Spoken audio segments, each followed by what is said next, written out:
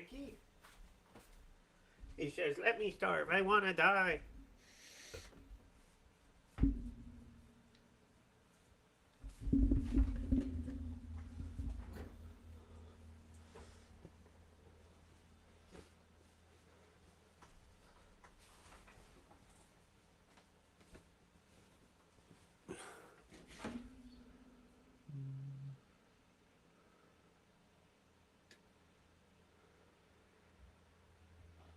Okay, play.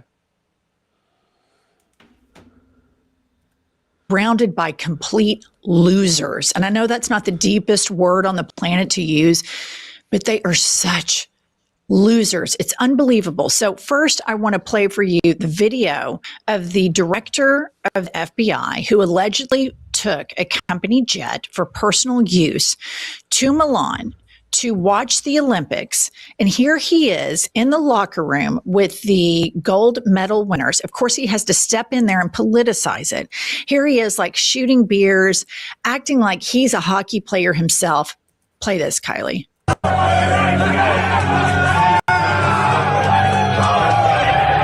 Okay, they put the hockey players end up putting a medal on him. Okay. It's just so ridiculous. And I don't want to take away anything from the hockey players because that's amazing. It's so cool that they won a gold medal. But my friend Crystal Ball has the best analysis about this. And she says, look at this loser glomming onto their victory like he had anything to do with it. This man is the living embodiment of mediocrity. And your tax dollars are paying for this humiliating display. And here's the thing. This whole jock culture of MAGA men that have this sophomoric, juvenile nature of how to govern, of when he arrives there, shooting beer with him, making it about him. He knows that's going to be a huge story. I think it's just absolutely psychotic and disgraceful, but it's just another day in Trump's America. Moving along, we need to check in with the country's biggest political prostitute. And of course, I am talking about smoky eye sociopath J.D. Vance. And he is delving further and further into MAGA psychosis. He was interviewed over the weekend, and I want you to play this clip. Not that hard. And it's a huge indictment of Jacob Fry and, frankly, the entire far left, that they made that their cause of the day, letting violent sex offenders stay on the streets of America. The president's just not going to go for that. Well, the irony doesn't in there. Letting violent sex offenders stay on the street in America. The call is coming from inside the House. The gaslighting that this administration uses when J.D. Vance, if you go to his Twitter feed in 2021, tweeted, we need to release the Epstein files. We need to charge everybody involved. And then they all find out the people that are involved work in this crime syndicate known as the United States federal government. His owner, the guy who owns J.D. Vance, the guy who made J.D. Vance the most psychotic political prostitute in American history, Peter Thiel, is all over the Epstein files. There's all sorts of collusion with Thiel and Epstein and Israel and Russia. And then not to mention all of the child rape, child torture, sexual assault. And there's credible claims against his boss, the president of the United States, but nobody in the administration will even look at it. Pam Bondi has seen the videos. She has met with these survivors, and she walks in front of Congress, indignant and smug and entitled and hateful and evil. And these are just such horrific people. But J.D. Vance's dive into his political prostitution psychosis, I think, is going to be studied for a long time because he has such a clear record in the being Trump's VP of having moral clarity on how dangerous Trump is, that he's a demagogue, that he's a fascist, that he's America's Hitler. And then the complete 180 the complete selling out of everything. And I think Peter Thiel paid him around $10 million and then installed him. And this is what people don't talk about enough. These oligarchs know that Trump is a lame duck and unhealthy and old as shit. So they put a successor in line. Trump didn't want JD Vance to be his second in line, but the oligarchs did. And so that's even why JD Vance is there. So that's just fascinating. Moving along. Over the weekend, SCOTUS handed Trump a loss on the tariffs. And I do not trust the Supreme Court in the least bit, especially John Roberts and the handmaid.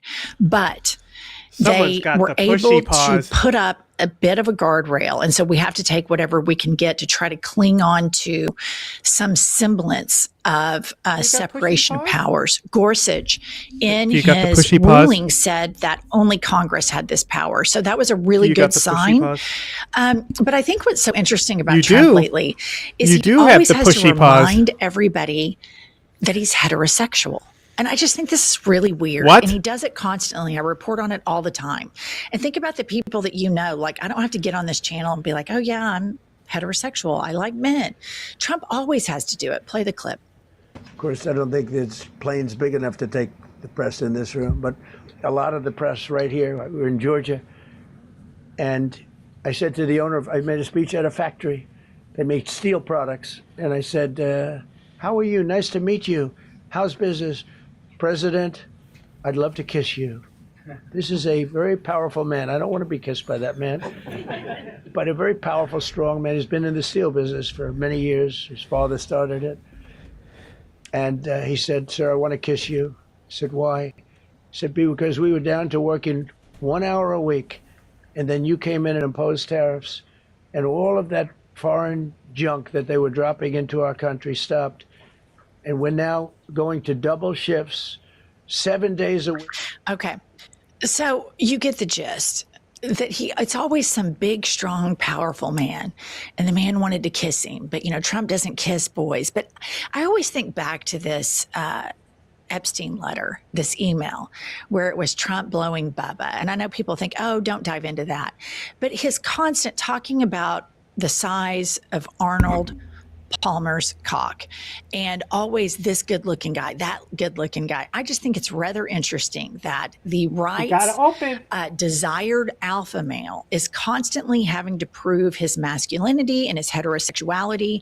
And it just shows you the brokenness in the masculinity on the right, how it's such a facade that they all have these inferiority complexes and compensatory narcissism.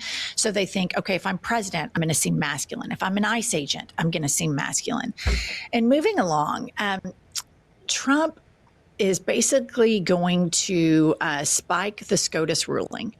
And he is going to go around them and try to impose tariffs anyway. But as he tries to explain this, on top of him trying to explain that he's heterosexual all the time, his dementia just kicks in. And this is just not a really smart person.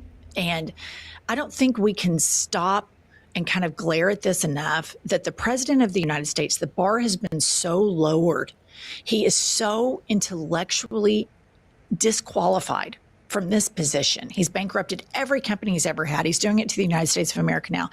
Listen to his sentence structure in this presser. Play the clip.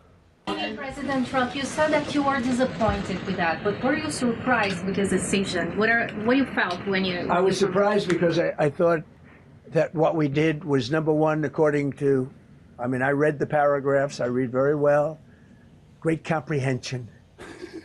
I read everything there is to read, and I said, we can't lose this case. But we can when judges are political, when they want to be politically correct, when they're catering to a group of people in D.C. Maybe I don't know what it is, because when you read it, there's no other interpretation. There is no other. So, number one, he starts off, I read the paragraphs and I have great comprehension. It's always this these compensatory statements. He has no idea. None, other than his dipshit advisors said, hey, you should use tariffs. And he's like, okay, let's do it. And then he saw that he could put tariffs on Switzerland. And then the whole Rolex team comes over and takes him to the US Open and wines and dines him and allows him into their suite and makes up trophies to give to him. And all of these countries start fawning over him because they don't want tariffs applied to their imports. And so he likes that. And so this whole thing has just been completely flatlined because there no taxation without representation. Supreme Court has sent this back to Congress, thankfully. And of course, he's having a stage 5 meltdown over this. And here's where I think there is an opening. Whenever anybody disagrees with Trump, he goes for the juggler. And so now he's going after the Supreme Court and saying that they are under foreign influence. I don't have a mood for Hey, whoa, whoa, whoa. right Mentioned multiple times foreign influence over the Supreme Court. Not all jugglers are clowns. Evidence of that? And if not, will you investigate that? You're going to find out. What alternatives are... So I think that there's a huge opening here because if Trump, every time somebody disagrees with him, is going to make these extraordinary claims require extraordinary evidence.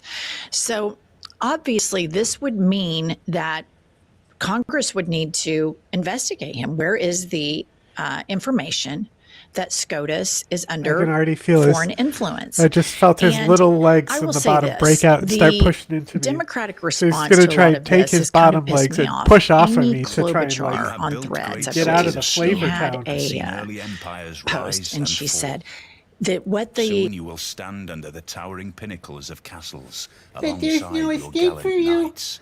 There's no That is escape where for the story you. of your people You're will be going to written. Flavor Town, buddy. Just as the young apprentice learns to carry a sword, My so shall little you grow eraser to head understand baby. your place in this world. Houndmaker, you bear the fate of the Cree without complaint. None doubt the skill of your warriors, but they rely upon your wisdom. Boop. Striking Oh, come your on. enemies does no good if you cannot protect your homes. As the world changes in unexpected ways, your alliances will bind you to a lasting future. Those who stand alone die alone.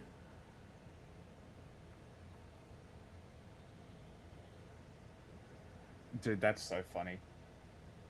People are whinging about the high-speed rail announcement because it's going to cost a lot of money. So I just looked up how much the Japanese Shinkansen system adjusted costs to build. In 1964, it cost 1.64 trillion yen in adjusted terms. Okay? Come on, you gotta open. Let's go. You gotta yen open. to AUD, and let's type in that number. 164 million, billion, trillion. Great. Which is 15 billion? 15? It's so funny when I see his little cheeks puff out because he's just filled with goo. Okay, so the original system in 1964 cost $16 billion. With a B. Australian, adjusted. Further expansions to the system, the maglev, rising costs up to over $70 billion. Brother, we are not getting basic first gen high-speed rail. Now, let's look into this a little bit. Anthony Albanese high-speed rail proposal. Let's see what we're actually getting, shall we?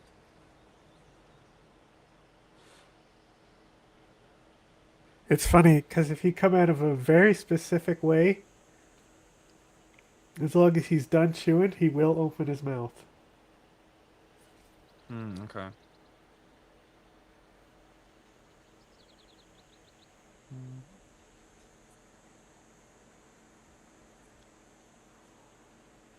$191 kilometer project. 191 kilometer.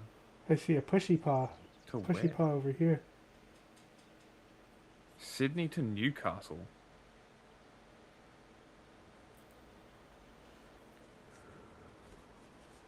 $90 billion. Okay.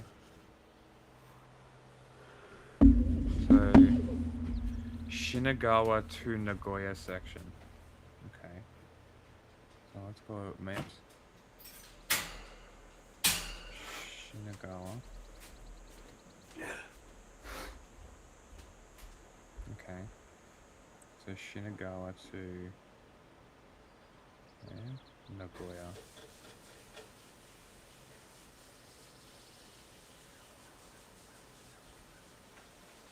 Okay. That's pretty much what I thought it was. So let's Shinagawa. Distance between. What are you doing? Shinagawa. What are you doing? Math? I'm fact checking. I'm to Nagoya distance.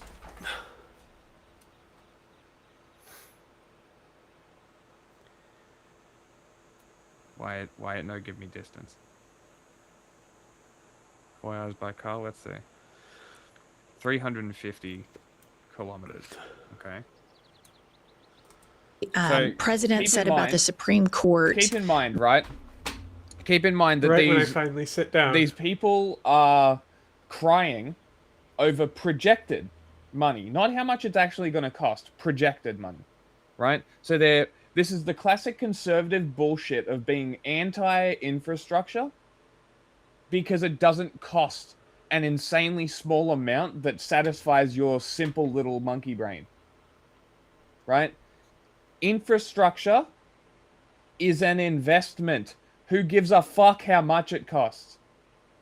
Especially high-speed rail. In fact, what we should be pushing for is not just high-speed rail between Sydney and Newcastle. Who gives a fuck? Fuck Newcastle. Put it between Melbourne and Sydney. Put it between Brisbane and Sydney. Why the fuck? Like, this is what people should be complaining about. Okay, so Australian government announces high-speed rail. I don't care. I don't care either. I'm talking. I don't care. This is news. This has nothing to do with what the video is about. You're just talking about something on Twitter now. No, I'm. Oh my god. Whatever. Play the fucking video then. Fuck the news, I guess. Was unacceptable, blah, blah. And here's my thing. Amy Klobuchar, I know she probably meant well, but defending the Supreme Court right now is just not good politics. Number one, this is the Supreme Court that gave him immunity. The reason that we're watching a president govern as though he will never face accountability again is because he won't. Because the Supreme Court gave him immunity. So when I see Democrats race up to defend the Supreme Court against the attacks from a convicted felon that they paved the way for him to ascend to the executive branch again, who on the shadow docket has given him victory after victory after victory, to a Supreme Court that took away a woman's right to go to a doctor in privacy, to a Supreme Court under the Kavanaugh rule, who has made it okay to racially profile people, to go to a doctor Democrat in private, for a Democratic senator to then go on and defend that Supreme Court who gave this man immunity is just the reason that Democrats lose. Period. This Supreme Court does not deserve. All she does is say every show, this is why Democrats lose. This is why Democrats lose. Like, she should write a book or something called This Is Why Democrats Lose.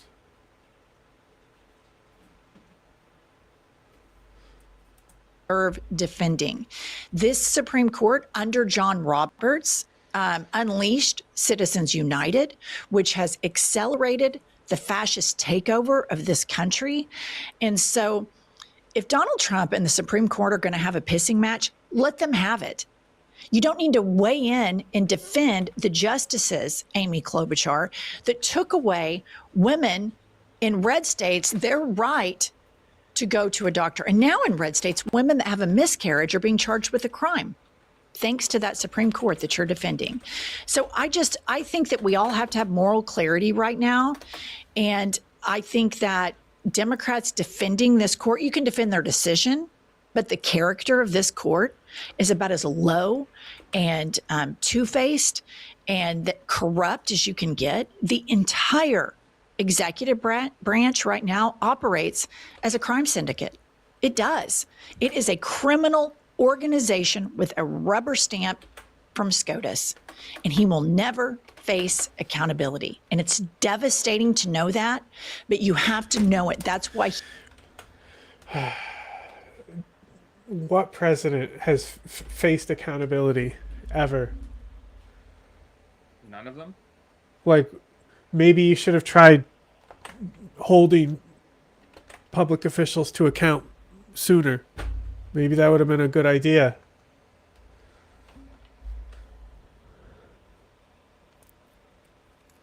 Is this link the next video we want? I'm doing the tweets and stuff. Sure. He governs the way he governs. That's why all the people around him are not scared of anything. Because before he won his second term, SCOTUS said you have immunity. And that is just everything that we have been taught as Americans. Nobody is above the law. And SCOTUS said, well, Trump is.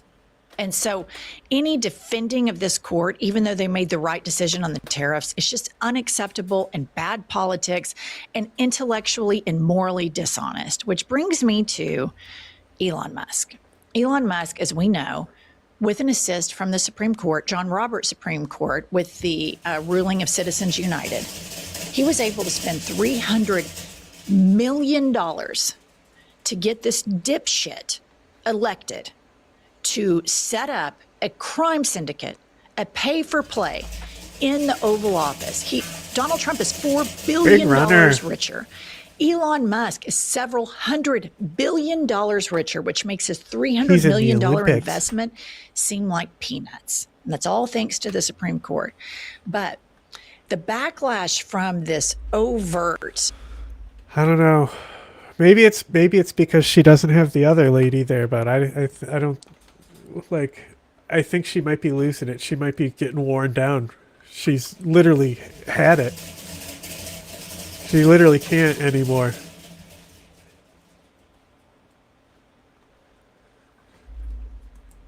Immoral, disgusting oligarchy rule that we have right now is gaining steam on the left, right, and center.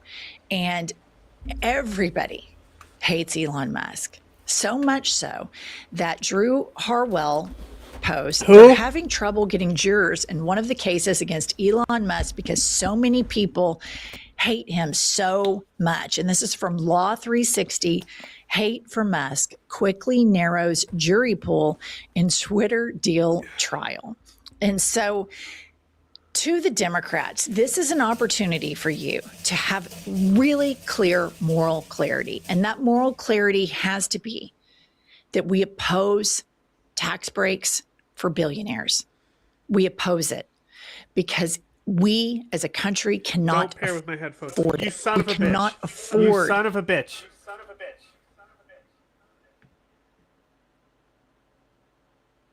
Trying to change my fucking lights, bro.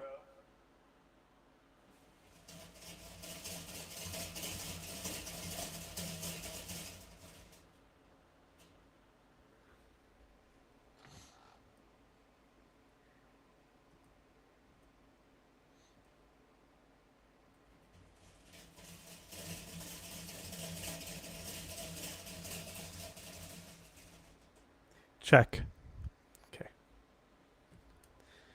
To let pieces of shit like Elon Musk get multi-billion dollars of tax breaks. We can't afford for Palantir, the corrupt surveillance company, to get all of our taxpayer monies so that they can operate. through subsidies and government contracts and then pay $0 in federal income tax. We simply can't afford it. We cannot afford these billionaires. And if these billionaires really gave a shit about America, they wouldn't have any problem paying taxes because it will affect their lives zero.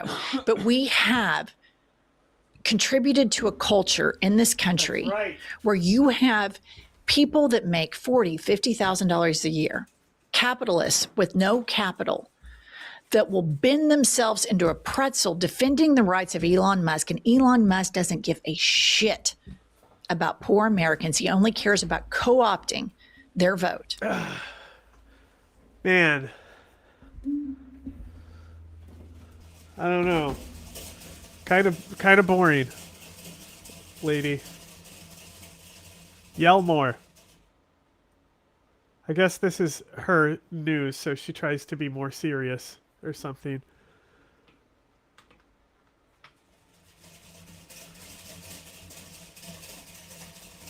Hasn't risen yet over this small American military airfield on the Kenyan coast. Inside the base, US service members are waking up to what should be a routine day. Contractors are preparing aircraft. Security is light. This is a training facility, not a combat outpost. Outside the perimeter, in the pre-dawn darkness, something is moving. Then what was I doing? The shooting a big starts. war with England? Al-Shabaab fighters breach the perimeter. Son They of a storm the airfield with bitch. rifles, grenades, and RPGs. They destroy aircraft on Hang the on. top. Hey, does Al-Shabaab have aura?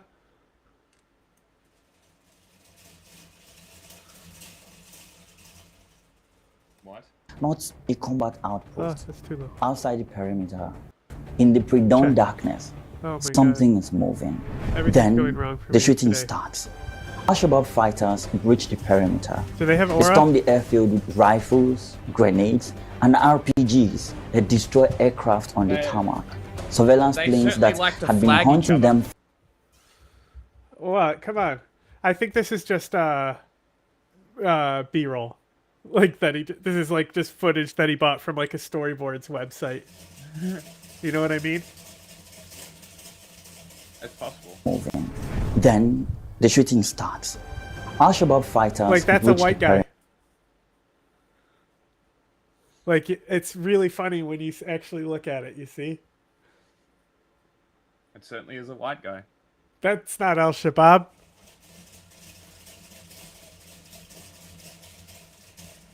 Is that Somalia? No. They storm the airfield with Look at that, rifles. just pointing it right in his homie's back.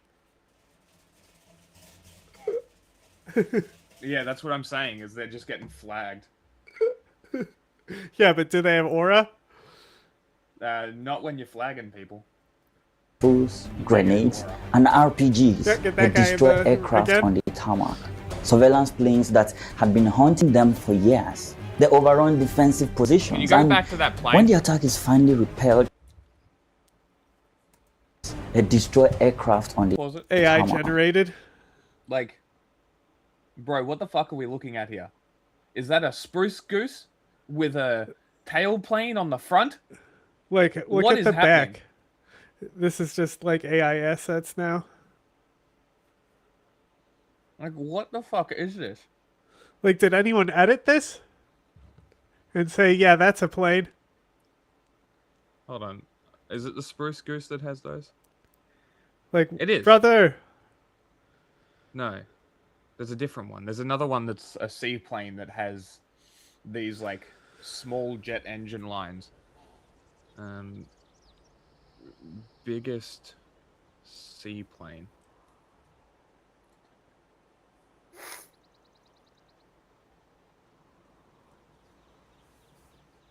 He put copyright in here. You think he's copywriting this plane? Maybe.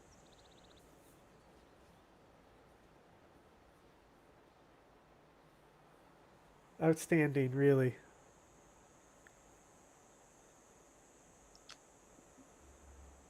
Google sucks.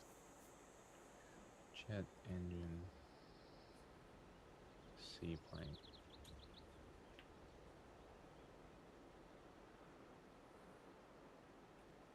I'm looking for a very specific plane. doubt I'm gonna find it. You can go. We're not watching that video? Fuck that AI slot, bro. Stays in Vegas. But these days, there's not much happening. Where's the people? There should have been 100 people deep. And there's not. There's 13. Like, you couldn't get an actual... You're so lazy you couldn't get an actual fucking picture to fucking source in the video? That's crazy. And that's the guy that we watch all the time. Yeah, and it's done by a whole studio. He has a whole studio behind him. And they So what did you... Did AI. you got Jill fire editors? Must have, right? Like, That's why who they're looks using at that? AI. Who looks at that and says, we're a serious company. We'll put this image out. Like, if you're gonna use like AI assisted stuff for storyboarding and stuff, and you're an independent content creator, I don't really care. But you gotta at least have something that like passes a final check. And that wasn't close to a plane. Not even close, no. You could literally just Photoshop a regular plane.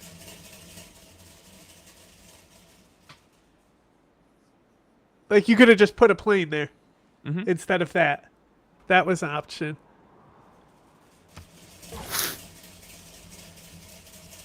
All right, what's going on over here? Getting butt fucked by England. I was gonna get a man-at-arms, right? I need the gold for him.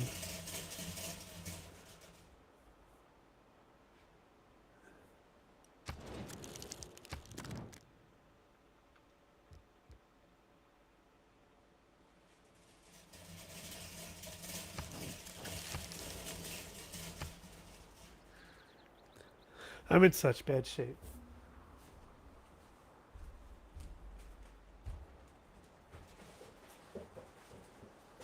Bro, just when you couldn't pay England anymore. It's literally like, she's literally like a naval civ and it's a non-water map. And she's still being a cunt because she's that high difficulty.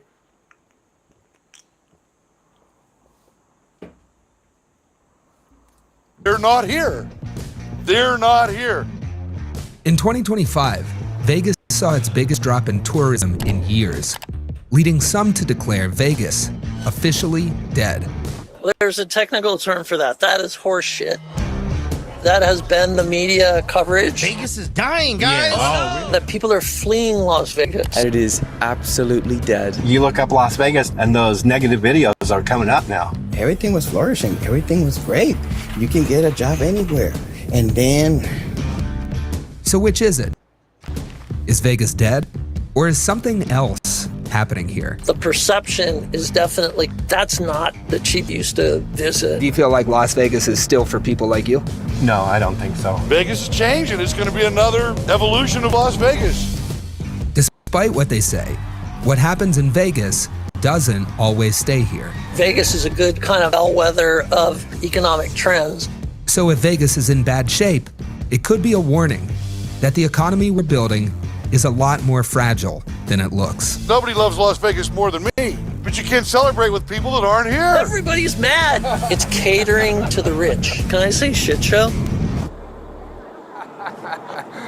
What's going on, Mark? Good. I love that jacket. Yeah, you like it? Just for Damn. I wasn't gonna come to Vegas and not look good, man. That's great. That's Mark. When he's not busy being Elvis, Hell yeah, Elvis. That's awesome. Thank you very much. he's running a 24-hour wedding business. Terrible How's Elvis. business? Bad. Would go from 6 or 7 weddings a day. Hey, I think I might know why business is bad. Go on. Look at him. Is that Elvis to you? Sure. Does he sound like Elvis? Not while talking, but when he's in character. I used to have 6 or 7 weddings a day. You're washed up, Elvis. All right, you're washed up. Have you seen the movie poll today? No, I haven't. Oh my goodness. You want to see what kind of things are in there? Go on.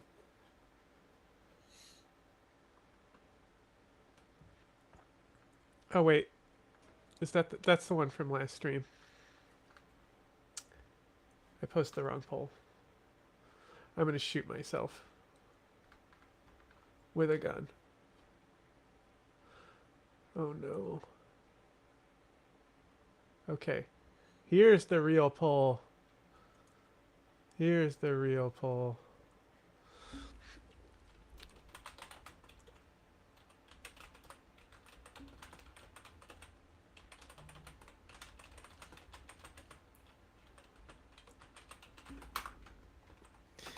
Okay.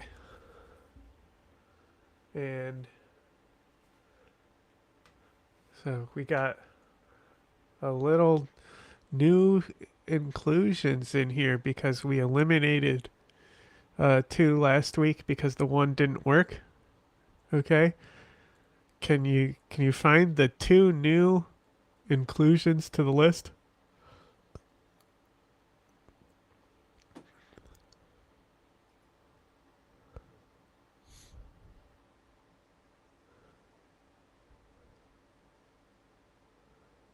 That's right. Monster, I didn't even know what the list was beforehand. Monster, and Caper. How about those for some new categories, huh?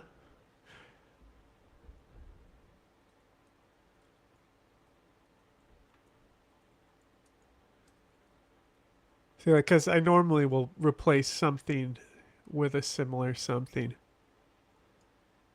You know what I mean? So, like, you know, like, if we want to watch Red State, Action has to win for me to put Red State in that slot. Can't just do all action movies in the poll, you know?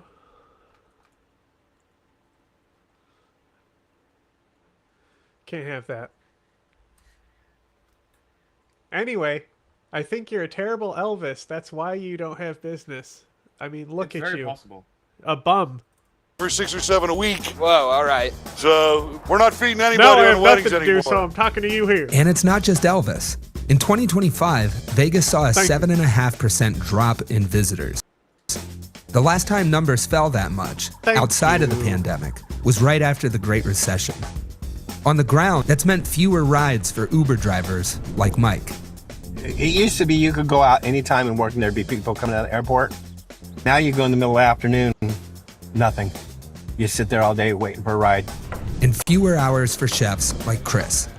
They don't need a lot of cooks where I'm at right now because they see the amount of traffic coming in and it's like, yeah, there's not a lot of people here. How do you get the people back to Vegas? Exactly. That would be the question.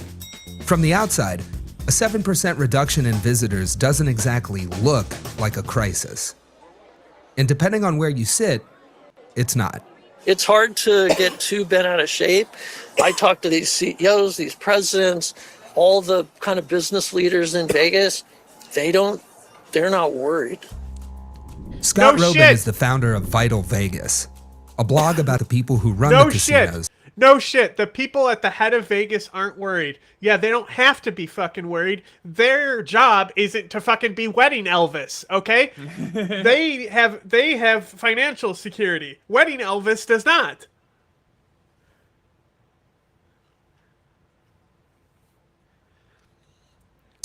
And the ones who keep them running.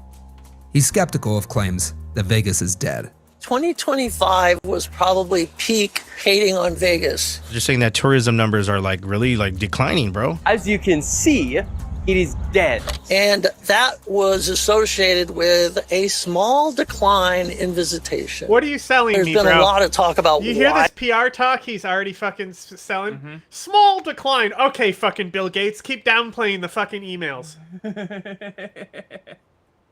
That might have happened. How's the economy in Vegas? What are tags? Are they still Everyone serious has stuff? a different theory. Canadians aren't thrilled with Epstein. I got it. Epstein is the winner. Although it wasn't last time. Hey, have I talked to my friends and asked them if they're interested in declaring a war? Oh, of course. You're still uncultured, Sweden. Like, he hates her ass, but he won't go to war with her. Yeah, that's weird. Come on, bro. How big your military? It's probably because it's military small. The Congo, though, like, you got a military. Like, come on, let's just fuck her up, bro. You and me. You and me.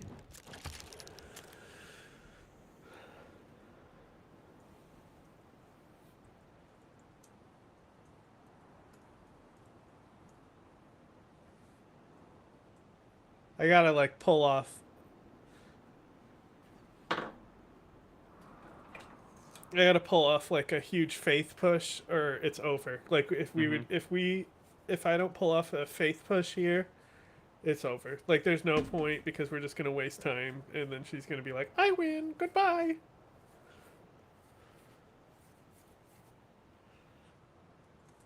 Our current administration, right? Gambling is not unique to us any longer. There's gambling all over America now. But there was one Sports theory betting. that kept coming up.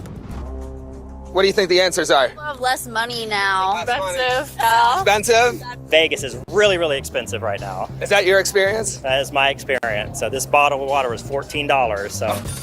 And they've got all these stupid fees up and down all these hotels. From the moment you show up, they hit you. Resort fees, parking fees, service fees, pool fees. What other fees are there? There's so many. Your mini bars that are... Bro, like, if you, like, stay off the strip where it's kind of scary, it's pretty affordable. As long as you're going there to work, not to fucking gamble and spend money. I'm just saying. A lot of work conferences happen in Vegas because it's an international hub. So, like, it's actually, you can actually get pretty fucking affordable there, but, like, I mean dangerous places. Like the underground sewers that people live in? No, not like that, but, like, just off the strip. It's, like, where swindlers and stuff are. Like, people will try to be like, oh, they won't break this 100 for me. Will you break this 100 for me? And it's just, and like, it's a fucking 100. Old-ass 100, and it doesn't even look good, you know? But it's night. And they're like, and you just say, I don't have change. They'll just say, what do you have? And if you just say, I have a 20, they'll go, I'll take that. And then that's the scam, right? Because in your mind, you're like, I'm about to get $80. No, you're about to get $20 taken from you. It's a fake 100. Yeah. Common things. Stuff like that. Yeah. But, like, I mean, also, like, these guys are really intimidating as well. So sometimes it's just better to give them the money and take the fake 100 and then buy drugs with it. True. See, he's not thinking about that. I've already one-upped him. That's great. Oh, I give you 20, you give me 100, I get a bag of weed? Nice. And then I sell that. And make real money. And then I buy him. I buy him. I buy his whole industry because, you know, because also, like, you know, like, I don't think people realize, like, pickpocketing gangs. Like, how often do you think fucking, dude, like, honestly, Vegas, you can, like, just go down at random times in the night and there'll be a wallet there. You know? Like, people are already drunk as fuck. Like, how often do you think people are getting pickpocketed in fucking Vegas, you know? Yeah. My opinion is you should not go to Vegas unless it's for work. Because if you're into gambling, there's other fucking casinos as well. It's, like, not... Like, you're gonna play the same game that you play at your regular casino. Like, why would you want to fucking play it in Vegas? Because the stakes are higher? There's going to be more high rollers there? She's like, shut up, bro. Like, my mom, she goes to the casino and only does the nickel and dime slots and stuff. And it's like...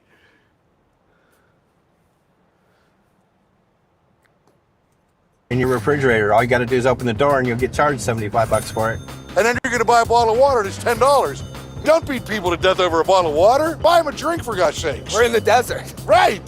And the pioneers of many of those fees are the biggest companies on the Strip. The big boys are obviously MGM and Caesars. How much of the Strip does MGM and Caesars own? Like, yeah, I'm going to say probably 60 or 70%. They're the big players. A lot of the things they do, others follow. And people freak out when I say this, but it's just smart business. They have shareholders. They have quarterly earnings reports. This guy so you is gotta get literally creative. A lot of that. It's literally in my benefit to fucking talk about these. Like, you are literally a fucking PR firm. You fucking, like, this guy is, ugh. Creativity comes in the form of how can we give a little bit less back? The people that run this town. Okay, again, there's 7-Elevens in Vegas. So you can go and get whatever you need. Yeah, they're like a $14 hot dog. Yeah, at a casino. Like, I was able to eat every day in Vegas, like, and because we were fucking eating like ramen noodles and shit, bro. Mm-hmm. I'm here to work. Yeah, exactly. That's the thing, is like the conveniences is what they hook you on, but you could probably go there and deal with a lot of inconveniences, and still get pretty affordable. Yeah. You know, so like there's some fun shows there. I saw actually one of my favorite shows that I've seen was a Vegas show. It was like I think it's I would assume it's at the Excalibur Hotel, but they have like a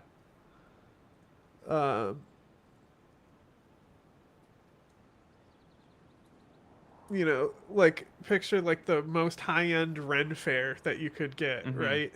And like there's a whole plot where it's King Arthur and like the Knights of the Round Table, but like each section of the seats is like a different like nation, and you're supposed to cheer for your knight. And I think we were Poland, and like Poland was like the comedic relief along with like the gesture. Like they were doing a thing where they had to like ride up and throw a spear at a target, and like he completely misses the target, and then like the little dwarf jester comes out with the spear through him, and like everyone laughs and stuff.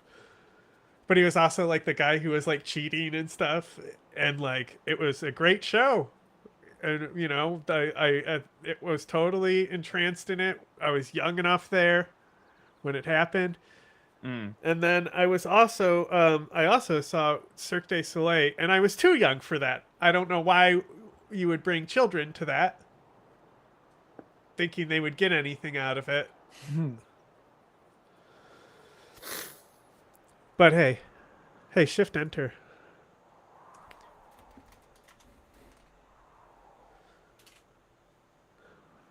Oh, my apostle. I must spread my religion. I want that early religion spread. 100% city states. What have I got? It's just about the least you can do to make the most money. Yeah. And some people will pay that. Can we vote religious? But these days... Did you hear that? Bro, hang on. Listen to this dude describe capitalism real quick. The people that run this town, it's just about the least you can do to make the most money. And some people will pay that. But these days, fewer and fewer people feel like they can. In the last... Well, then guess what? They're going to have to figure it out. They're going to fucking have to reinvent themselves. Just trying to like unclog my fucking congestion right now. That's the whole thing about that city, right? Isn't that the whole gimmick about the city? It's like you can always reinvent yourself. Fucking get a second mortgage if that's what you call reinventing yourself. Bro, fucking... I'm almost certain that I've told you about this guy, but he's like extremely litigant in like silencing dissent against Israel. There was an Iranian religious protest. City-states? Huh? You want religious city-states? Yeah. So he's extremely litigious when it comes Obviously, to silencing... fucking vote grievances for England. Oh, I put less grievances for you.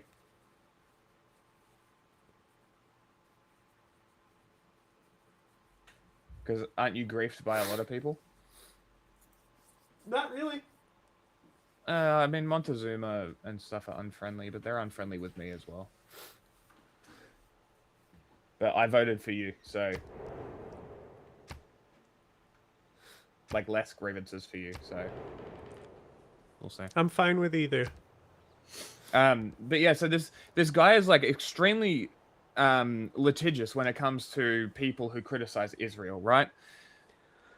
Iranian protest... They fucking bring him up on stage. First thing you hear is, long live Israel. Like, can we stop putting fucking Zionists on the stage at Iranian protests, please? Like, I get it. I get it. You want people to talk about it. You want it in the world stage. You want people to know what's happening in Iran. I get it. Israel literally says... There are no innocents in Gaza. That's a quote from Isaac Herzog, the man who whipped up. Hang on, look how interesting this is. We won, but they voted for 6 on B, right? But Okay. I guess because they all only put in 1. Strange. So you got less grievances, yes. Yeah, but that doesn't make any sense. But I guess because you had 2 here, because you put 2 points in, you overwrote everyone else's vote. This is the only vote that mattered. Or everybody voted for themselves, and that's why my double vote. Well, I mean, there's industrial here too, but they're voting B to get no bonuses. It's very interesting. I didn't know it worked like this. It matters how many votes you put in. It will override. Hold on. So 3 for religious city-state, entertainment. No, it's because you put 2 for in. Industrial. Everyone else put 1, so their votes got overruled because you put 2 in. I don't think that's how it works, because I'm looking at it here, right? If my vote and your vote for religious counts for 3. The only other one that would have been close is industrial, which has 2. Maybe, you're right. That's how I would think it would work. Yeah. Because, and then with the other one, I just would think that if it voted majority for B, it would flip that. Well, this is what I'm thinking is it's showing you which one they voted for. It's not showing you who they voted for. So it's showing which resolution they accepted, but not who they voted for. That's what their single vote is. But let's say Montezuma voted for himself, Montezuma would have won. Well, this is the religious one. Yeah, I'm talking about the grievances now. Yeah. Well, that one is different. Yeah, well, and this is what I'm saying is because I put 2 in there for you. So in my experience, when it's things where the AI all vote 1 on something like this, they will almost always all vote for themselves on this stuff. And they'll only put 1 vote in, and if you vote for yourself, you'll more than likely get it because it prioritizes the living player over the AI, I think. But I've been in so many ties like this type of outcome and end up winning, and I only put in 1. Yeah, that is interesting. Okay, so right, the Iranian protest, I understand, I get it, and I spoke to Pegger about this as well because I was curious what she had to say, and she said what I basically expected, which is like nobody's talking about it. At least they're talking about it. Yeah, and I get it. Like I get it. When a country actively whips up genocidal hatred to justify their genocide, you should probably not use those people as allies. Because when Isaac Herzog goes around in Israel to whip up religious hatred, saying there are no innocents in Gaza, do you really think that if your revolution doesn't go the way that Israel wants, that they won't turn that rhetoric on you? They're already bombing Iran. They have clearly shown they have no qualms about killing the Iranian people. Right? So, let's say that the revolution goes the way you want. The Shah comes back. The Shah is they back don't and the even Shah care says, about killing their own people. Of course they don't give a fuck about killing Iranians. Right, exactly. So, let's say the Shah comes back. Right? The Shah comes back, which is not going to happen. Whatever. Not the ideal solution, but it is a solution. Right? So, The Shah comes back. He says, all right, we're restarting the Iranian Republic. Fuck the Islamic regime. Okay? Israel says, great, we support you. Here's some money. The Shah then goes, okay, we don't want any foreign influence. Go away. And they're like, well, we helped you do this. Well, I guess you're our enemy now. And now the Shah was never. It's also a misconception that Iran was an ally of Israel. They weren't. It was more like mutual sort of agreement kind of thing. I mean, they voted to support the OPEC embargo. Like Israel did. No, the OPEC Iran. embargo is have I told you how I looked into it and I realized that the OPEC embargo that happened in response to Israel is like why the green energy movement started? No, you didn't. So, like the whole point of like the like rant, I guess you would say, is that like anyone who says that any of these states are actually trying or doing anything for Palestine, okay? So the one international action that actually happened was this OPEC embargo, because as you know, America did not always support Israel. No. Then suddenly they did. They used to support Egypt. Now they're on the other side of Egypt, right? And so this is Carter admin. This is during the Shah. And OPEC votes to embargo the oil to the United States. And the United States basically has an oil crisis. Okay? Basically, people think that they're going to run out of gas. So everyone creates a rush on the market for gas and everyone lines start forming around the blocks. But America was still importing oil. It was heavily inflated in price, but they never really had a shortage. The shortage came from people constantly consuming the supply thinking that they were going to get none later. Amazing. But it was a serious embargo. And that's why, remember how fucking Carter had solar panels on the White House? They were the water heater type solar panels. Yes, right? they were, yeah. He put those on there because the green energy movement started in response to the OPEC embargo. It was never about the environment. It was right? It was always about breaking dependence on foreign oil. So anyone like Trump who wants to say we're dependent on fossil fuels is him just saying Saudi Arabia owns my ass. That's all he's saying when he says we love oil, we love coal, all that shit.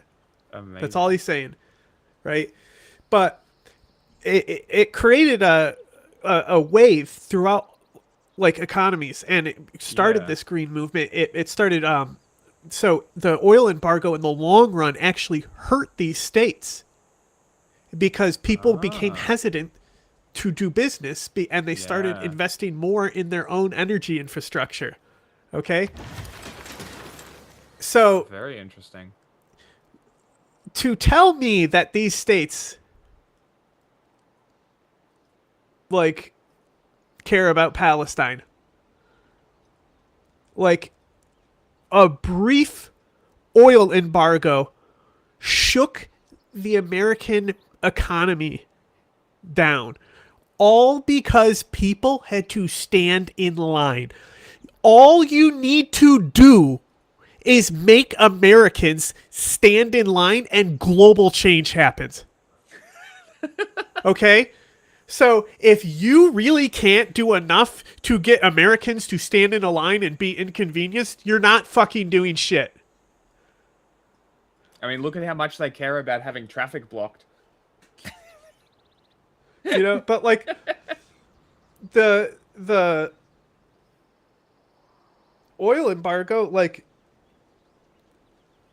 that was the whole thing. It's just what they thought, oh, the Shah won't vote against this. And the Shah's yeah, I am.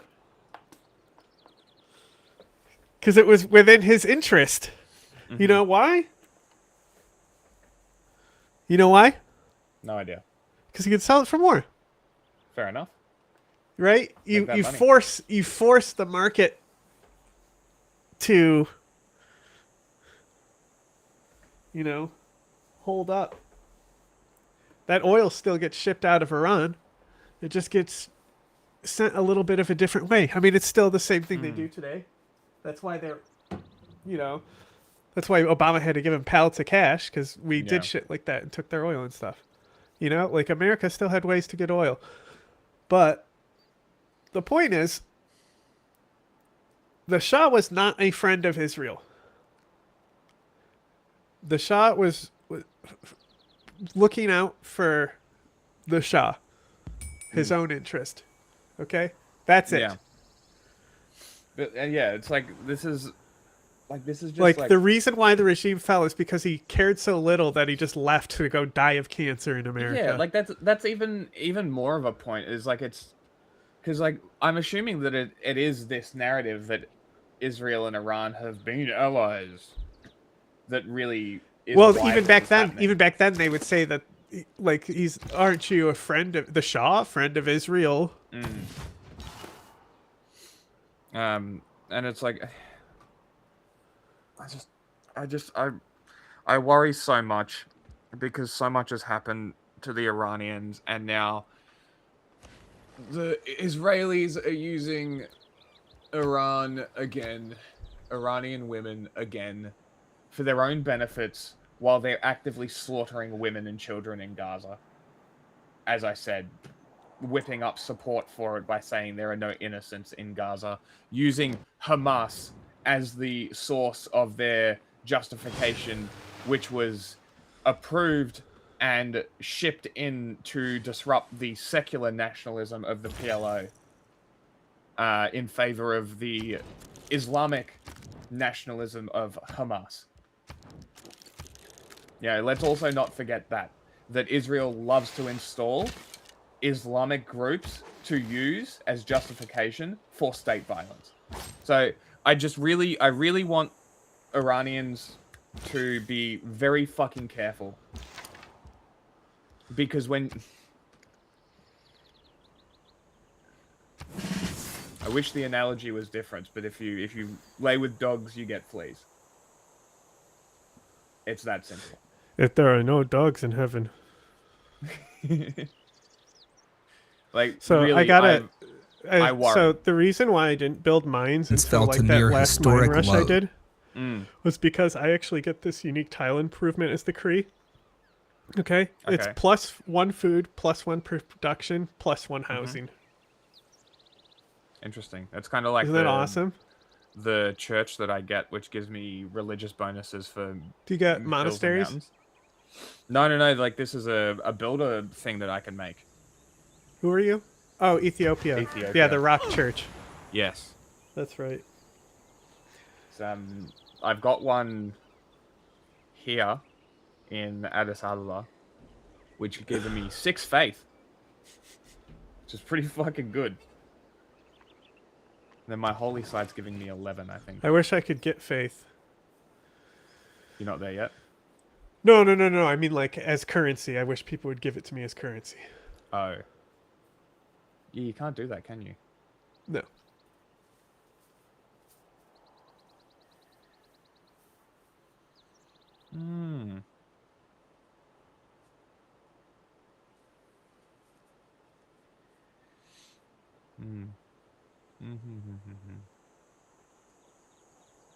When?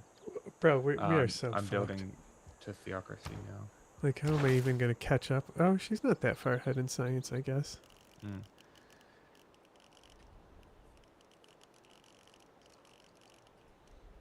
She's gonna have musket men coming at me soon. I guarantee you, she's about to fucking musket men rush me. I guarantee you. When they say, what did I say before?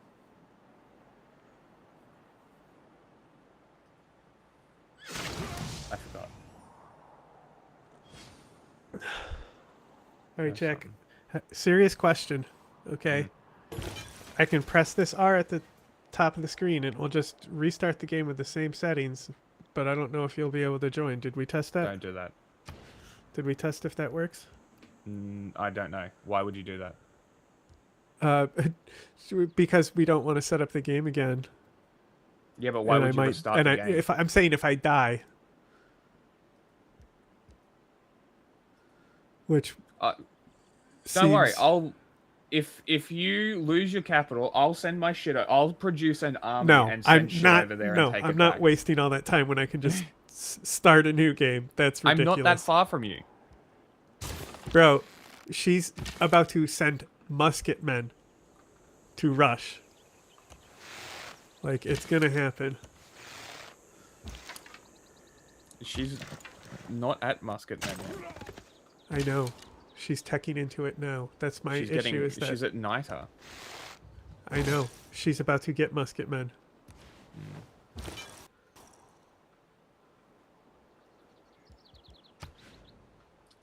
Aren't they just melee units? They're extremely strong though. Okay, I'll produce 9. Musketmen are really fucking good. And like they already fucking longbow rushed me. Also, I think she gets the unique musketmen. I think she gets redcoats. Okay. Well, I have my Oromo cavalry here. Better send them. Well, I will have them in 8 turns.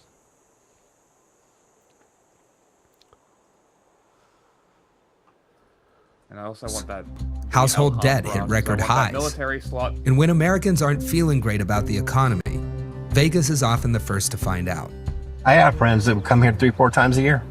Vegas was their place, and now they're like, we're going other places. Economically, you and me, we're all doing our jobs. But the other side, it looks like they forgot what they're supposed to be doing. And they're doing something else that is not helping the people. I can tell you that much.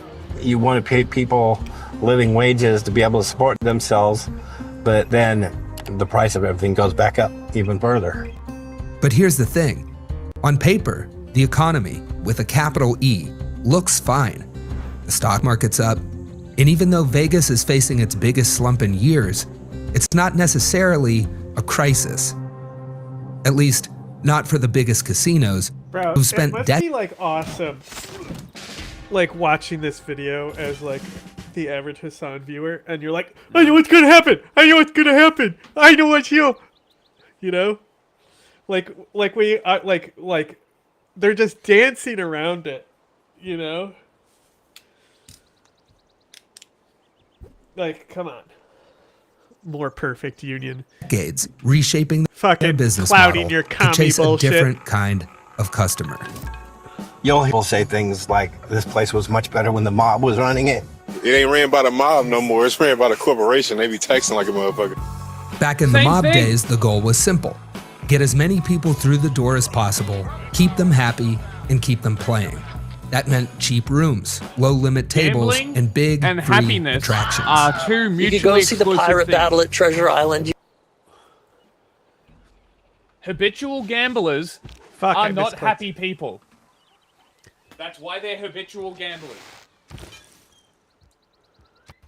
But maybe this time You could see the show in the sky at I'll Rio. get it. And you could see the volcano. How much money did it take to have a good time back in the day versus now? $100. $100, you could go out and have a good time. But what happened over time is these companies realized, like, this is a huge expense. Pirates are expensive. Look, we could try this mass appeal. Yeah. But it's in our best interest to chase the folks who have the most money to spend. It's Bruno Mars. It's Dana White. It's the guys playing $50,000 a hand for a half an hour. Those are the folks you want to have as your customer because they're more valuable to your business. That business model isn't unique to Vegas. It's showing up more and more across the economy. Whether it's luxury cars, high-end travel, or designer fashion, the richest 10% of Americans are now driving almost half of all. that roller coaster sucks. This roller coaster. Yeah, the one in Vegas. But I rode it because there was a roller coaster. I would go on the roller coaster.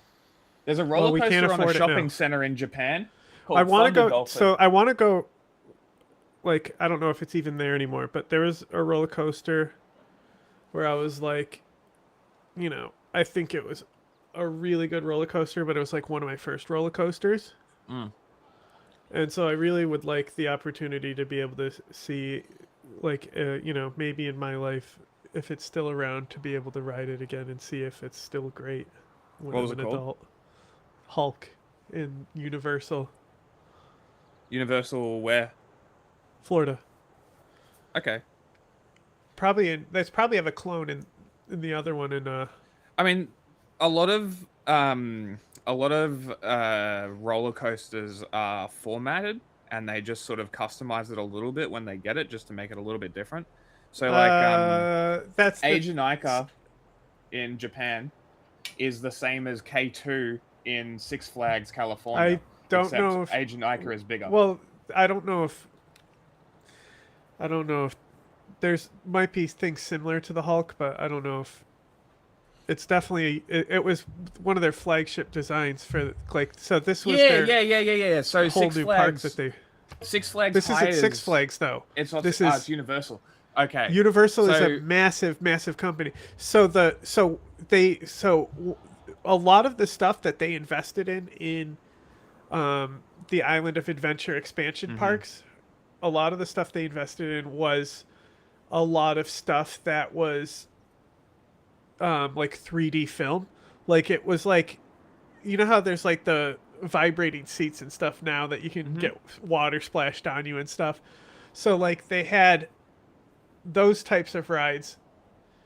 And like the Spider-Man one is really cool. Like you can feel the heat from fireballs and stuff on Yeah. it.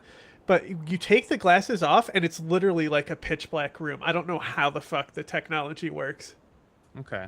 Interesting. It's crazy. I don't understand what, and they're not like real D glasses. They're like metal glasses.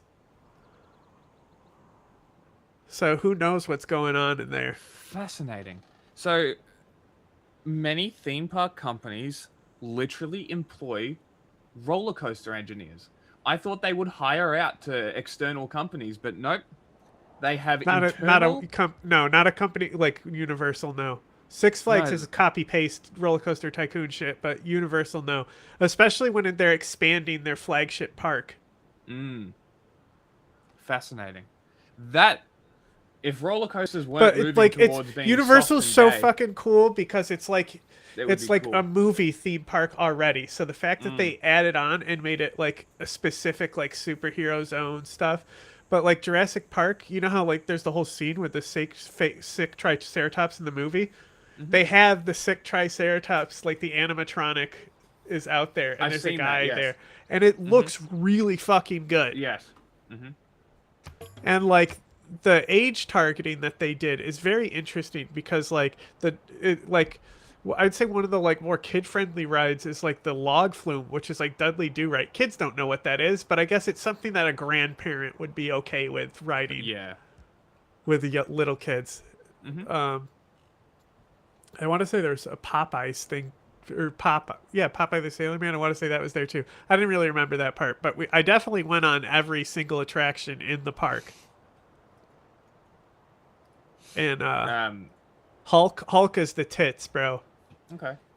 Because like I wonder actually, was K2 or Age of Nika first?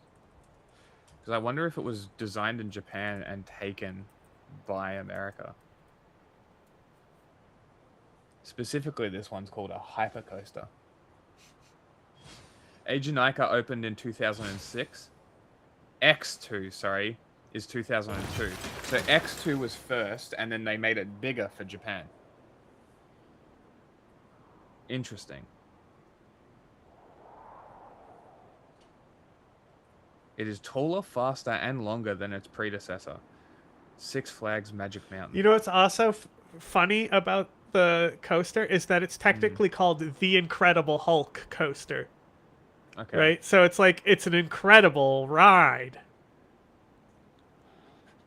The Incredible Hulk coaster. Yeah.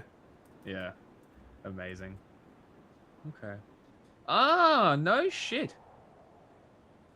So these guys made the log flume rides, tower rides, family rides, thrill rides, access coaster. What the fuck? Oh my god, it's one of these ones. It's one of the ones with a hanging car that gets flung around and shit. Man, 4D free spin coasters. This is like the Age of Nika one. Everybody should be buying these. There it is. Hold on. Look at this shit. I wanted to see, like, because, like... Look at that shit. It's fucking sick. No, it's like, I wanted to look at the roller coaster, but I didn't necessarily want... It's all POV, you know? And it's like, I want, like, the promo video, for, like, the ad for the ride, you know? Yeah. One that's going to go between the footage. So this fucking roller coaster is insane. So if you have a look at the car, right, you can see that there are two different ones on each side. So each one is free spinning of the car which goes on the track. So yeah. It's fucking awesome. It's for me, that's just gimmicky bullshit. You know what I mean? Nah, not this. This is like, it's one of the worst awesome. roller coasters is the one, and people actually got injured on it multiple times, and it's the Green Lantern from Six Flags. It's literally like a teacups, but you're also on a roller coaster track. It's dog shit. You look at it and you're like, I'm about to fall asleep. People got hurt on this ride multiple times. It had multiple safety failures multiple times, and basically they're all shut down now. Yeah. Well, this one ain't like that. This one is I don't much not a I don't gimmick. really even like the over the shoulders either, really, as much as just like a standard hanging legs. The standing or sitting is fine. But the hanging legs, like I like to be like pushed down, you know, by the forces, and like you don't really get that the same like with the hanging legs. It feels like my bottom half feels like I'm on a swing set instead of like in a machine of death. Okay, and so metal. this one has over the shoulder harnesses and a lap harness because you're spinning in every fucking direction, right? So it rotates, each side rotates differently to the other, as well as the cart itself. That doesn't sound follows fun the to track. me. That just sounds nauseating. It's incredible. Like even like the Viper was a little too much for me. And that's like a looper that's at the Six Flags here that's not even that intense. But their rides are honestly dog shit. They have a wooden roller coaster here that will literally injure you just by riding it. That's great. I'm sure they shut it down. It needed to be shut down a long time ago. But oh my god, it was the roughest. The only coaster place I want to go to is Six Flags in Ohio, I think. Is that the one with the crazy roller coasters? What's it called? Cedar Point. Cedar Point, yes. And then I also want to go back to Carowinds. They're fine. Honestly, like all the coasters at Cedar Points have been copied, and you've ridden lesser versions of them. You know what I mean? Yeah. It's like they talk about how like this ride has got all these records. The year it was built, it was the first one to do this. Like they have a ride that's basically identical to the Superman ride here at Darien Lake. That is just basically one hill. It's just a really big drop, basically, and then a little bit of a corkscrew. Yeah, a little bit of corkscrew. It's not a very good roller coaster, but it's if you like the drop, then it's a great one. And I think the thing is, it just takes forever to clink up there.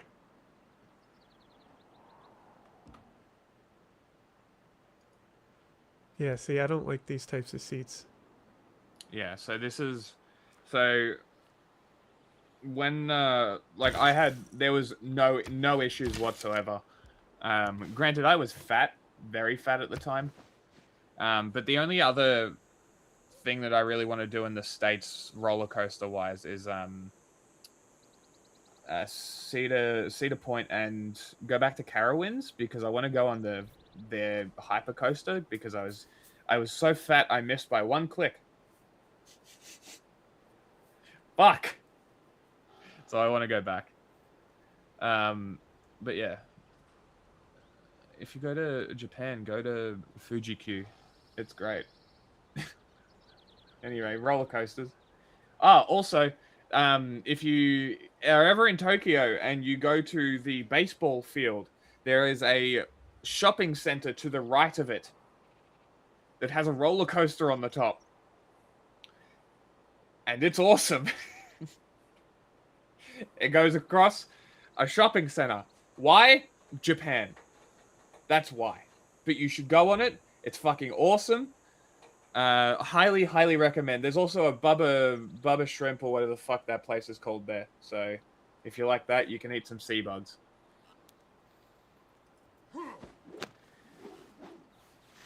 Whoa. Yeah, I found one where it's like, oh, they might, because it's like you can't just go into the POV. You know what I mean?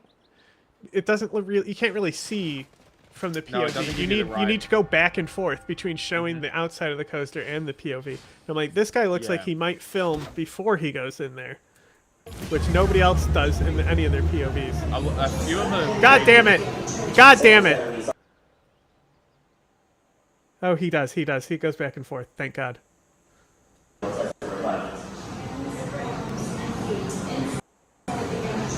Yeah, so because it's Universal, all the rides are like cinematic experiences. Yeah.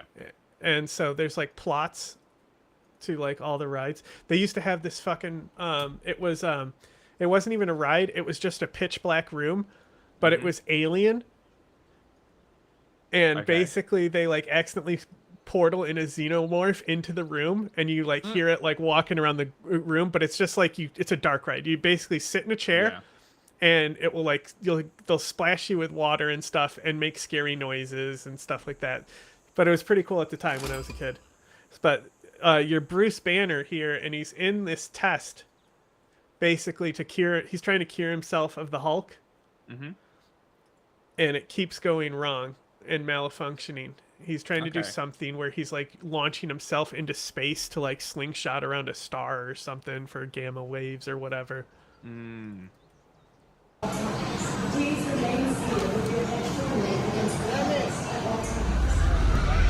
Hey, look at that. Fucking awesome.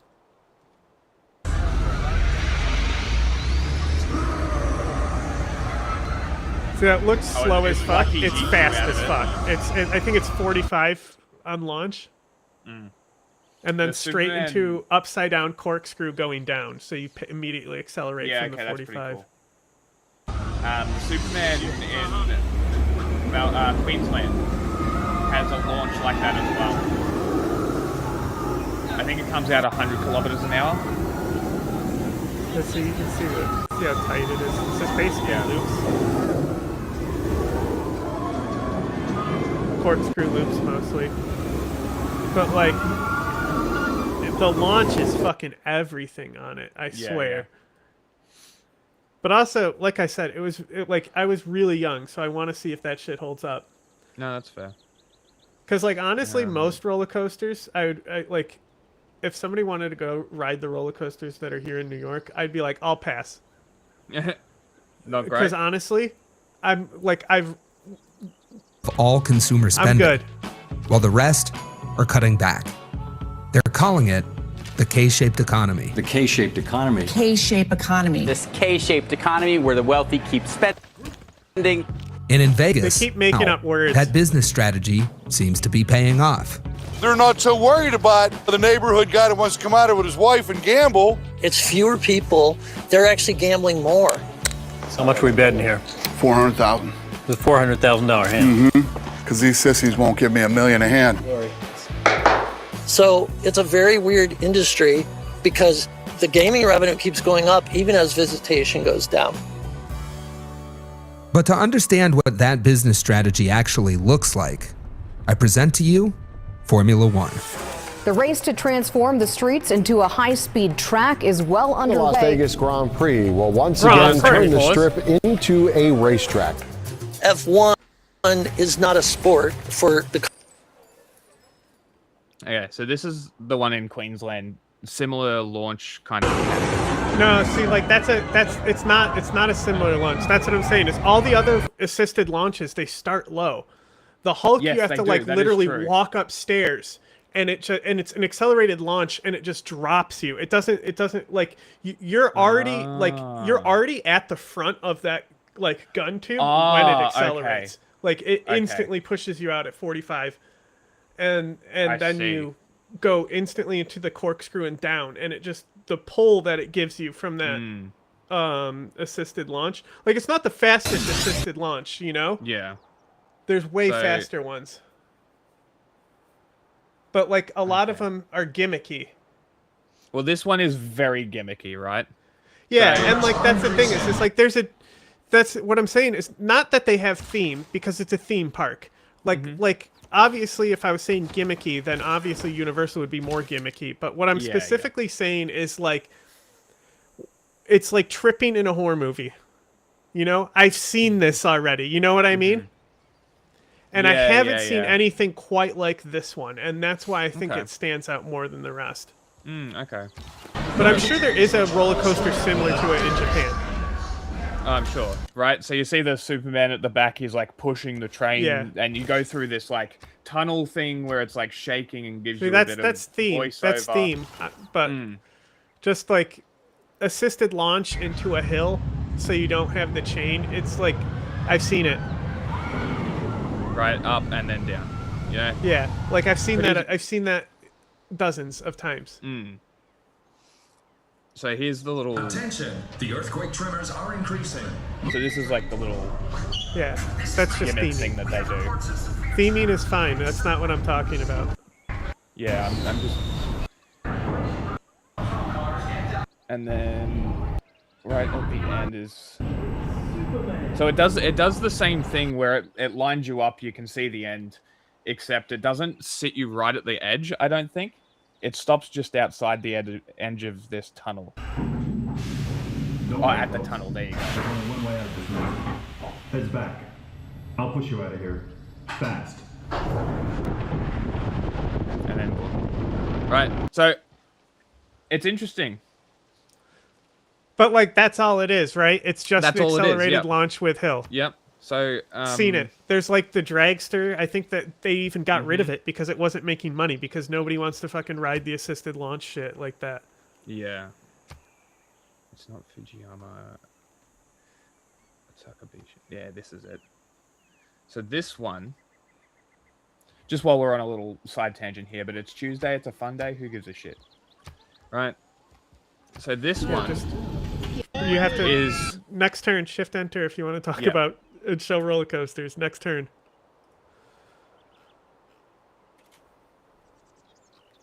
Spread religion.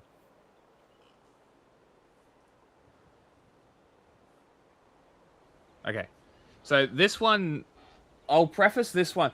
This one is very interesting because the dark section of it, it inverts you and it flips you around and really sort of prepares you for what this roller coaster is, and then it launches you right into fucking inversion. So this might be closer to what you're talking about. Yeah, but I also Upside down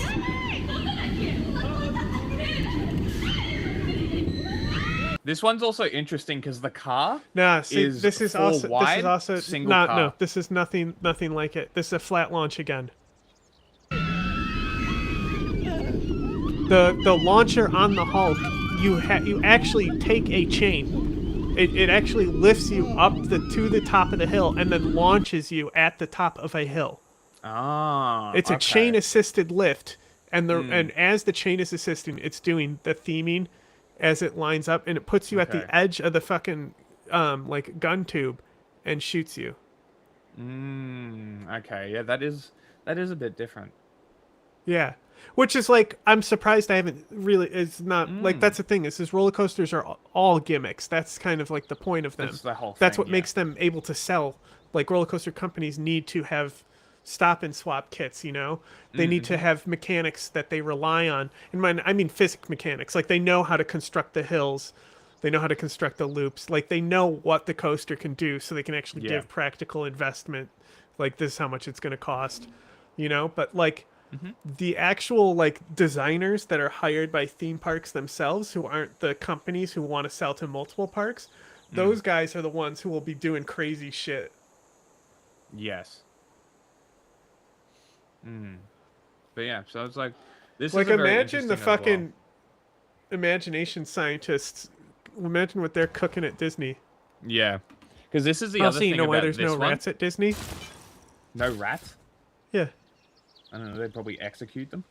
Oh fucking! There's cat. They have a shitload of cats. You just never see them. There's cats everywhere. You just don't see them. No rats?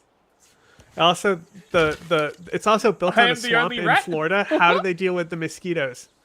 How come there's no mosquitoes at Disney? The amount of money they have put into ecological destruction to not get mosquitoes in that park, let me tell you.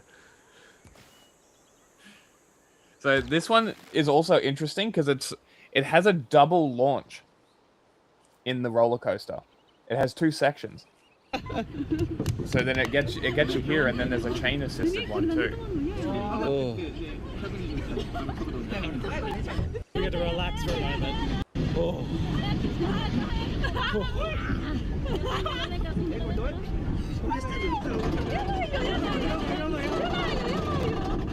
Like this might be the steepest drop. Look at that! Look, what a view! Like amazing. That is actually why you go on this roller coaster. That is why you go to this theme park. That view. Amazing.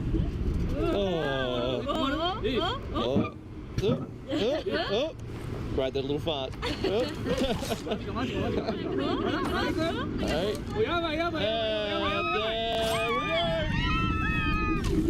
Right, so it has two sections, but it's one of the most hectic roller coasters I've ever been on. Not because it's fast, just because of how many fucking inversions there are. Yeah, again, I'm not talking about hecticness. I know. I'm talking about a different roller coaster now. I'm not even talking about that anymore.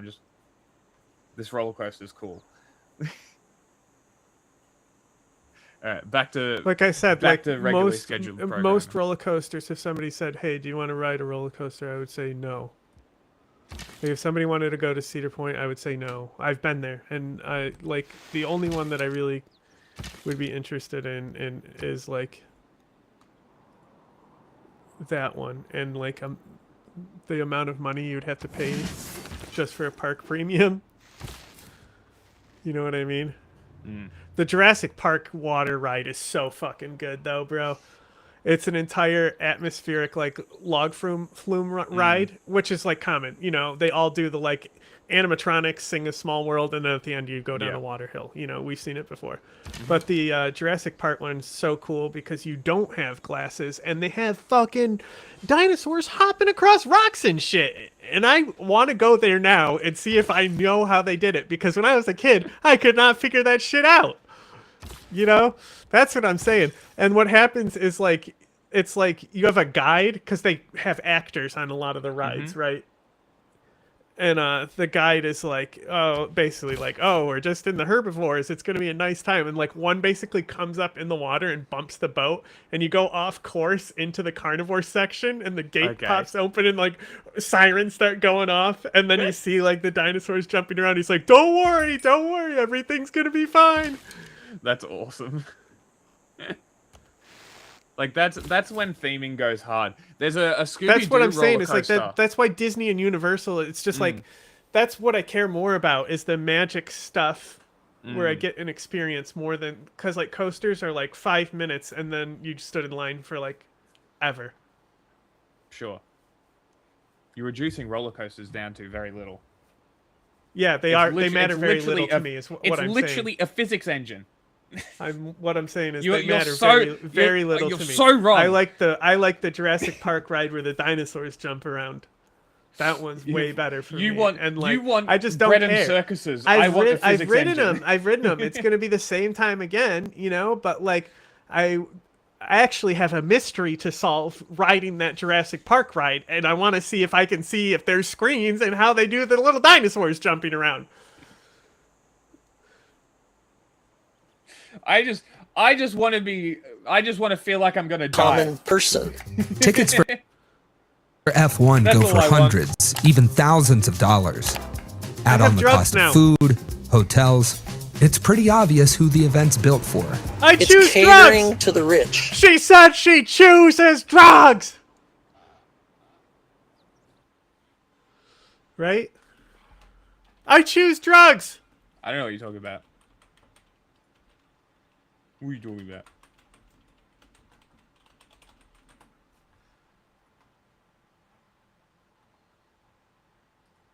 Wait, am I getting writer points? I am getting writer points. I want artist points.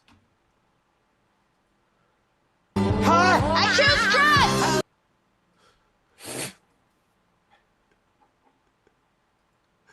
She said she Can't choose your chooses family, huh? drugs.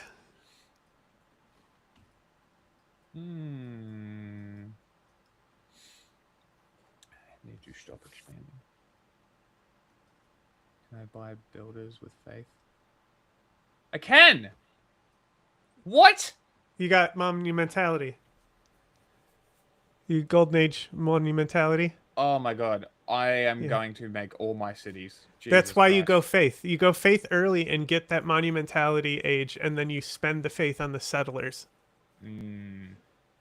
As long as you're not getting faith pressured and you don't have to buy missionaries, you can spend all that faith on settlers. And that's why I expand so quickly. Is I normally try to get a monumentality, and I have one now, so I will catch up from what Britain has done to me. But they're already very ahead. But now I'm just regular sick. Why? You were good. You can live a life with me, life with him, and with drugs. What's it gonna be? Drugs! I choose I'm just drugs! pausing Copyright. because music Enough and stuff. copyright. Drugs! It's so much copyright. She said You're gonna get hit so hard. That one. She said drugs. It's gonna be fine. I paused a bunch.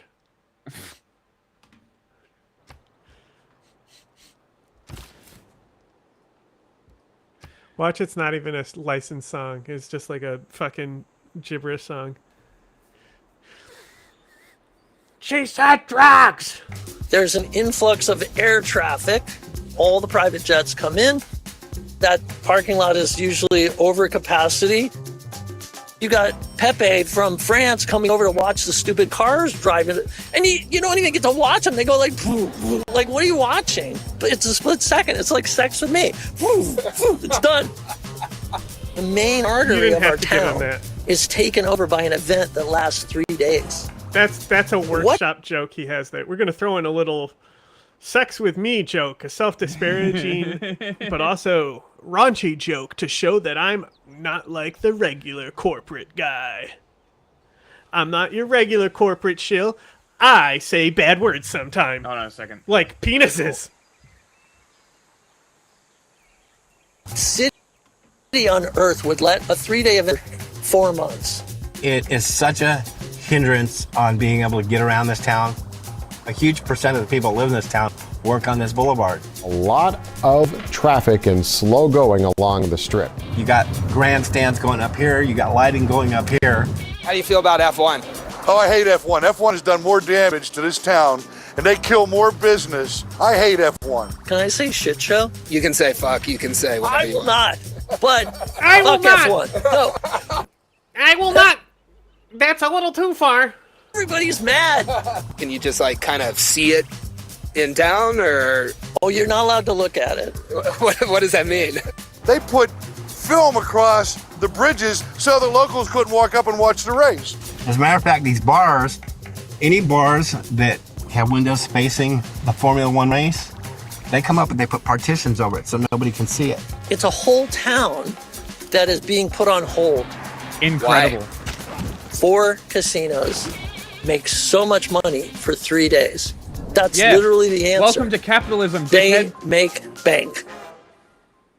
You've made a decision to cater to a very small number of affluent people, sacrificing the convenience and mental health of everyone else. Welcome to capitalism. I had picked Not up only capitalism, it's fucking Las Vegas. What are you even complaining about? That his wife's bucket list was to see the how do you Bellagio not fountains. know? Like, okay, let's assume they just were born there and that's just always where they've been. But like, I assume most people would choose to live in Vegas. They're not just like stuck there. You know what I mean? Yeah. It doesn't feel like a place that you would choose to live. Well, people live on the outside of the city. They commute into the city for work, right? Yeah, yeah. The outside, it's pretty nice outside of the city. I mean, I have a friend who lives out there.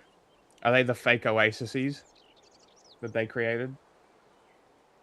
No, not really. It's still desert, but it's. I'm talking about nice as in like the crime is actually more clustered in downtown Vegas. Like I said, it's more the crime is more associated around the strip because you have illicit drugs and sex industries thriving there. And not so much in the like neighborhoods around Vegas. They can be pretty nice, pretty safe. Low crime, you know, and then even the homeless population, you know, like they are more focused in downtown than like anywhere else, you know. So yeah, okay. You know, it might be a decent place to live affordability wise, but as far as like Las Vegas, the vacation destination, downtown Vegas, it is not affordable. But you know, if you rely on the strip for your job, then you're subjecting yourself to those markets. Yeah. That's a choice you make. Yeah, I mean, if you want to be an Elvis impersonator, what else do you got? I mean, and like, you're not even a good one, you know? And nobody else is going to hire and you. The fountains you were all gotta covered show up with grandstands. They put all their dedication into bringing his wife here for her bucket list, and they couldn't even see what she came here for. I think the Bellagio fountains, even though they don't generate a penny, they're really important for Vegas. Because when people list like the memorable things, what did you do in Vegas? I saw the fountains at Bellagio. I took a picture of that beautiful fountain outside Bellagio. That's one of the things that's changing about the perception. It's not that you're not welcome. It's just like, maybe this isn't for you. You might not be our target customer. Vegas has changed. Hey, I think people remember the fountains because it's something that's free that everyone can go do. Yeah, crazy, right? Who'd have thought?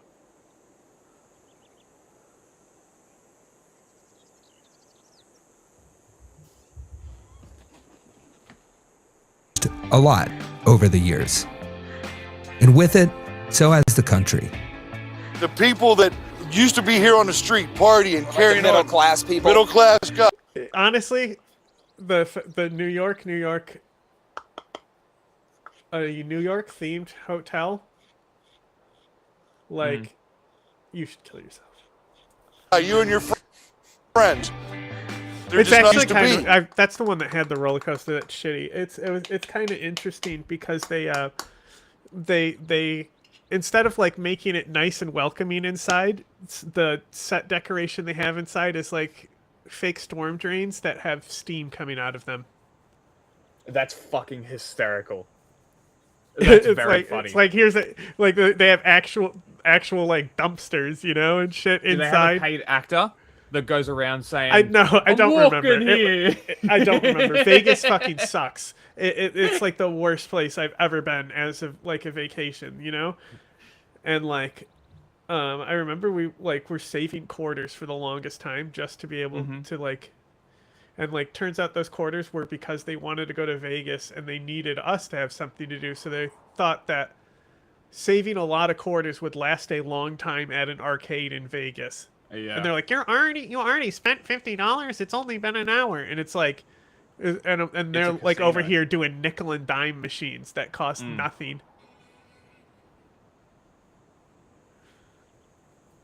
Like there's not like I don't know who sold them on Vegas is a good place to bring children on a vacation. Yeah, I don't know who. Because all it is so. Oh man, I was thinking about this earlier. There's something. Fucking American Professional Wrestling. Okay, they are the first like real freemium model that really figured out how it's done, right? Because like you get all the shows for free, but nothing ever happens. No stories ever conclude. No titles change hands unless you pay for the pay-per-view. And the pay-per-view is only like you know, they do like 200,000 sales. That's it. That's enough money for them to like justify paying for it. So like a small amount of people who even watch wrestling end up seeing those story conclusions, but they still fucking watch the ads, you know, so they can get more fucking grind time on their fucking dumb smartphone app that gets some microtransactions, you know? Yeah. It's ridiculous. I mean, and that's how Vegas casino... is. Like you go inside like Caesar's Palace and there's like, oh, we're going to go see the moving statue because they probably got a travel advisory of things for free in Vegas. All it does is advertise you to go pay for the fucking ride adventure that's next to the statue. That's all it does. It's like, if you want to hear the adventure that I have for you, go pay for it. Like, fuck you. Okay? That's like street performer shit, though. Bro, Vegas sucks dick. Like, what is the fucking point? Also, you think Bailey's kind of looks like the Epstein Island? Huh? Bailey's there, do you think it kind of looks like Epstein Island? Because it's white and blue? Yeah. And Greek color? I came here in 1991, and I got about a year left. I'm going to get the hell out of here because it has changed so much. I don't care Can't we for call it it someone anymore. else who's got a blue? What's that say about where the town is heading? Why is it always got to be the Greeks? Well, if it keeps heading in Israel? the same direction, it's gonna be a ghost town at some point because people are just going to stop coming here. Real countries, please. Greece's flag is horizontal. No matter Real countries, please. White and blue countries, real country. what the YouTubers tell you, No, the joke is that Israel is not a real country. That's the joke. Vegas isn't dead. At least, not on paper. The money's still here, and in some places, there's more of it than ever. What's changed? Honestly, I'm gonna be honest. We sat on this video for a long time, and we had a tangent, probably because this video is boring and nobody cares about Vegas. I actually think this video was quite interesting. I watched it and put it on It was the list. interesting, but I also feel like I've wasted time. You know what I mean? Well, it is the Tuesday, so By the way, nobody's here. Do the Oracle I was gonna video. say that they can vote in the polls. You don't seriously think you're going to get Americans to go communist, do you? It sure sucks to be right all the time. Oh my 4 years God. ago, you made a video. Objectively incorrect most of the time. Objectively. Hang on.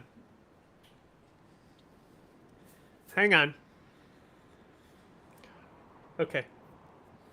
Can you just look at the edit and opening here for me?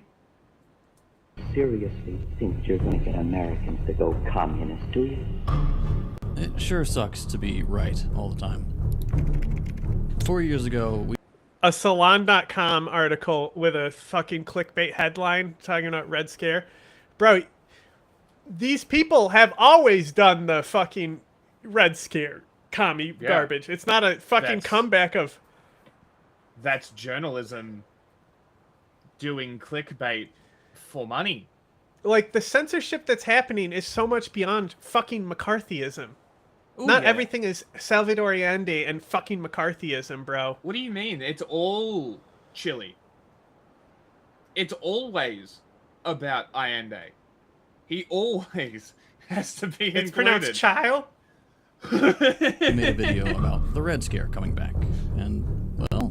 The future looks red, as in communist. We have been fighting the spread of communism. Communist dictators, that's what we're dealing with right now in Donald Trump. You could go through her ideology. Base Kamala! Base Kamala! I love that he included something that was supposed to make Kamala Harris look bad, but she was comparing him to fucking Stalin. Which is true. Cope, second thought. Trump is the most Stalinistic leader that we've ever had. Mm-hmm. I'm changing the title to Second Thought is always correct. It's as simple as anti-commie. That's not clickable. What do you want then? War with Because clearly Iran. the other one wasn't clickable either. Well, that's the war with Iran is still clickable if you have like war with Iran, U.S. war with Iran.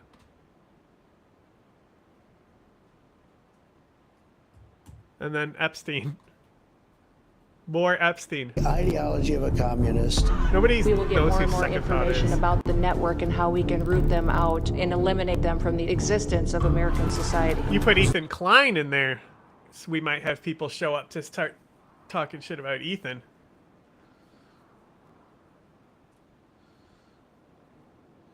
Like, just right at the end of the title, Ethan Klein is bad, and see if anything happens. Like, at the end of the title, only for Twitch, you know, where normal people won't even see it. Mm-hmm. The first time in American history that there is an Nazi effort to dismantle left-wing terrorism, to dismantle Antifa. Just look at the result of yesterday's election in New York, where their party installed a communist as the mayor. We're in the first stages of a new Red Scare, Okay. and I don't know what I'm looking at here, but I can tell you right now, don't like it. Do not like it.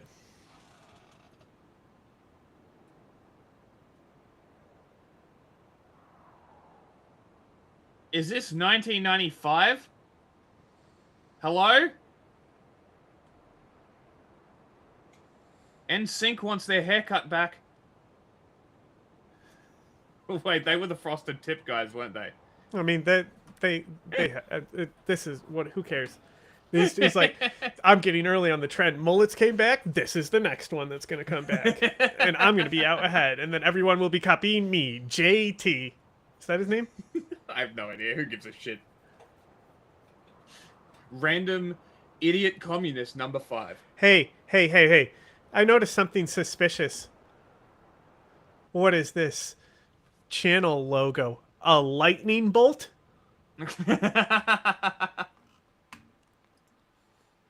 That's very suspicious. A lot of lightning bolts being used recently. Very interesting. I think so. Hey, see? A communist! things are That's getting such a hotter great Trump for sound. sure.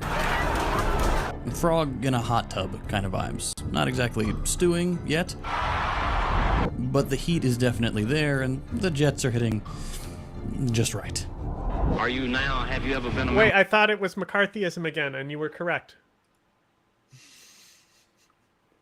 Like, if the correction that you were correct about is Donald Trump is going to crack down on protesters, yeah, he fucking almost crashed a helicopter on him in his first term. Of course he's going to crack down on protest and exert that.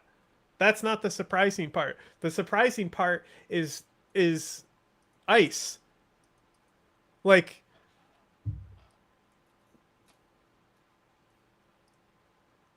that's not a, like, they're not targeting communists with those operations. You know, they're a different kind of operation. You know, it's called ethnic cleansing. Just a small little problem.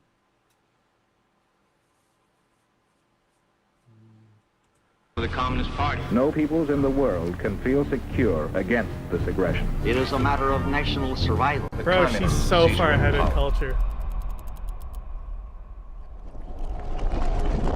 But first, it's ad read time, because God knows how we're not about you? making... How about you? She's 192 culture. That's fucked. I know. I'm very upset with her.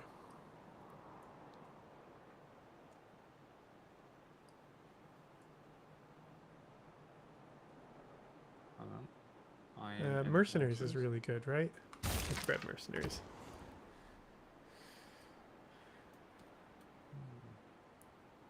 And who's doing and equality. How does communism exist if it is so intolerable to the people it rules? It is a way of life, and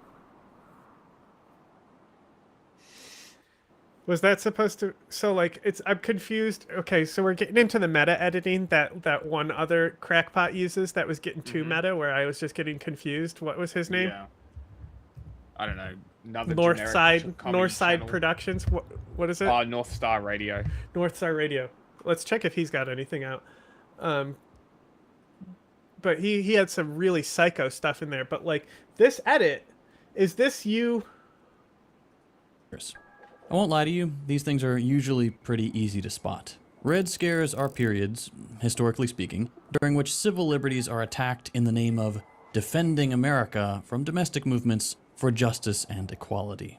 How does communism exist if it is so intolerable to the people it rules? Right there. Is that like a pro-communism thing?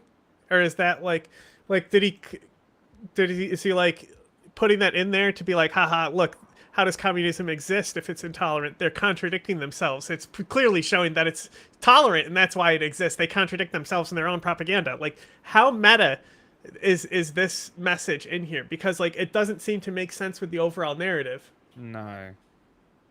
And like, it's a way of life, an evil and malignant way of life. They take over organization after organization in America. That's the how to spot a communist video. That one's so funny. 2 steps. Infiltration and these are the videos that I made our intro out of, is this fucking US propaganda shit. Like, to act like these nuclear vault shit was like common, and like actually like people were like watching this shit. Like people were sitting down to watch their government PSA, bro. Yeah, bro. I don't think you have any conception of the danger of the Communist Party. To some extent, there's always some of that going on. But in moments where you have an unpopular war, economic problems at home, and visible racialized violence coming together, like we do today, that's when the communist label starts being thrown around and becomes much more toxic. Communist? Communist. He's a straight-up communist. And the effects of that can be devastating. Just a few months ago, we saw one of the clearest signals that things are escalating when Trump signed the National Security Presidential Memorandum No. 7, also known as the NSPM 7. This is not a normal executive order. It's not an executive order at all. I know, it's become way too easy to tune those out with the over 200 Trump has already signed, but NSPMs are actually an entirely different kind of document. Unlike executive orders, which cover general federal day-to-day operations, NSPMs are specifically for the defense, foreign policy, intelligence, and law enforcement apparatus. Man down now? Or is they trying to do a fucking, like, upward and in this flank NSPM, the 7th ever, all those sectors are tasked with a new project. Quote, disrupting groups, organizations, and even individuals who display any of the following things that the NSPM calls indicators of violence: anti-Americanism, anti-capitalism, extremism on gender, and hostility towards those who hold traditional American views on family, to name just a few. These are anarchists and agitators, professional anarchists and agitators, and they get hired by wealthy people. As far as Red Scares go, this one is really on the nose. This NSPM makes holding any of these views, which it doesn't bother to carefully define, a sort of pre-crime that just about anyone to the left of the MAGA crowd... Hey, Princess, you know that you're not the one being targeted here, right? They have no concern about you because you have zero actual credible criticism of the state. Say about that law. Like, the Nazis sound exactly the same when they talk about that law. Like, this is going to target all of us, even though it's specifically only targeting Nazis, you know? Like, obviously, America is going to be far worse than Australia when it comes to this shit, but... Oh, for sure. But, like, for him just specifically... Same rhetoric, all I'm pointing out. Yeah. And, like, for specifically I'm noticing for people some like him... things, you could say. Very... noticing a lot of stuff these days. It's very interesting. Yeah, it's very interesting how much people who say that they're anti-fascist use Nazi rhetoric. It's very interesting.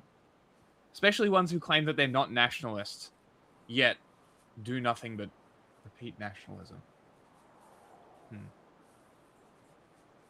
Bet you there's no connection.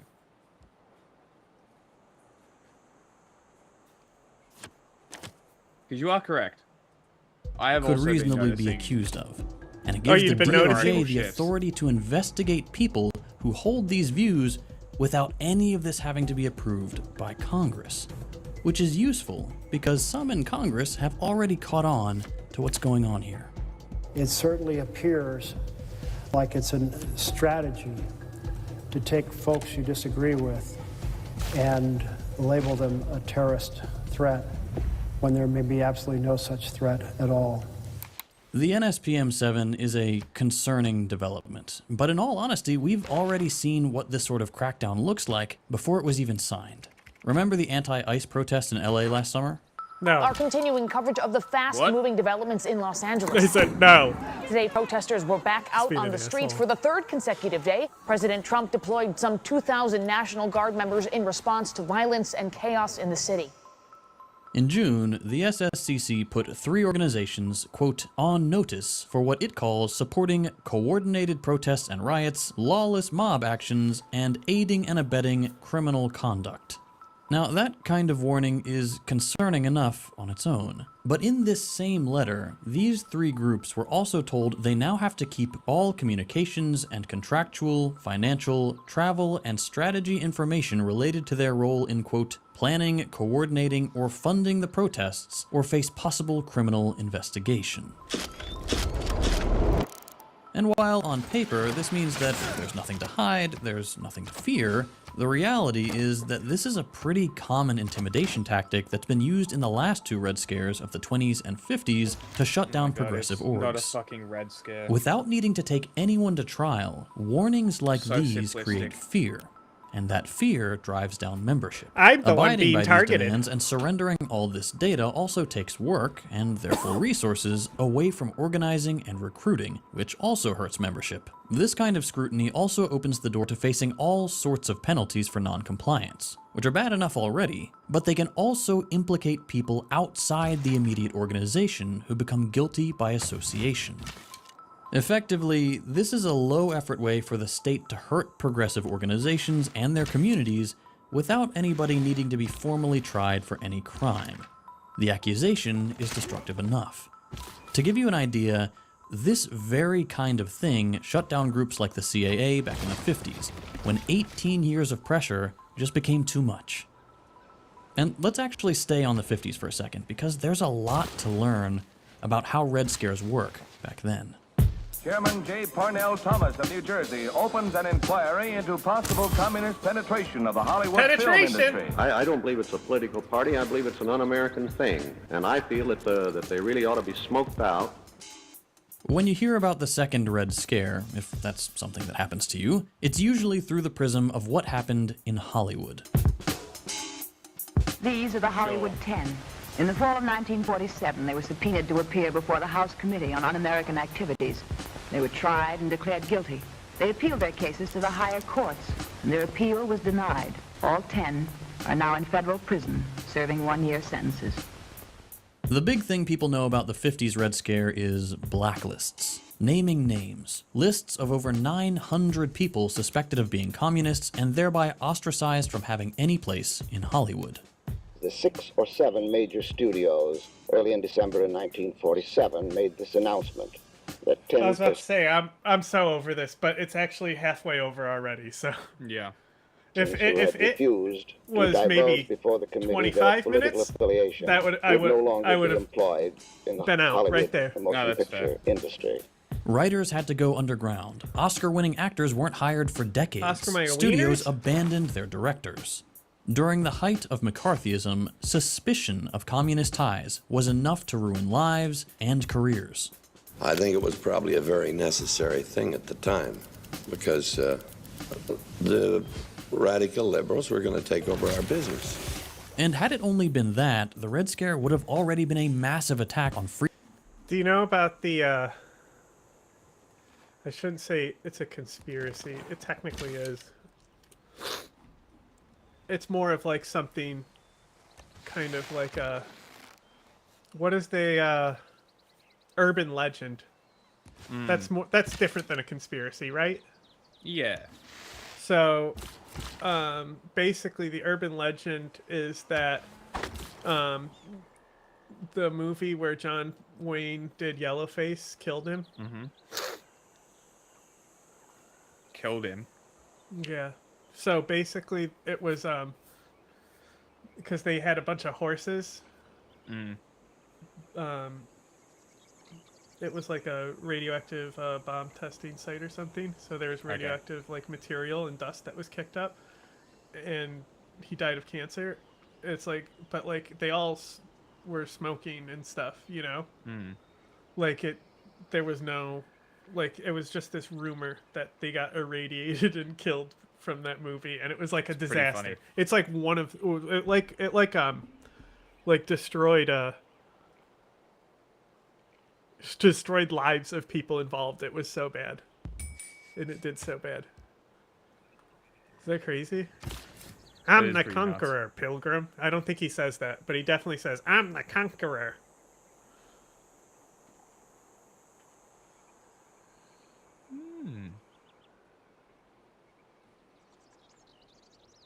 Another river. Pilgrim? Pony attack, pony attack. Watch out. Ponies. If you keep pushing... I'm going to push my city up to the northeast. Bro. The northwest, sorry. Look, you can do whatever you want. Okay. Unless you're sending troops over here, it's not going to be anything within my agenda. My only concern is pushing England back. I'm not doing anything. You can put shit wherever you want.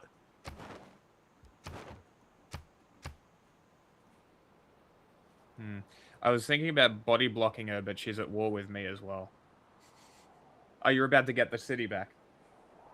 Yeah, but she has a knight right there. She sent her next wave down and over, because she saw that so they're down here. See, they're hitting this city state she's trying to take too. Because I can see the edges of your civ now, like within reach.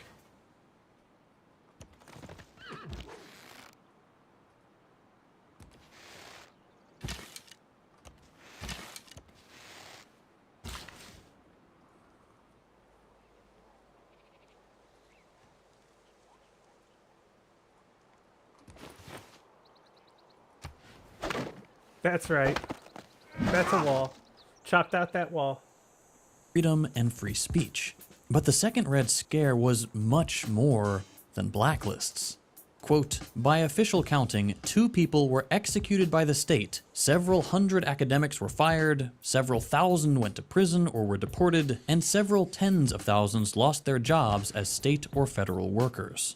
The FBI spied on Americans in the civil rights movement. The Supreme Court upheld the convictions of those who refused to name names. Cities like Chicago barred suspected communists from public housing. And New York even denied fishing licenses to those who wouldn't swear an anti-communist loyalty oath. Wouldn't even give them the benefit of the trout.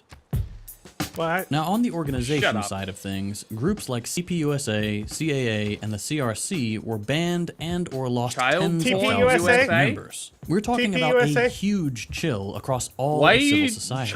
And not just in socialist groups that were officially targeted, as you might expect, but almost everywhere on the left. And I'll let you in on a secret. That was the point. While on their face, Red Scares designate communism as the enemy, communism is a flexible enough word to include anything vaguely progressive the government wants to target. They are lying, dirty, shrewd, godless, murderous, determined, and it is not an American political party like any other.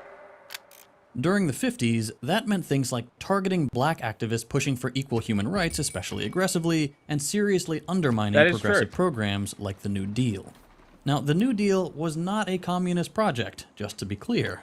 But under McCarthyism, fear of Reds became the justification for apologizing for the New Deal. Who does that shit, man? Improved. For example, one way the New Deal was sabotaged was with the Taft-Hartley Act. Taft-Hartley curbed the right to strike and boycott. No, I was saying he's a tanky for criticizing the New Deal. Like, oh, you're to the left of the New Deal. Okay, extremist. I don't think he's criticizing it necessarily, is he? No. He's saying it was a good thing. That's not what I'm saying. I'm making a joke. I know, and I'm calling him a liberal for saying it's a good thing. He said the New Deal wasn't communist, as in, it's not left-wing enough. Right, so that's the joke that I'm making. Yes, okay. It didn't go far enough. What do they say? All right, then they just needed like one more day, bro. What do they say on Futurama? Oh great, the city flipped to me. And my opponent's policies thank God are too extreme and go too far. My opponent's policies are not extreme enough and don't go far enough. It's like it's just arguing for the same thing. I butchered that, but you get it.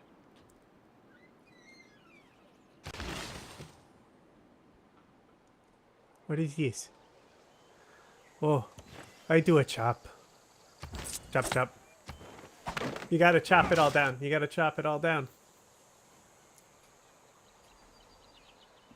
What can I...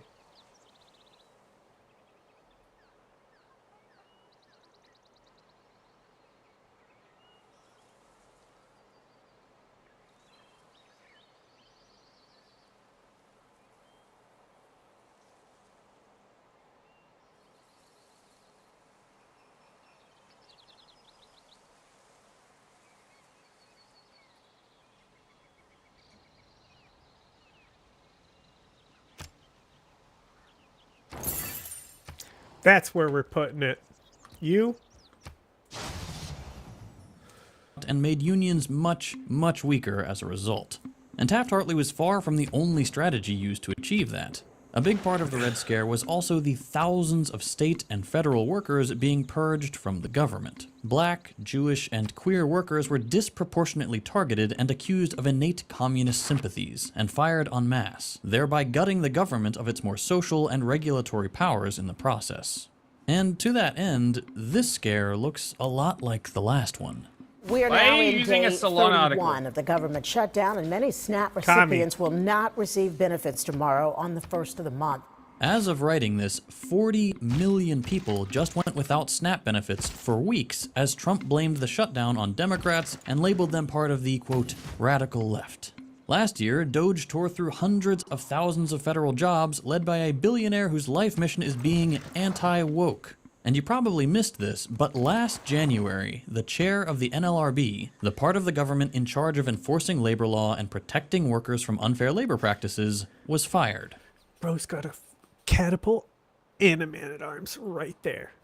You know, I just got the city to flip. She's definitely going to take this city again, and I'm going to have to let it flip again. Like, she's definitely going to take it with what she has set up there, but... Yeah. Meaning the NLRB is now, quote, toothless, according to another fired NLRB official. And we're well on the way to the National Labor Relations Act being repealed is like entirely. OBS Lite? This could potentially mean no more federal right to collective bargaining or worker organizing at all.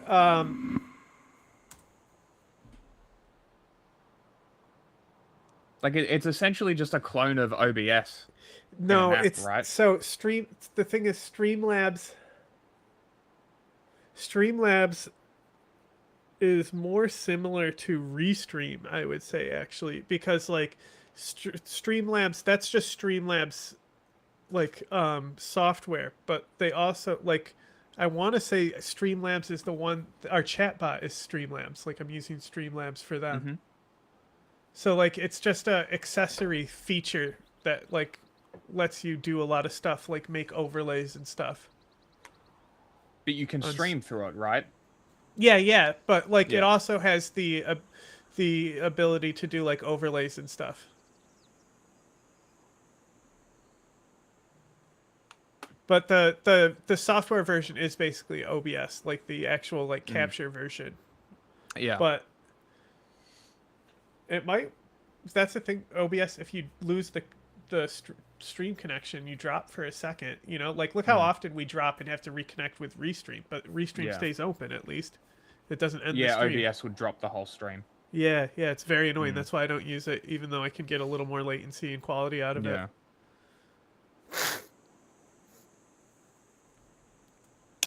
Next turn. And if there's some stir around the words communist and Antifa today, woke seems to be the preferred wedge for forcing these tactics through these last few years. Communism is bad, always, but woke is scary now.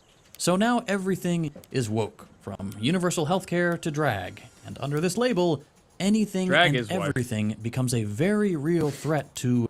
Honestly, I think woke is just, it's replaced basically... Everything?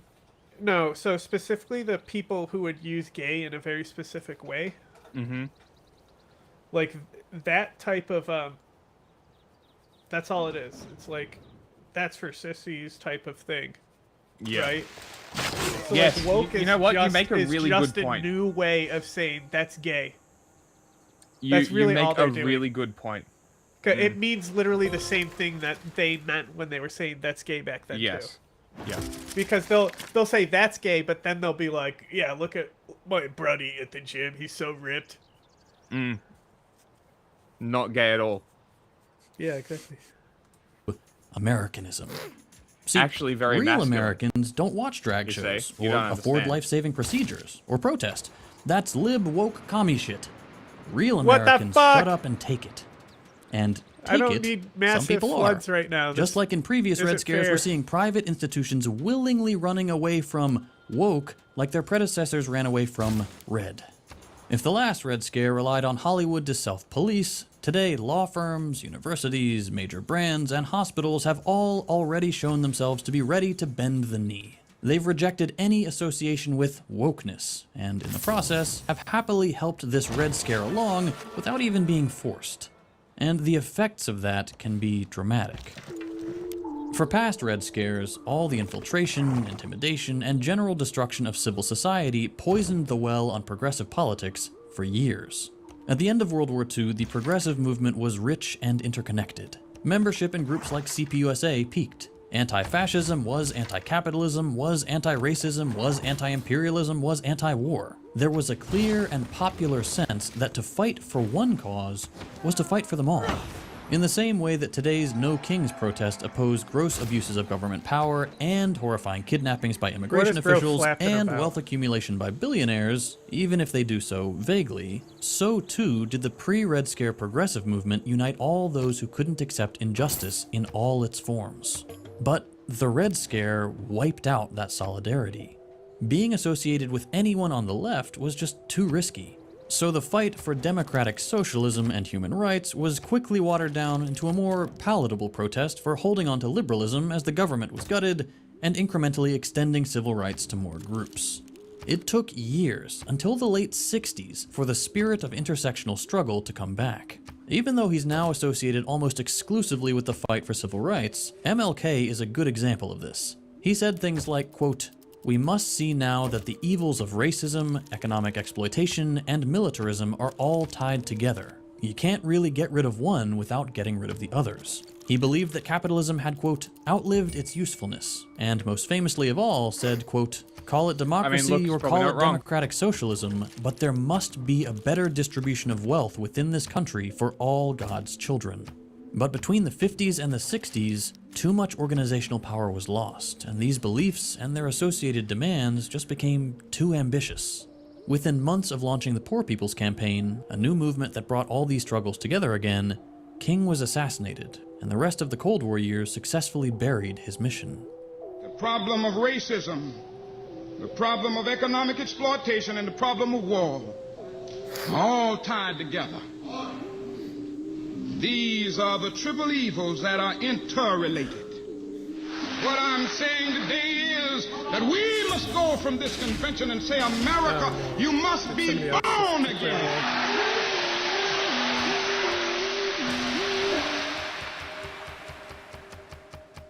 What I'm trying to say here is that Red Scares aren't just mass moral panics Look at, like you she's might already typically think. about They to are concerted completely have this efforts to city force surrounded here. progressives back to the center with fear. The message coming from the very top is moderate, accept that you have no power, and you might be spared. The good thing is that we're seeing people rejecting this deal everywhere. The biggest city in the country just elected a socialist. Running to the center lost the Democrats the presidential election. Membership in left-wing orgs is reaching new highs. Protests have never had as many attendees. Nuts. Everywhere you look, yes, you see intimidation and recycled tactics, but you also see courage and community and resistance. People are still organizing, still fighting for justice, still demanding equality, and getting results. Think of it this way. They wouldn't bother scaring people that they're not scared of themselves. Okay, good.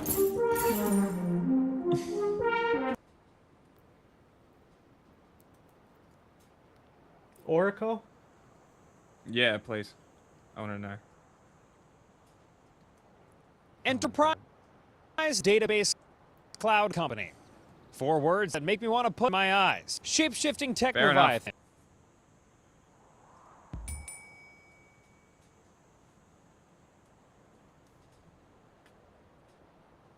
And with an insane billionaire founder and 4 decades of deep connections inside the Pentagon and the heart of American industry, 23 words that get my blood pumping. Folks, I'm talking about a company called Oracle, one of Silicon Valley's oldest tech outfits that is suddenly having a baller year. Oracle stock jumped 40%. Oracle's playing a very big part. Oracle co-founder Larry Ellison. Larry Ellison is now the richest person in the world. Oracle will now control the new TikTok joint venture. Oracle, which shot up a stunning 36% today.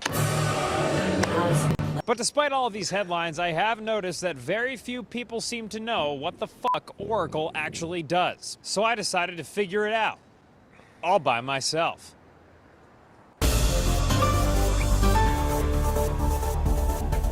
What a goofy ass video. I started my investigation by full of it. asking Oracle themselves what they do.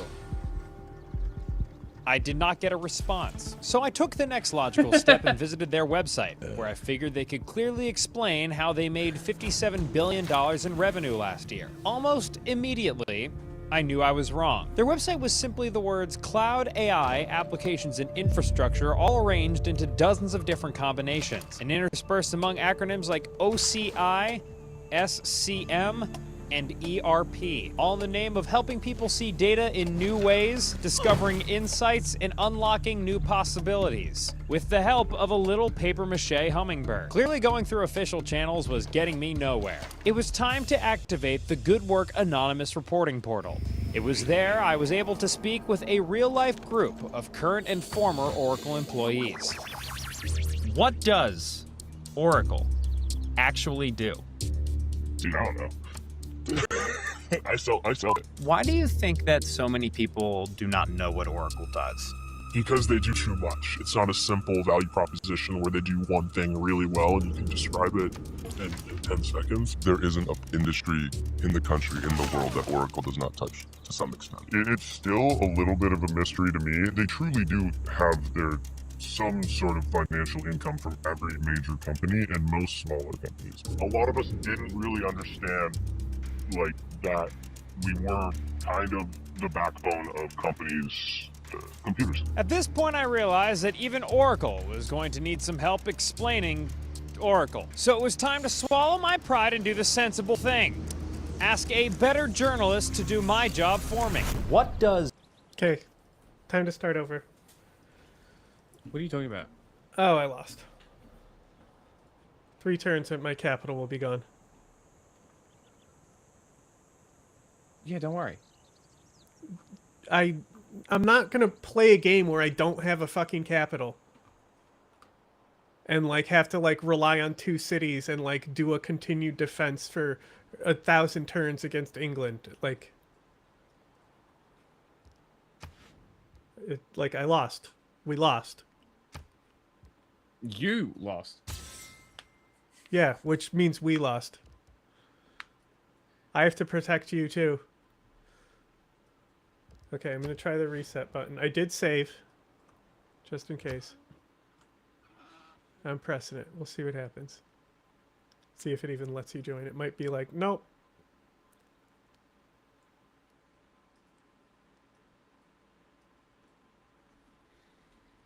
Nothing happened to me. Oracle. Just wait. It'll make you the last remaining player in the game. Oracle is, at its core, a database company. Bill Lynn is a reporter for the Wall Street Journal with longtime experience covering Oracle and the various jargony industries in which they do the business. I know that sounds sort of archaic and strange, but it's the way in which you manage, store, and access data. So from the data first being stirrings customer of data, life beneath financial water, transactions. to the great beasts I of the literally Stone couldn't Age. have gotten a better start. To man taking his first upright happens, steps, man. you have come far. Can't win every time. Now begins your greatest quest. From this early Could cradle have of easily been you, civilization you know? on towards the stars. Pound Maker, you bear the fate of the Cree without complaint. None doubt the skill of She's your just warriors, so far ahead that even but if they I did rely survive, upon your like, there's wisdom. no Striking catching your up in enemies does no science, like, good if you cannot protect it would just your be a homes. waste of time where we invest more and more energy. As the just world to, like, have the changes loss in later. unexpected ways, your alliances will bind you to a lasting future. Those who stand alone, die alone.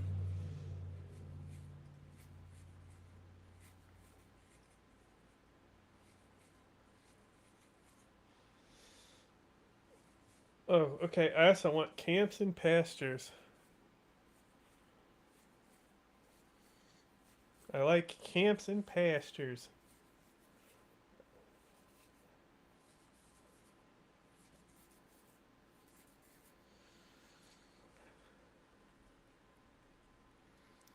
Supply chain information. Like, my unique unit is a scout, and she sent fucking longbows in, and I still don't even have crossbows. Longbows are literally the England crossbow tech. They get longbows instead of that. Yeah.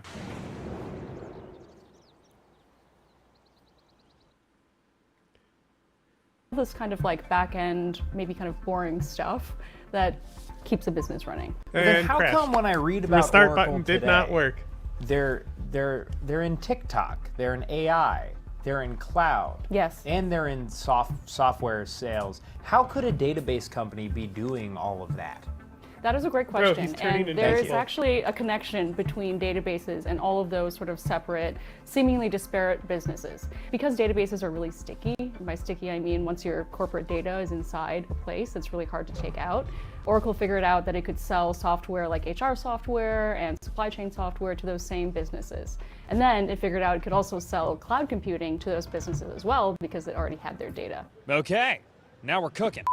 Folks, I'm a busy man, but I'm also a man of taste. When it comes to dinner time, that leaves me in somewhat of a pickle. How am I? Okay, so they Danny Boy from Going Wreck. They steal your information and then sell you the server space, so you pay for your Kumo. information. Use to my be code stolen. right there to get 50% That's what it off your sounds like. first box and free.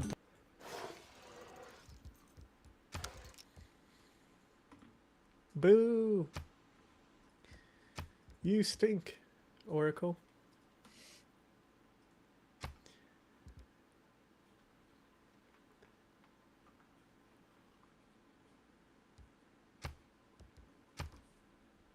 History is to see a company that leveraged early success to create an ever-evolving tech behemoth that pivots with the times.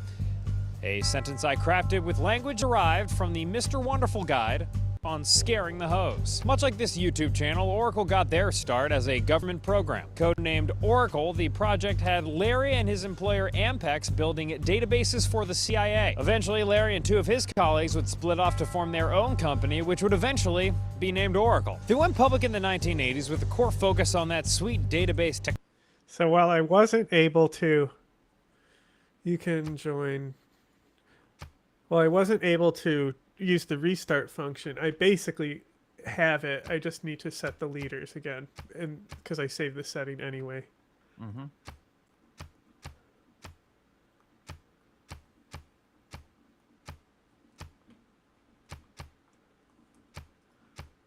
Okay, should we make England the boss again? Sure. You were the one that was having problems. Yeah, well, it's...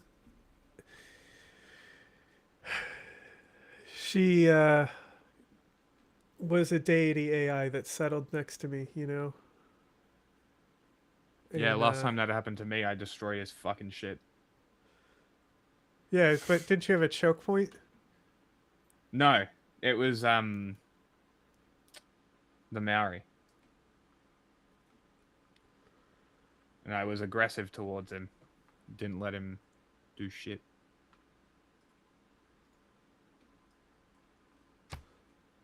Okay.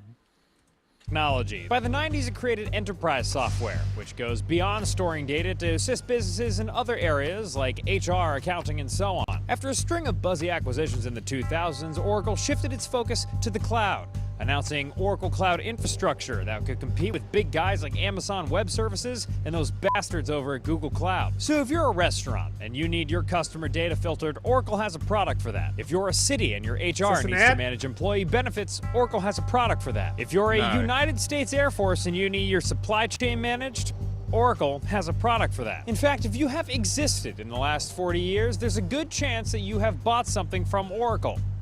God knows I did. It was really known as having these hardball sales tactics. It would do these really stringent audits of its customers from a licensing standpoint and sort of box and force their customers into these sales contracts. And so it had that kind of hard-nosed, very buttoned-up business reputation. It wasn't cool like some of the other tech companies. There's one Oracleism that I got a couple of years ago when I started in sales, and it's Oracle doesn't have customers, it has prisoners. So, we really get people into these contracts and then they just can't get out of them. Oracle's hardball, old school, bulldogged, steadfast reputation is perhaps no better embodied than by their longtime CEO and co-founder, Larry Ellison. Larry was kind of like a mythical subject in the office. Anytime we spoke of Larry, it was just like, this guy's just a killer, you know, he's like the guy. The relationship with Larry, at least from a personal perspective, was complicated. He's a very controversial figure. The first impression I got of him was when I was in Hawaii before I started working for Oracle. We were Elizabeth is asking for an aid request in Hawaii. The nerve of this bitch. And he's like, oh, you're working for Oracle, you know what it stands for. One rich asshole called Larry Ellison. Flying fighter jets, racing yachts, using the pickup line, can I buy who do you we a want car, for the meme hiring sieve? private detectives to spy on Microsoft, joking about shooting another CEO and owning most of the Hawaiian island, Larry Ellison has truly led a life that one can only describe as perfect for men that tug themselves in front of the mirror. But it's his bulldog old head, rough-shotted steadfastness that has often credited Larry with getting Oracle to where it is today, which has penetrated deep inside almost every sector of the business world. And the latest two sectors that Oracle is breaking into happen to be absolutely piping hot at the moment: social media and AI. So if this current deal goes through, then Oracle will oversee the US algorithm for TikTok and will be part of this consortium of investors that essentially owns the US operations. And currently, as part of this initiative called Project Texas, it already oversees the US data, user data for TikTok. Meanwhile, on the AI side of things, Oracle has spent the year entirely redefining the company's direction. From Oracle announcing massive AI infrastructure projects alongside Larry Ellison's homie at the White House. You joining? Yeah. So,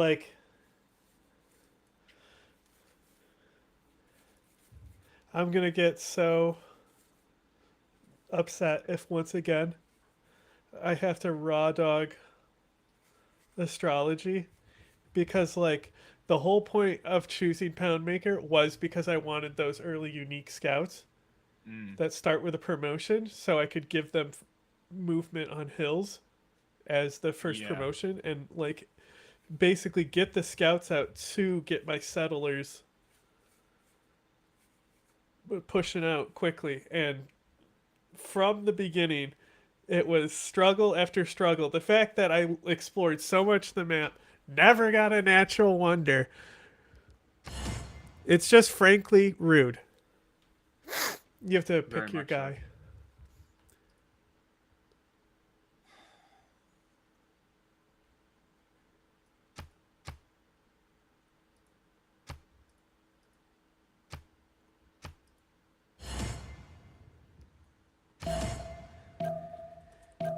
To minting massive investment contracts with OpenAI, sending Oracle's stock into explosion mode, briefly making Papa Ellison the richest man in the world, and inspiring little old me to wonder what the fuck this company actually does. But before you all go ahead and get an Oracle stock ticker tramp stamp to match mine, it's important to pump the brakes a little bit and realize that a lot of the buzziness surrounding Oracle comes from projected revenue that hasn't been realized. Speculative market. How exposed is Oracle? Bro, I learned about a very interesting speculative market today.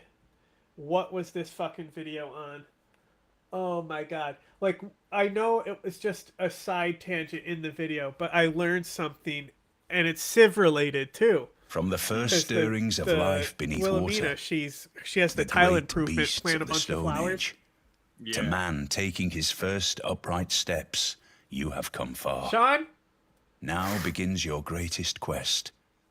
From this early cradle of civilization on towards Sean, the stars. I need you to protect me. Poundmaker, you bear the fate of the Cree without complaint. None doubt the skill of your warriors, but they rely upon your wisdom. Striking your enemies does no good if you cannot protect your homes.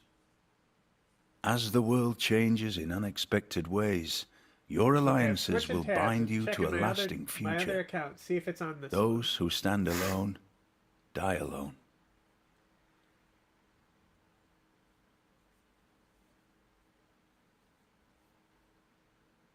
Those who fight alone, die alone. Okay.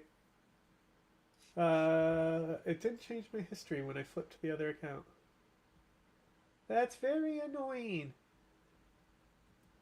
To a potential AI bubble. I mean, we talk about an AI bubble so much that it's almost kind of beyond definition now. We don't really know what's going to happen after it, if it's like the .com bubble, if it'll be like something else. But if there is one, I mean, how damaging would that be to Oracle's operations as you see it? It would be hugely damaging. Oracle is very much tied to the fate of OpenAI, just like NVIDIA and Broadcom and AMD and all of these other sort of like AI infrastructure players are sort of tied to the fate of OpenAI at this point. And OpenAI is saying it's only going to generate like $13 billion in revenue, and that's not nearly enough to pay for all these billions of dollars in compute that it owes all of those companies, which is why you hear about this circular deals question, which is very much part of the AI bubble. Furthermore, Bell tells me that Oracle also faces questions over how we'll get land to build data centers, power them, find local governments that are cool with putting a big fat humming factory in their backyard, and then when that's all done, figure out how to make money off of them. Now, I won't lie, folks. At the end of the day, this is a story about a data company. Quite frankly, it's miraculous I've gone through this entire thing without swigging from a jug of bleach. But it looks to me like the true answer behind what does Oracle actually do is evolve with technology to survive at all costs. From data management to cloud computing and now, artificial intelligence. Is this all gonna work out? Fuck if I know. My job was to figure out what this company does, and god damn it, I think I did it. If you disagree, please send all complaints to GoodWorks' easily navigable corporate website. I'm sure someone will get in touch with you soon. In the meantime, for good work. Where I saw this shit about the tulips, you know? It was fascinating. But there's a little like where was this? A 3-minute thing somewhere, a quick history video or something. Yeah, here we go. I'm gonna put it on this screen real quick. No, I don't need it in split view. Get this shit out of here. Investment. So rather than planting tulips, the largely inexperienced investors began to buy tulips, especially during the reign of Suleiman the Magnificent. During this period, I remember. It had to do with the fucking potato famine. I think. I'll find it if it's the last thing I do, Spider-Man. Bro, look at this spawn. What a great spawn. Grassland Hills, but I'll fucking take it. No one knows what ERP systems are. What are ERP systems? It stands for Enterprise Resource Planning. That's System. not. You know what ERP systems are. I do know what ERP systems are. You just said no one knows what they are, and then you just rattled it off perfectly. Yeah, I did know. I know what they are, but if you could explain what they are to me, how would you explain it? An enterprise resource planning system is like I a know what backend they are, software but you for a explain business. it. It can connect to your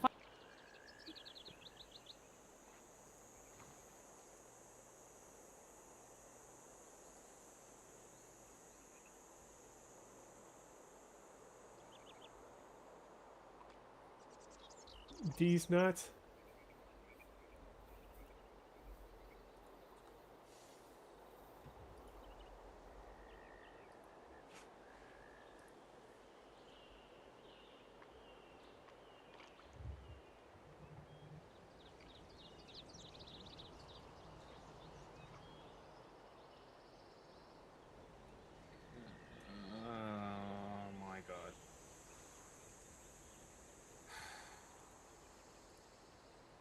What is happening?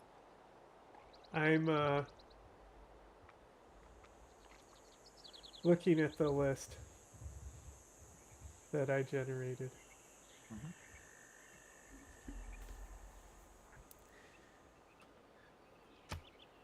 Here, you want to do Australia stuff? I'm going to open with the Australia segment if you want to do your whatever Pauline Hanson video you want. Not yet.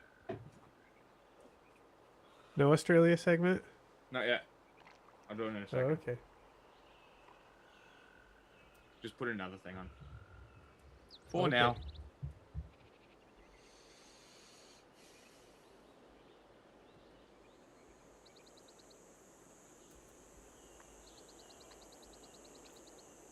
Kash Patel's a liar. He's a big, fat liar. And he's bad at it. He's terrible at it. And now it's such a lie, it's actually funny. It's like a junkie who's like, no, man, I'm just tired. Like, we know you're on drugs. Speaking of a 7-Eleven, I don't think Kash Patel could solve a robbery at a 7-Eleven without fucking it up. If I had a dispute with DoorDash and Kash Patel was investigating it, would I get the DoorDash credit or would I not? I imagine I would not. The head of the Federal Bureau of Investigation, Kash Patel, would not be able to secure my credit of $11.90. All right, so ever since Kash Patel's disastrous appearance on Joe Rogan's podcast last year, Tim Dillon's been making fun of him constantly. Like almost every podcast now, Tim starts roasting him, and sometimes his girlfriend too, who's a country music singer that's 20 years younger than him, and she's actually currently suing people because they speculated that she might be part of a Mossad honeypot operation and is secretly Kash Oh my Patel. god. Jack, you have to look at what the thing on the screen actually says. I'm trying to full screen it, but it's not letting me right now. Yeah. Fucking full screen. YouTube. Fucking refresh. Fuck it. Kash Patel's a liar. He's a big, fat liar. And he's bad at it. He's terrible at it. And now it's such a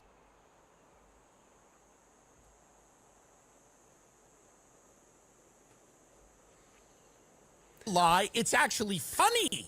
It's like a junkie who's like, no, man, I'm just tired. Like, we know you're on drugs. Speaking of a 7-Eleven, I don't think Kash Patel could solve a robbery at a 7-Eleven without fucking it up. If I had a dispute with DoorDash and Kash Patel was investigating it, would I get the DoorDash credit or would I not? I imagine I would not. The head of the Federal Bureau of Investigation, Kash Patel, would not be able to secure my credit of $11.90. All right, so ever since Kash Patel's disastrous appearance on Joe Rogan's podcast last year, Tim Dillon's been making fun of him constantly. Like almost every podcast now, Tim starts roasting him, and sometimes his girlfriend too, who's a country music singer that's 20 years younger than him.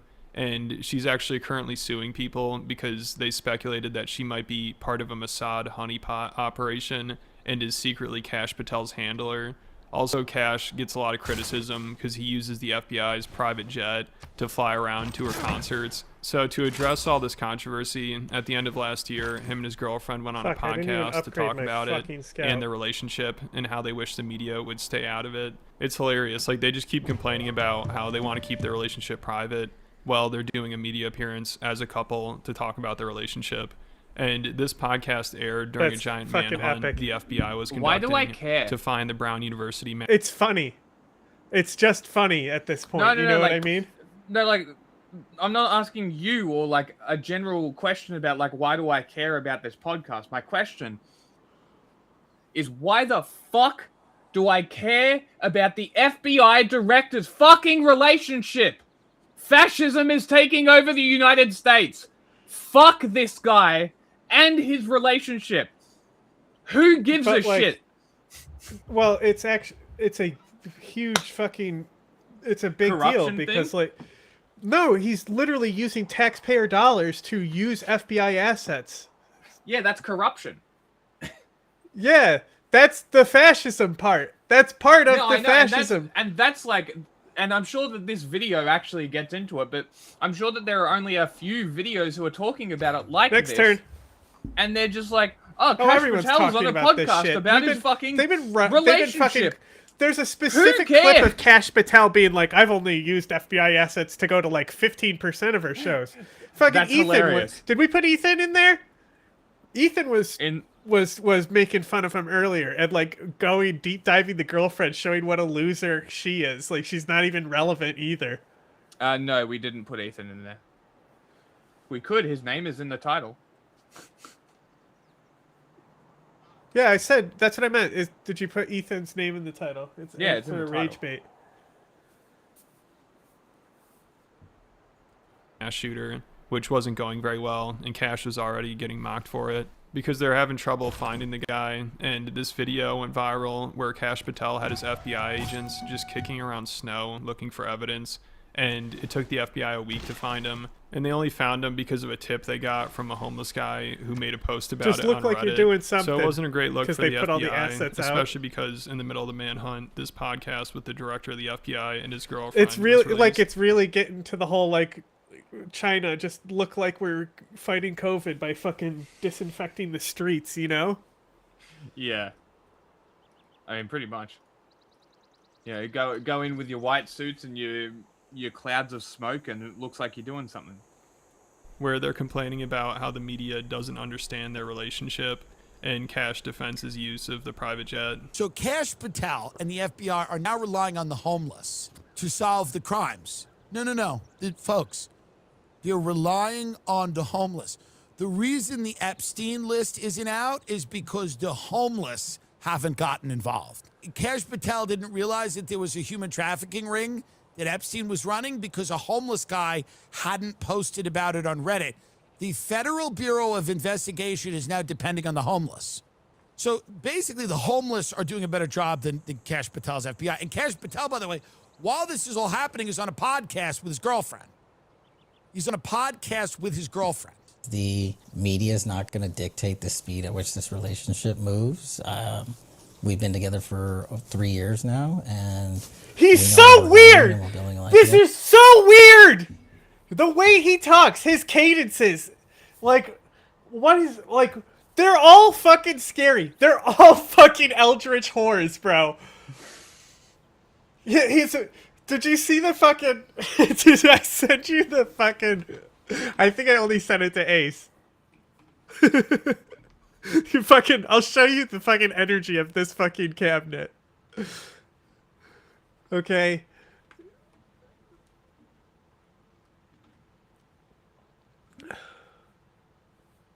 Come on.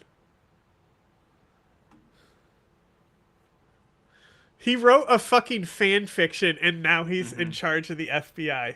Amazing.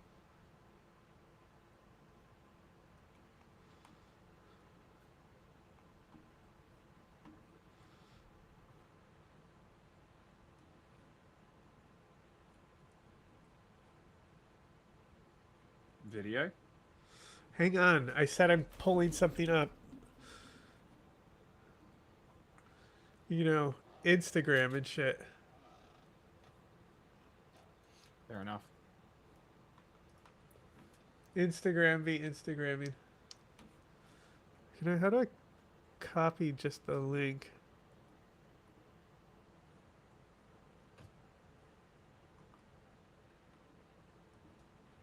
Can I just like want the original post so there's nothing in the background, please?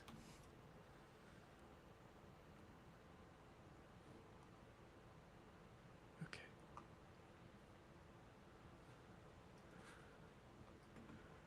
All right. You ready? You see the screen? This is the type of eldritch horse I'm talking about that's running this admin, all right? Hi, I'm Emma, and this is me before my shift. Allahu Akbar! Allahu Akbar! Allahu Akbar! Allahu Akbar! Allahu Akbar! Subhanallah.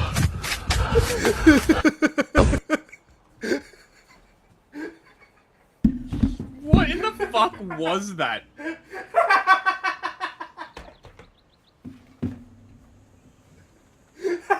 What the fuck?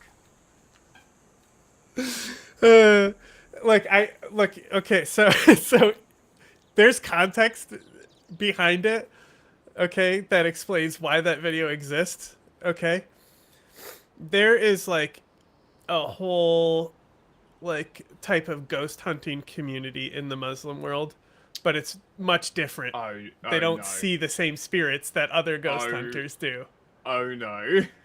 So it's stuff like that. So it's like that's their scary paranormal stuff. That is awesome. That is honestly it's normally like, you know, stuff like that. Mm-hmm. No, that's great. So just a ghost. It would just be a ghost. That's just their version of ghosts. Mm-hmm. But it's very interesting that like you know how different cultures like claim how the supernatural phenomena works. Like, you know, like the ghost culture seems very specific to Japan. Isn't that weird that there's only things that Japanese ghosts do, huh? The yokai stuff. I'm just saying, like, the ghost stuff, it's like in other cultures, the things that like all the ghost hunting stuff, you know what I mean? Like all of that stuff in like another culture, it's like something completely different. That's what people think of when it's like the spooky ghost stuff. Mm-hmm.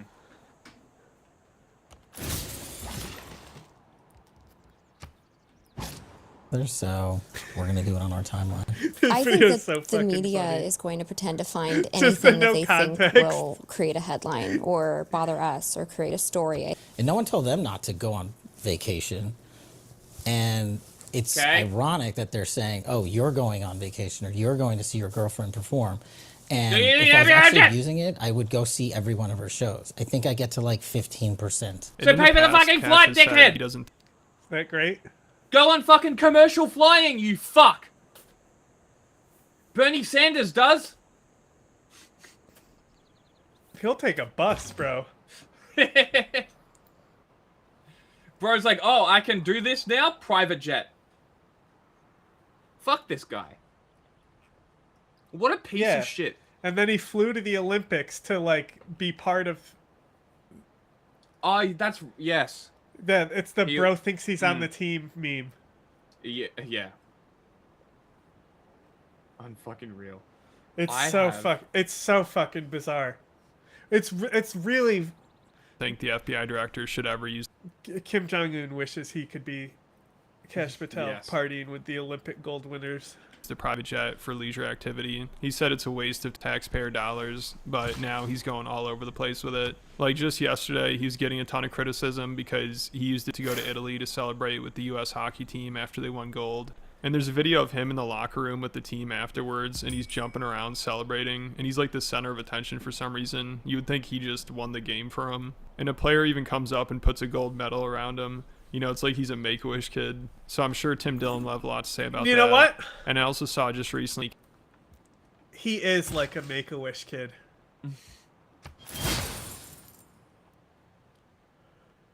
Yeah.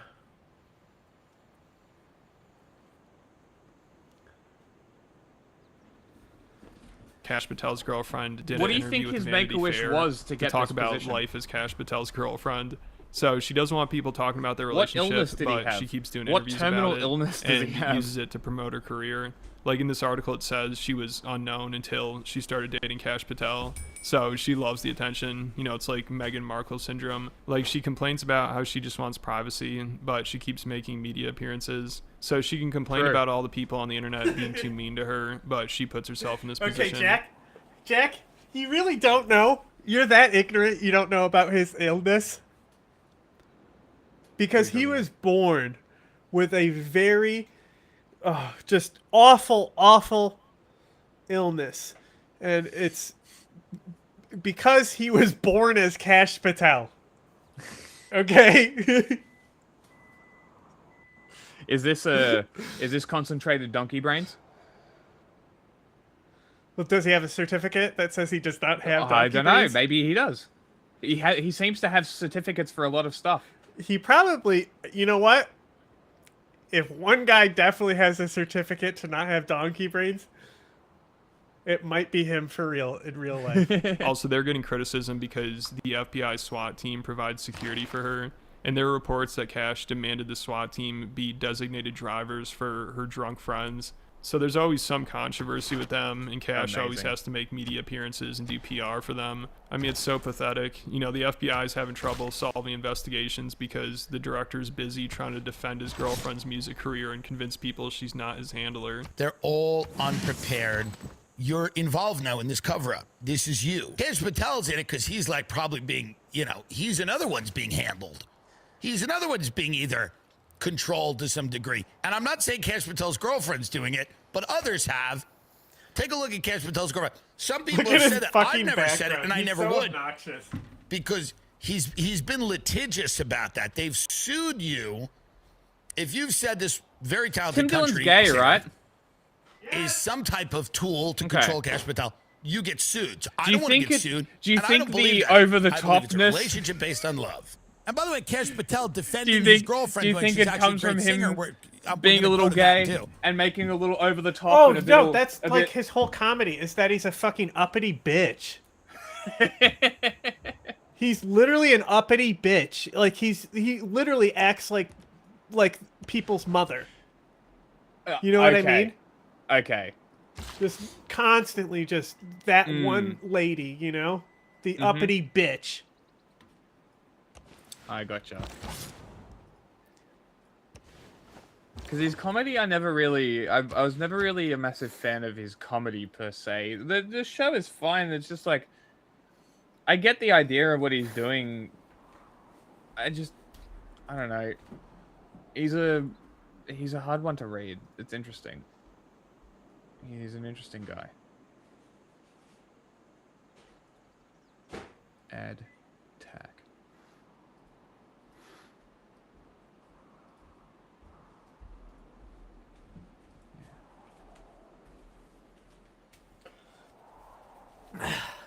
There's not hills. This is all Joe Rogan's The fault. administration is a It's reality fucked. show. That's what it was designed to be. Does it feel a little bit like you're being trolled by these people? It You does looking for feel a hills? little bit like that. Go to Kash Patel's tweet about his girlfriend. Oh. You looking That's for hills? usually that's usually a trade city state, but it's a food one today. Weird. Oh, bro, look at the fucking... You got fucking 4 toxins tiles and a thermal vent here. Yeah, I know.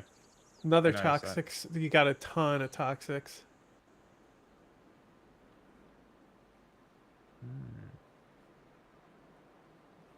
I might be able to get a city in this hill, like this hill district Yeah, between the but mountains your here. hills will probably be more to... Like, more in where the rainforest and forest tiles are. Because I'm gonna put one city around these mountain tiles, because that'll be very handy. I just need to figure out where I want that city.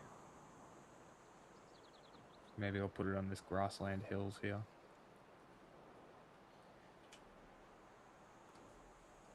And how she's such a great singer. And he's sick of people making fun of her. And I mean, obviously she's not dating Cash Patel for any other reason other than the fact that she's getting something out of it. I don't know what that is.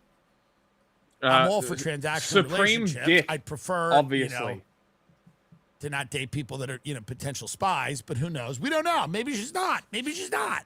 The disgustingly baseless attacks against Alexis, a true patriot, and the woman I'm proud to call my partner in life are beyond pathetic. She is a rock-solid conservative and a country music sensation. I who has thought you done were a more for this conservative nation than most trad will bro. in 10 lifetimes. By the way, how could that even possibly be true? So Cash Patel is Sounds something else. woke. You know, he's always doing media appearances, defending his girlfriend, and trying to do damage control over the Epstein files and whatever controversy he's caught up in. Like, now he'll probably have to do another round of appearances defending going to the Olympics. And recently he was just on Dan Bongino's podcast, you know, the former deputy director of the FBI, who recently stepped down. He lasted about a year. And now he's just back to podcasting and trying to do PR for the administration. So he had Cash on recently so they could both complain about how difficult it is to run the FBI and how badly the press treats him. You know, it's not easy flying around on a private jet and doing relationship podcasts with your girlfriend. But Cash is doing this for the American people, so we should be more grateful for him. You know, remember, his girlfriend has done more for America than most will in 10 lifetimes. So it's good the director of the FBI's top priority is making media appearances to defend his girlfriend from the haters and defend covering up the Epstein files. My other new best friend is my Indian friend, Cash Patel. Wow. And I love Cash Patel, number one, because of his character, but number two, because of his commitment to justice. Hit the appeal key. Cash Patel and Dan And then Bongino have look at my decided to shit. have a podcast. Like they're doing a podcast because Dan Bongino left the FBI and is now doing a podcast again. Dan Bongino, Cash Patel, friends of the show, here describing how difficult it is to cover up a pedophile ring. Let's go. Everything's a level 10 decision, Cash. A level 10 meaning there's a pardon the language, but a shitty decision and a shittier one. Because if there was a good decision to be made, someone else made it. Yeah, these are difficult decisions, Dan. That's why you volunteered to jump back in. It wasn't just going to be, hey, we're going to do this job. It's going to be super easy. We're not going to have to make any hard decisions. And we're not going to have to combat a press corps that has largely been biased and full of inaccurate reporting. But once you look outside of the cauldron of Washington, D.C., and this is one of the things that I'm trying to remind myself of every day. Outside of There's here, just there's something a about America him. You can than the tell one it's that not lives in human. the National Capital Region. And I try to remind myself every day when making those difficult decisions that you talked about that we make on a daily basis. Stop it for a minute. Do you hear how he's even talking about, like, they're just talking about nothing? I try really hard to do blah, blah, blah, blah, blah, blah. He just thinks he can talk his way through it, and then he ends up saying dumb shit the whole time. I mean, yeah, that's how they operate. Cash What the Patel fuck is are funny, these though. people talking about? That's how pathetic he is. What are these two ghouls talking about? What in the fuck are they talking about? Resources, decisions. Outside of D.C., there's people that live outside of D.C.? You just don't get it, Yeah. Tim. You're not in the party. That's what he learned? 2 years You're not in the running club. a year running FBI, he learned that people live outside of the state of Virginia? Yeah. Actually, this is going to shock him. Most people. And they also hate him. Does he think he's beloved when he gets out of D.C.?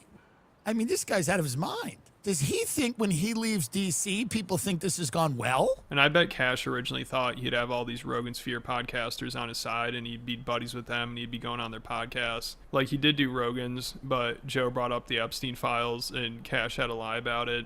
And he's not even very good at bullshitting people. You know, everybody knew he was full of shit. I mean, even during that podcast, Rogan, you could tell, was like, dude, what are you talking about? And now whenever it gets brought up to him, he just makes fun of Cash. So pretty much everyone knows he's compromised. Like, also when he testified to Congress under oath, he said there was no credible evidence that Epstein trafficked people to anyone but himself. And I think everyone watching that is like, he's I'm gonna go for a different strategy. I'm gonna take the religious young women governor first. Oh. I mean, Let's I see what happens. I wouldn't. Normally, Well, I was reading normally his you promotions. want Pingala or the Yeah, because other guy. I was just reading the promotions, and for the main city, building him up and then moving him around and purchasing districts with faith is not a bad method. So he's really not. He's really when you start needing to invest in him is if you're going to be fighting religious wars. Okay. So it's making up for you, like, not basically you're going to have to spend so much on religious districts and stuff. It's making up for it by giving you like some benefit, but you're basically investing full into a religious war if you're using him to that level. Okay.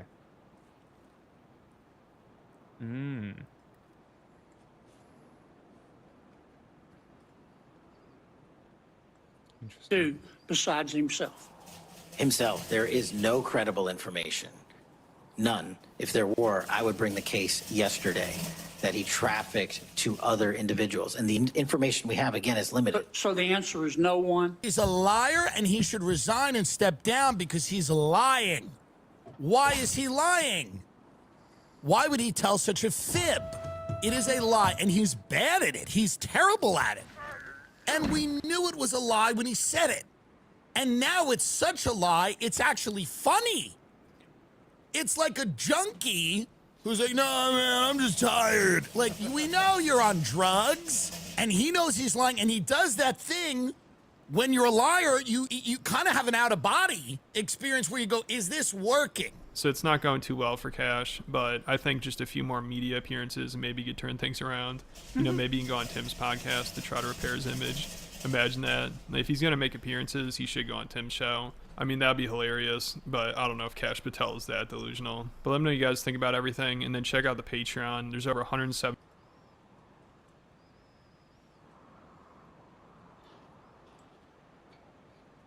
Australia? Give me a second. Let me have a look at what I've put on there.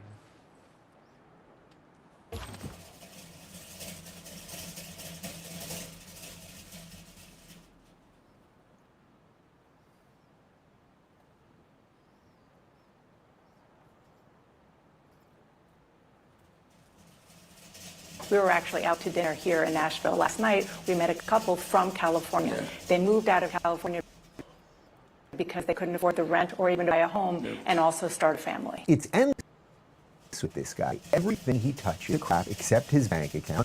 And then you have Dana Bash. Oh my God, look, I can name all 5 of your kids. Do we have anything else from Dana? She loves him. She loves him. I do want to ask about affordability. Because, yes, people are struggling all across the country. California has the highest cost of living in the nation. The state's prices are 11% higher than the national. We were actually out to dinner here in Nashville last night. We met a couple from California. They moved out to California because they couldn't afford or even to buy a home and also start a family. Yeah, we've had hundreds of thousands of people move in California the last 2-3 years. We've seen population growth. As you know, we moved from 6th to the 4th largest economy in the world, and we dominate now in every key industry, from AI, quantum, robotics. We dominate in ag. We dominate forestry. But people are struggling to afford things like your mom was. And that's why we did $11 insulin, first of its kind in the United States. It's why we have universal health care and the lowest uninsured rate in the country, 6.4%. It's why we just subsidize over 300,000 child care slots, more than any other state in the nation. God, what a shapeshifter. That's what he is. He's a shapeshifter more than anything else. Never addresses the issue. We know people are fleeing, but we're dominant in everything. No, you're not. Actually, Miami now, in the free state of Florida, is dominant in virtually everything that you just said right there. And the amount of billionaires who are fleeing and taking their, I know you hate those billionaires unless they're funding your campaigns, but they are taking all of their... Great. I love Dave. Dave Rubin definitely has the shortest clips of all time. You know, because like it'll be like 2 minutes, and that's as long as a Dave Rubin thought exists. And half of that is like, the actual clip that he's looking at. Like, he really doesn't have anything else to say. No. Like, it's always 2-minute clips with this guy. And like, it's mostly a clip. And then he repeats exactly what the clip showed us and added zero constructive criticism of the clip, essentially making the clip useless. Like, as useless as Dave Rubin. Oh, but don't worry. He's going to squeeze a fucking ad in there.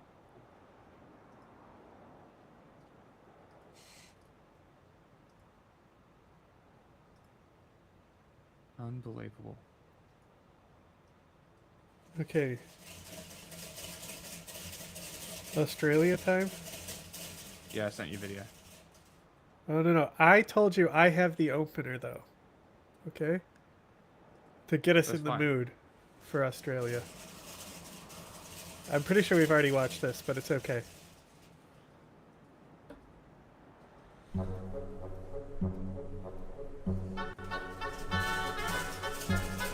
We might not You thought I wasn't going to cover this one, huh? Well, befitting a certified legend, the bin chicken gets its own video. Kangaroo, magpie, koala. It's very rare that an animal reaches mythic status in this country, but how on earth did a humble wading bird become a cultural icon? Bro, if you basically come in Do you from, know how the bin chickens? If you come in from the playlist, basically you can't full screen. Great, YouTube. Ridiculous. Fix your shit. You thought I wasn't going to cover this one, huh? Well, befitting a certified legend, the bin chicken gets its own video. Kangaroo, magpie, koala. Why are you doing this to me?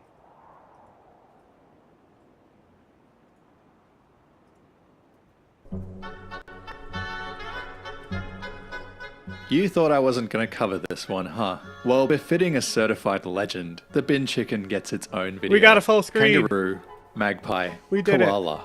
It's very rare that an animal reaches mythic status in this country, but how on earth did a humble wading bird become a cultural icon? Do you know how the bin chickens first came into being? They were ibises once. They're they feel very vulture-esque to me. You know what I mean? These Even birds? though that's not, Yes. Yeah. They They're have vulture gross. vibes. And then they eat garbage, so that's extra gross. You know? Like, seagulls are just, annoying. I mean, they do eat trash as well. Yeah, that's all they do. But they're annoying, you know? Their call is annoying. Yes. Bin chickens, I can't tell you. Taken what by You know what I imagine their call sounds like? No, that real special sound. You know the special sound on the soundboard? The special sound? Oh. The sound? Yes. You tell me they don't sound like that right now. You don't lie to me. It's definitely a chance that is correct. Because they are dog shit birds. Why do they even exist? How long do you think that's going to get? Because when we're going to find another sound that belongs in there? Another mouth sound? Well, that's the thing, is it's not even just mouth sounds like that. Like But those have all been mouth the sounds. the fucking proboscis monkey was already a meme I was running with, but then Chuck Schumer's out there with his glasses down here and he goes, "Nyeh." And I just saw a proboscis monkey in that moment. You know, and then something happened with Trump. It was just too perfect.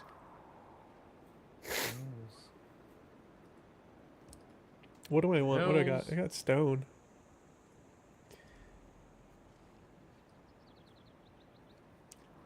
Are these pastures? Are pastures what go around the horses? Yeah?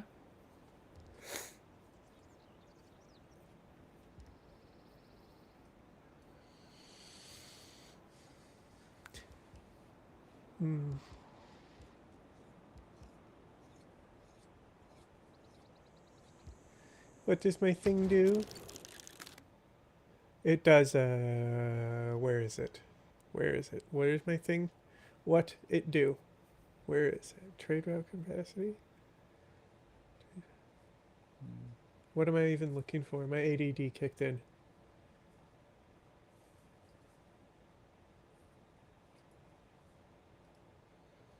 I'm gonna put it the city center right there. So I have a river. Oh, here it is. Pound weight per camp or pasture. Camp or pasture. Okay. Excellent. I've planned out my cities.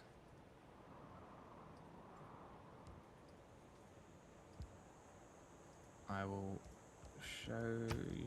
It shouldn't be an issue for you because I'm putting cities inside the mountains here. Scout. It's very Ethiopia of me. Scout. Yo, you double team the scout with me, with your scout. Yeah. You have to kill him. Don't let him get back to the camp. Mm-hmm. He deserves to die. He must be punished.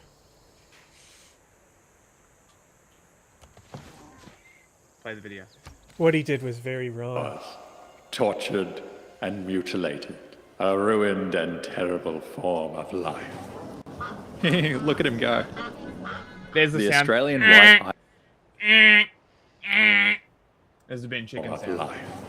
You could add it. A ruined and terrible form of life. Look at him go. The Australian white ibis, known affectionately as the bin chicken, is a wetland-dwelling bird originally. They are found in all but the driest climates, but traditionally prefer swamps, lagoons, and floodplains, nesting together in tall trees. For a long time, they were thought to be an introduced species, the African sacred ibis, the very same bird that the ancient Egyptians worshipped as a god. However, the Australian white ibis is a native bird. These guys can be seen majestically strutting around with their white plumage, bald black heads, and long curved beaks.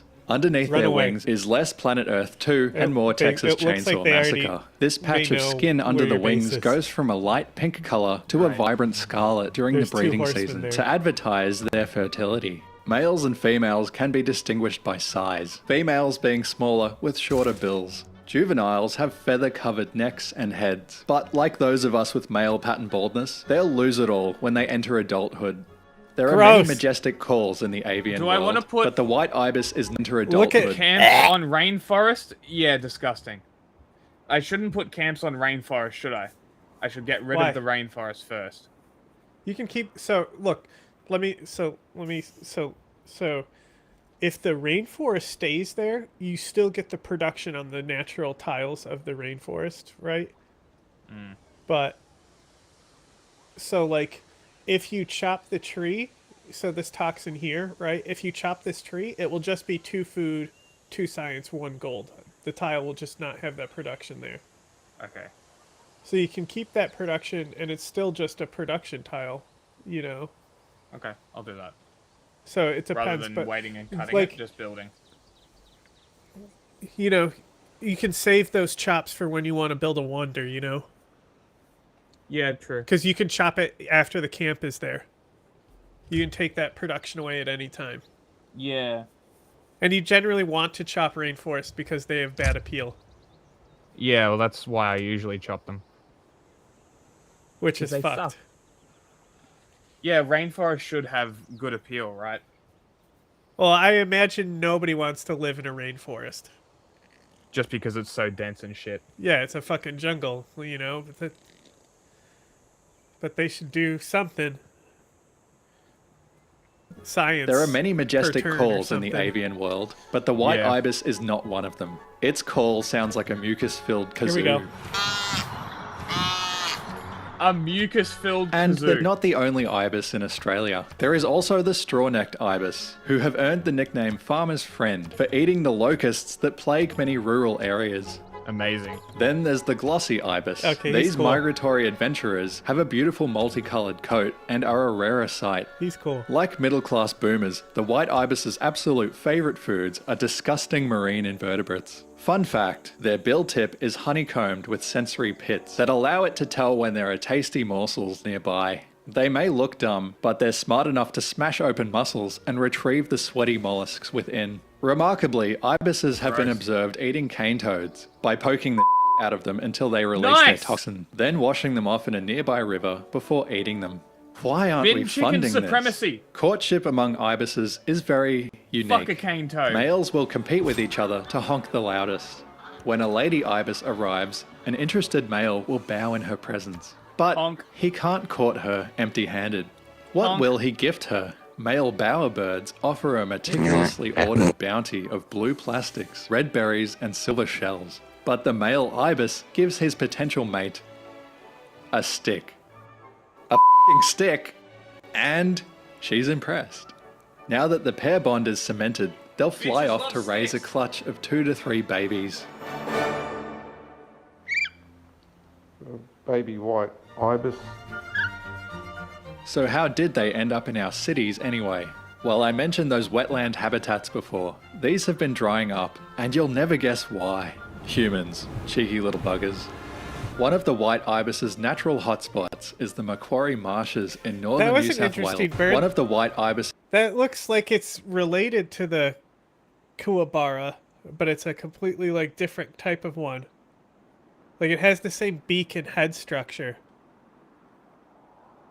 Like I think it even has the forked downward beak there. This bird on the screen.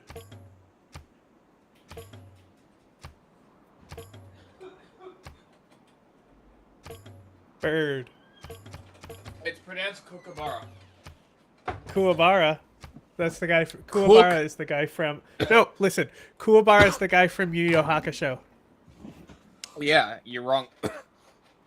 Yeah, that's why I'm saying it though. I'm just joking around. Look, you see that? Fair enough. Which bird?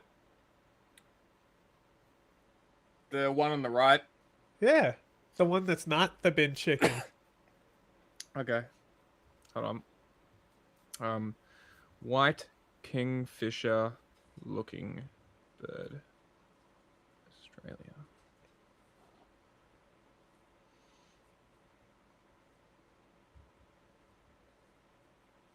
Like he's got that spear, you know. He probably fucking spears little fish. Mm-hmm. He's white because the fish have a harder time seeing it. I don't know. That's just a hypotenuse. See, the joke is hypotenuse isn't what a hypothesis is. See, I'm saying the word wrong. That's the joke. His natural hotspots is the Macquarie Marshes in northern New South Wales.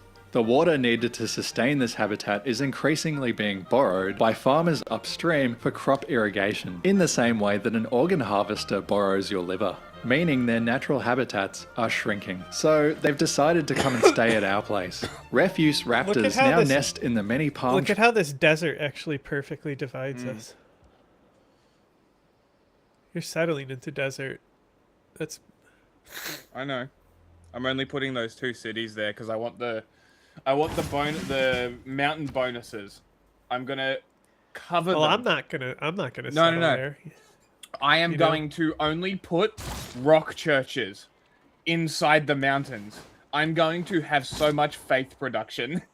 It's going to be insane. I am very excited for it. That give our cities that reject shop California look, and they've exchanged their diet of yabbies for one of pizza. Bin chickens are often found foraging around parks, tips, and of course, bins. They will often pinch food from tables and even out of people's hands. However, it's this spunk that's won over part of the population. Oh, he's a little cheeky. I think as Aussies, we naturally root the underdog. There was supposed to be a 4 in that sentence. We can't help but like the ibises, even if they cause a little mayhem and smell like someone peed on a sock. Nonetheless, their antics have rubbed some people the wrong way. Many ibises in the Botanic Gardens in Sydney were sadly culled after tourist complaints in 2006. Wished the local council was culling more pertinent pests. You know, rabbits, foxes, Humans. Ford Ranger drivers. We're in a weird situation where ibises have become overpopulated in urban areas but endangered in their natural habitats. The waste that we leave in bins and landfill has caused tip turkey numbers to soar. A potential solution in Victoria was to move a fraction of the huge numbers in Healesville Sanctuary to Sale to avoid overcrowding. But after a few days, the birds just came back. Once a bird gets a taste for chips, it changes them. An interesting note on their migration patterns is that the rural and urban populations regularly intermingle, which lowers the chances of genetic disorders and disease. While they are considered a nuisance for their bin banditry, it's truly astounding that a wetland bird has habituated to living in the heart of our cities, and we really should appreciate them for their adaptability. At this point, you may have suspected a certain bias in this video. I'm not gonna lie, I love these birds. The ancient Egyptians also revered the ibis as a totem, immortalizing their iconic shape in stone. In a similar way, we venerate them too through 21st century hieroglyphs, memes. Their recognizable silhouette and cheeky personality has solidified them as a cult classic. Love them or hate them, they're adapters. And if not our affection, they at least deserve our respect. That'll do, Chook. That'll do.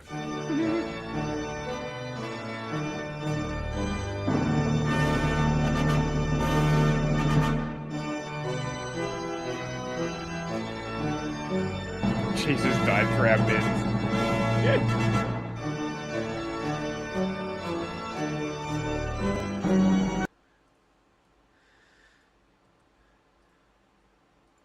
Am I taking? No, I got it. I just don't feed in a new tab. I'm gonna get it.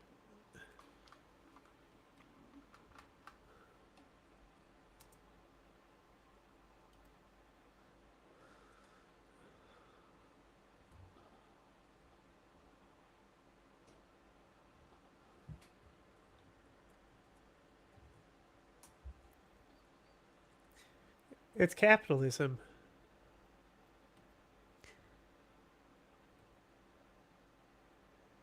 Nope. That's the wrong button.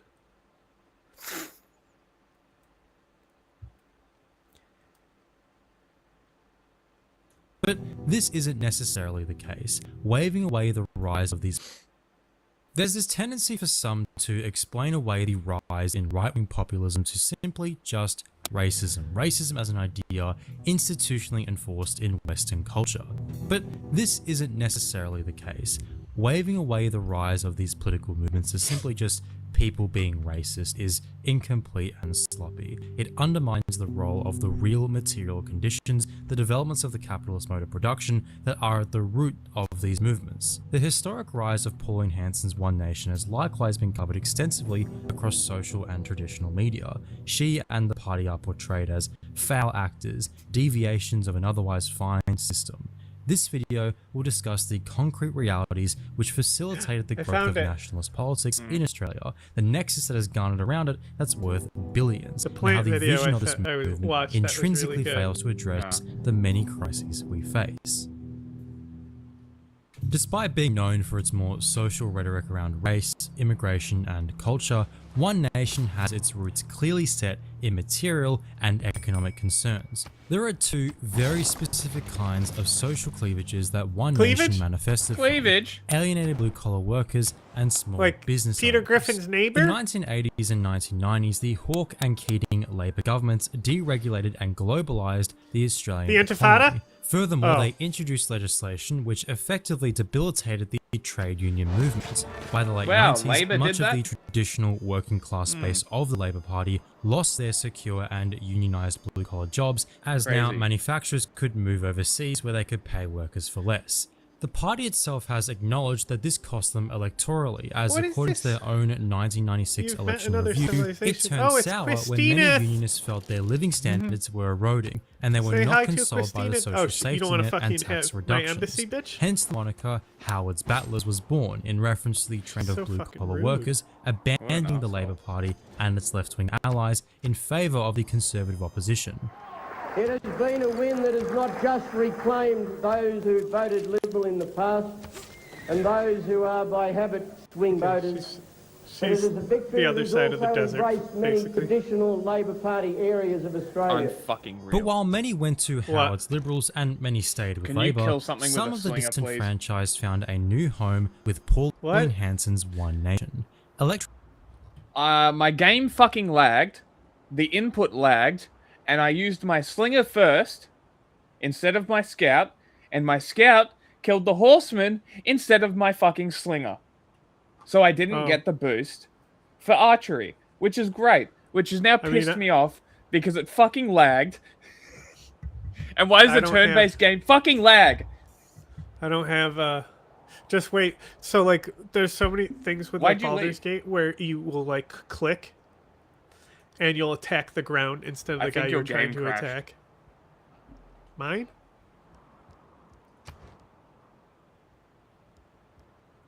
It said you're the last player.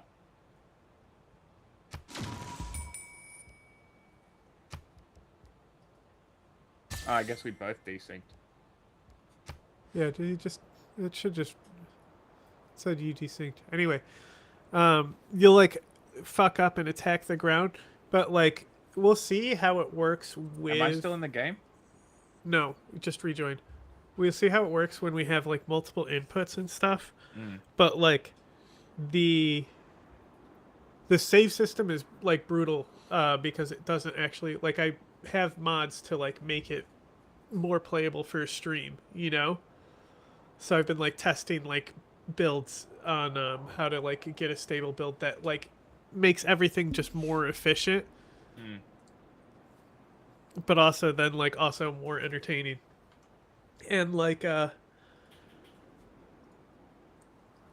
it's so fucking annoying because the only thing, like, we could possibly do if there's, like, a major misclick is hope that we pressed quick save. But I do have it where it will autosave every 10 minutes. So, but the thing is sometimes just saves break and you have to reload past saves. So, like, even with the savings, it doesn't necessarily eliminate all the tediousness that will happen with the game. Mm. You might have to completely restart. What, is it not letting you join? I'll let you know. So, hey, joining.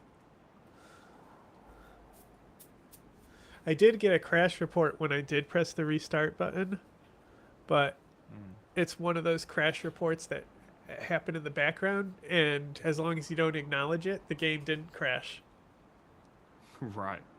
You know? Those are the best kind of crashes. On the periphery of regional urban centres, characterised by large numbers of blue-collar workers, small Aboriginal populations, Gotta vote and in the high polls. unemployment, were most Pokemon, likely go to the support poll. Hanson. It would be a big mistake, though, to characterise One Nation as some kind of working-class party. The dominant class within One Nation is small business owners, small landholders, the petty bourgeoisie. The petty bourgeoisie are, as a class, in a uniquely unstable position. They are motivated by the fear of becoming the working class that they often employ, that being having to sell one's labour power to make a living.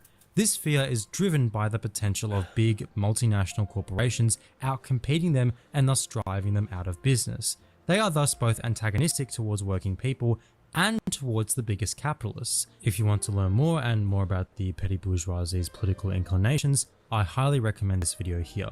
As mentioned, the welcoming of global capital into the Australian economy heightened the anxieties of local small businesses.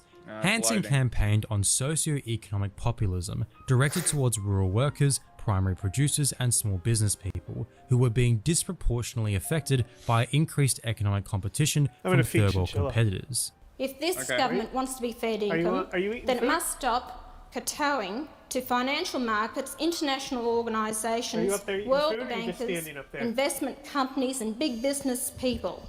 These otherwise oppositional social classes have, however, been united discursively behind one nation. The party's discursive construction of the other, Muslims and migrants more broadly, provide a racialized scapegoat as the cause for social and material distress. This scapegoating reduces or denies the complexities of neoliberal market reform, the exploitative processes of the global economy, and class struggle to a simplistic demonization of the other.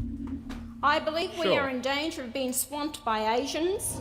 You will hear Pauline Hanson and many of the other populist, nationalist far-right types talk about cosmopolitan elites or soulless multinational corporations, but they will only talk about, in a rudimentary sense, capitalist social relations insofar as it can be used to demonize the constructed other or outgroup. Take migrants, for example. The populist right will go on and on about how immigration is driving up housing unaffordability and driving down wages, and it's being done to grow the profits of the disconnected and insulated global capital. That Australian culture and way of life is being taken away from the people by the elites who are importing masses of foreigners that will replace this nation. Using outgroups like immigrants allows the populist right to invoke a criticism of the profit motive without actually challenging it, for they are still, albeit local, capitalists. Here is an example of Hanson denouncing policies which would objectively make housing more affordable, but would impede on the profits of local developers and landlords. The call for rent freeze will, without any doubt, force landlords out of the market and reduce the availability of rental properties even further. Their call to get rid of capital gains and negative gearing will suppress property investment and also reduce the availability of rental properties. The party seeks to bind together the local elites, petty bourgeois, and certain sections of working people who otherwise have disparate and contradictory interests. Interests which can be vaguely smoothed over if we simply just return to what was supposedly taken from Australians if we all reunited under one nation. Of course, it's a faulty narrative. The economic insecurity that underpins the rise of Pauline Hanson's One Nation in the late 90s came after decades of endemic conflict between unionised workers and Australian capitalists. Australia's most tumultuous industrial conflicts, whether it be the 1890s Great Strikes, the 1912 revolt in Brisbane, the 1917 General Strike, the 1969 General Strike, were all the results of workers and capitalists violently clashing, who were supposedly united by a shared culture and under one single nation. This attempt to unify antagonistic classes remains present today. Recent polling shows that One Nation's biggest support bases are both low-income high school dropouts, people who live in the regions, and the wealthy with salaries upwards of $200,000. But while the party desperately tries to retain its working class credentials, common man imagery, uniting the battlers under the same nation, for years now, the cracks have been showing. As mentioned, the criticisms of global capitalism and capitalists put forward by nationalists are vacuous, empty, and void of any substance. While local and global capitalists are often at odds, they do share something more fundamental in common: the subjugation of working people. Saka Archer. Furthermore, They're really Africans want to work, and its workers are willing to work for less than $2 per Shut day. up, fatty McFuckface. Such statistics make me worry. Fucking Gina Reinhardt do you still need cunt. that slinger tech? Hmm? Do you still need the slinger tech? Yeah. Okay, you should. So, how much is the slinger to buy in the capital? I don't have enough. Yeah, I'll give you money. If Like it I have helps a contribute slinger. to the tech boost you Like need. I have a slinger right here. Yeah, but the Saka Horse Archer will take 2 slingshots, so it's just I'll give you gold to buy one, so you can ensure that you'll hit it next turn, and this horseman won't do any freaky shit, because they may fade you. Like you'll do damage, and the Saka Horse Archer will switch places with the Cav. Yeah. You know how much you need.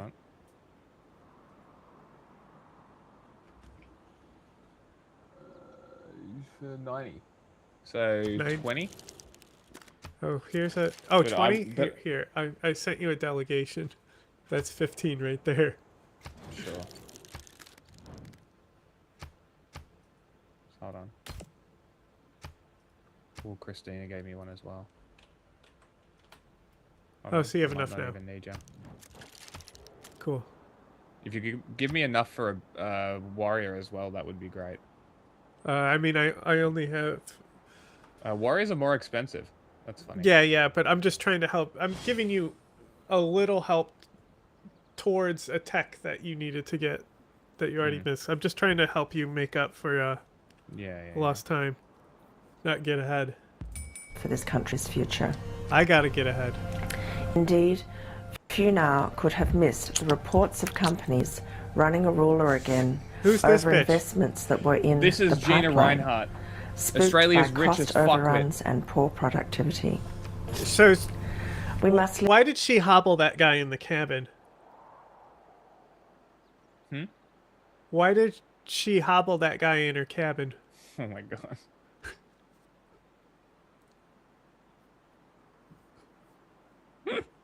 She sounds just like her. Listen to the reports from China that Australia has become too expensive to invest in. That is Gina Reinhardt, Australia's wealthiest billionaire and one of Pauline Hanson's closest and most important supporters. She's flown out Hanson on her private jet on numerous Dirty occasions cunt. and has attended One Nation fundraising events with other wealthy donors. In that video, Reinhardt was complaining that Australia might become uncompetitive on a global stage because Africans are willing to work for less than $2 a day, whereas Australians demand higher wages. Essentially, according to Reinhardt, in order for the Australian economy to grow and do well to retain local industry, wages have to fall dramatically. Sounds awfully convenient for one of Australia's biggest capitalists. In the post-war golden age that nationalists love to romanticize, it was because of the union movement, not some benevolent nationalist state, did the conditions of working people improve. Specifically, the most ardent and ambitious unions were led by socialists and communists, who often got into conflict with the nationalists of their day. Back then, everything from wages, retirement, healthcare, etc. were secured by explicit working class organizations that struggled against local and global capital alike. One Nation and its wealthy benefactors therefore want to kind of return sending to a over, but period there's where kind of like a local mountain capitalists range weren't between threatened us. by global multinational corporations. But because they're still bourgeois, they still hold that contempt towards the organizations that actually did improve the conditions of working people. Here, the mining and energy union have documented Hanson's anti-worker and anti-union voting record. Thus, the scapegoating and targeting of marginalized groups She like literally immigrants votes is the deliberate against the attempt worker. to reduce or It's deny insane. the complexities of neoliberal market reform, the exploitative processes of the global economy and class struggle, to a simplistic demonization They target of the idiots. other. So, why now? Why is One Nation surging in popularity only now? Some initially suggested that the chaotic decline of the coalition has thus translated into support for One Nation. This is generally true historically, but the degree to which One Nation has grown probably suggests something more. Like its inception, the rise of One Nation today is caused by anxiety underpinned by economic insecurity, and the presence of a far-right political nexus or an ecosystem of media, politicians and elites. The missing link Cochrane and Naveed 2012 contends comes from an interaction between economic misery and far-right rhetoric that turns citizens against immigrants. A poor economy predisposes citizens to accept the framing by far-right elites of the immigration issue.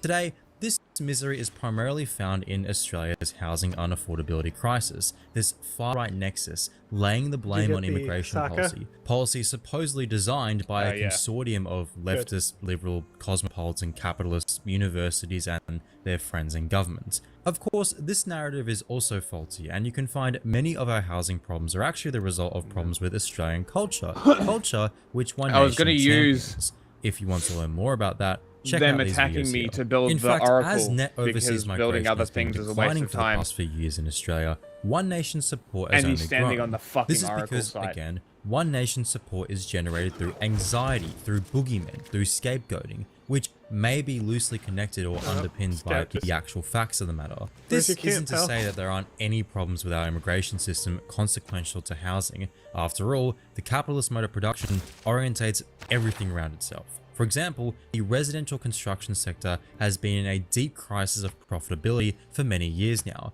construction firms with negative cash flow have dramatically risen since COVID, coinciding with a falling profit rate. Since the 1990s, productivity in construction has Okay, my fallen by warrior's 53%. coming back already. I As didn't put get by very Wright and close, McLaughlin but I in was sending him, but 2023, I just the got residential scouted, so construction I'll need industry mine is back plagued here. with market fair failure caused by marketization and industry fragmentation, i.e. neoliberalism. Immigration has helped Pillaged my smooth shit, over too. market failures in construction, but What a as cunt. put by the researchers, using immigration policy to remedy deficiencies in the system can thus be an effective short-term fix, but if this becomes a permanent solution, Don't worry. it may serve to My further scout is deepen back existing to back me institutional up. failures. But this crisis of profitability endemic to the make residential all the construction difference. sector and building bosses subsequently perpetually relying on finance capital and immigration isn't something the far right is particularly interested in. It requires a more substantive and principled critique of the capitalist mode of production than simply just demonizing immigration. It requires looking at the very fragmented residential construction sector dominated by small to medium-sized firms, which one nation draws much of its support from. You can't come to this conclusion, you can't make these arguments, you can't come to these realizations with the framework as vapid, as empty as Australian nationalism. You will never find the answers, you will never find solutions, genuine solutions to our housing problems, to our broader economic problems in one nation. Fuck you, horsey. I want to finish this video with a brief synopsis of Cunt. the section containing discontent in Chapter 8 of Philip Griffith's PhD thesis, The Making of White Australia, Ruling Class Agendas 1876 to 1888. Griffiths discuss how working people and trade unions campaign against companies importing Chinese migrants, invoking explicitly racialized rhetoric that would later formalize into the White Australia policy. Through the 1870s and 1880s, mainstream media and politicians would uncharacteristically support these unions striking against companies trying to employ migrant labor. In fact, politicians would, through legislation, make it harder for Chinese people to come to Australia, which earned them direct praise from the union movement. But it was these same politicians who explicitly colluded with local capitalists who would then turn around and violently suppress striking workers who weren't campaigning on these clear racialized lines. As put succinctly by Griffiths, the end result was that working class people voted for a government that would round up striking workers and send them in chains to an island prison. Like their predecessors, nationalists today will preach to the working class about national and cultural unity only to violently reinforce capitalist social relations, but this time in favor of a racially or culturally homogenous elite. Let's not repeat their mistakes and trust them again. Hi guys, welcome back to Two Worlds Collide podcast. On today's episode, we have Pauline Hanson. And this guest definitely does not need a lengthy introduction. So let's get straight into the episode. I hope you guys enjoy. She's a cunt. Nah, yeah, I mean, you had Heston Russell on yesterday. You know, let's not say this. You think if no, hang on. I want to genuinely like okay, if did you see that guy whose his stand-up comedy bit is about him creating like a fake website and like getting tight with like some governor or senator? Yes, I did see that. You may have sent it to me. So like if you had that where you got in, you could easily gaslight her into saying to an interview, and we sat down to interview her, you think we'd just go like me, an American, right? It would throw her off guard if I cast the opening question is, why are you such a cunt?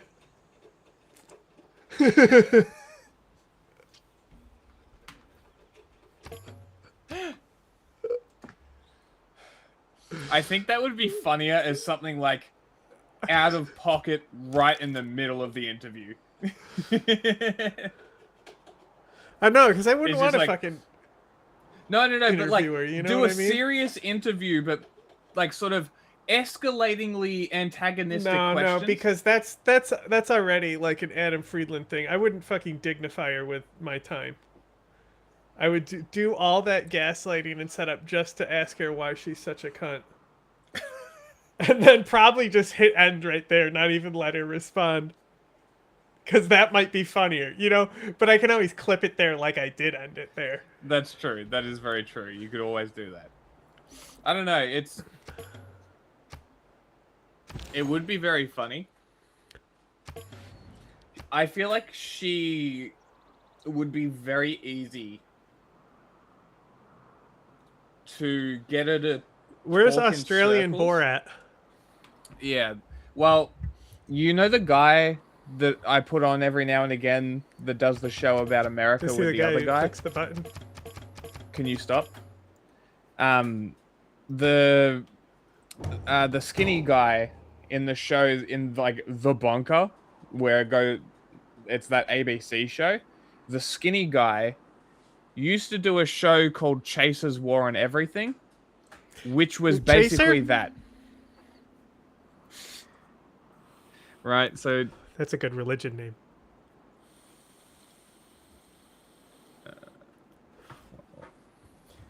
I'm not hoe.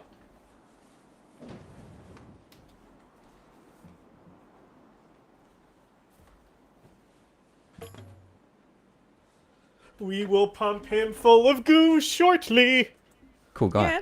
Yeah, he's He's like a he was a creepy great, crawler. very very intelligent man. Made out of very goo. very intelligent. He's we don't have to watch this, by the way. I did a selection course with him.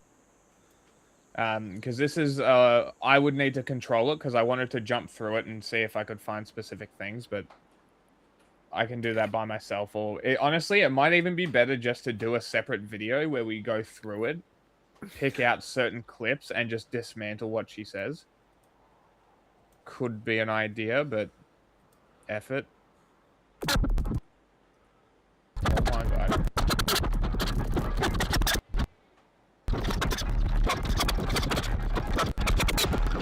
No, we're not done yet. What is happening?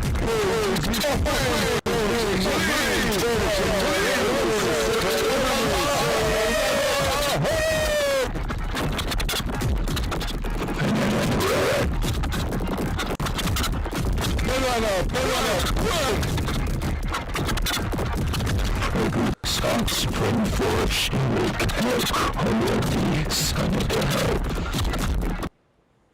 This is called Banana Bread Day. Great. 2 views. Posted 4 hours ago. 0 comments. Incredible. I'm How did writing, you find this? Fuck yeah. I'm subscribed to them. What do you mean?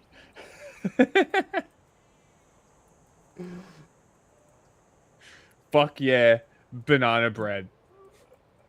That's what I'm writing. That's literally what I wrote. Fuck yeah, banana bread. Amazing. Okay. Did you send me what you want next? I've got a couple. So that was the intermission. There's this one. Oh, nope. That is what I said before. Hold on. Copy clean link. That one.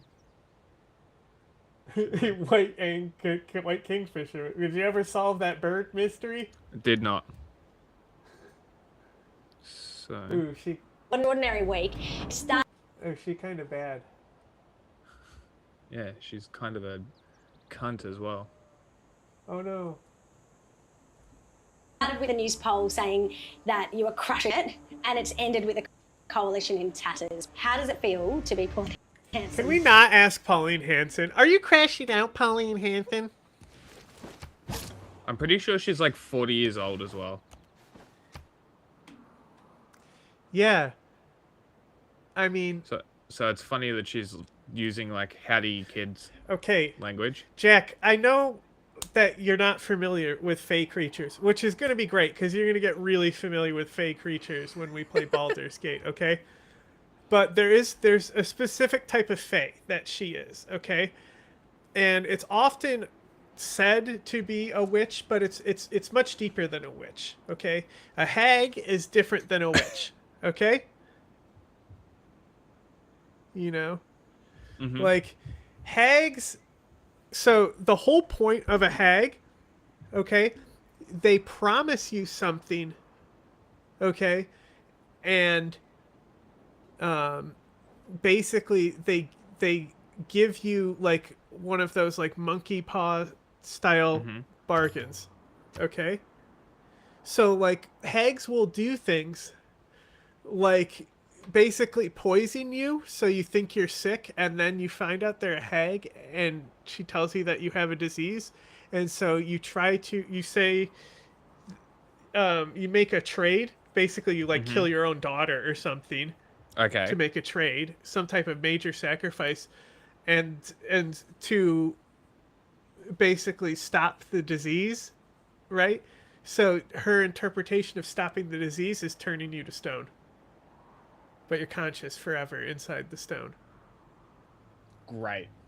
Right? But she made you sick to begin with as well. Right? Oh, so it's like fascism where they're makes the problem they're a and solves you specific the type of solution. fey creature. Okay? That like it's the classic like Midas touch parable where there's a downside. There's no way to get one up. Yes. On a hag. Nope. Again, not what a real witch. Witches are different than hags. I believe witches often are. It depends on how weird you are, but like I think often it's more looked at they have covens with Satan. But I guess you could have a coven with any type of evil creature. Power. But hags are not human. They don't have covens. There's just the one. And like maybe her sisters, like because they'll all be sisters with each other, They're not, but they're like an extremely devious type of fae that specifically like you ask them to tell you your future and they'll make it so the rest of your life you see your own corpse rotting and that's all you can see for the rest of your life. That's great. And then also you make some type of sacrifice to get the deal too. Right? So just like her, awful. She's lying to you. She's giving you a disease. She's lying to you about the cause of the disease, and now she's claiming to be selling the cure. That is a hag. Okay? You're talking about Pauline Hanson. Yes. Yes. Okay. Great. This isn't just like comparing them clarification. to stone face, like the gnome girl who I said had a face made out of stone. This is, like, I think I'm starting to believe in my ancestral magics here. Actual fairy tale thing. Yeah. Actual hag. I don't know that's just like the modern origins of hag, because like obviously with Dungeons and Dragons and Tolkien, a lot of the stuff was like set in stone. You know, like elves in some lore are like not how we would think of elves. They're like gross little impy guys. More like a goblin. Thick, short stack. People cannot lose their opinions. In Indigenous Australian folklore, there are figures similar to hags, such as the Yowie, which is often described as a large ape-like creature, which is more like Bigfoot. Additionally, some stories feature female spirits or beings that embody characteristics similar to hags, often serving as warnings or protectors within the cultural narratives. Yes, I want to know what those are. So let's put it into Google.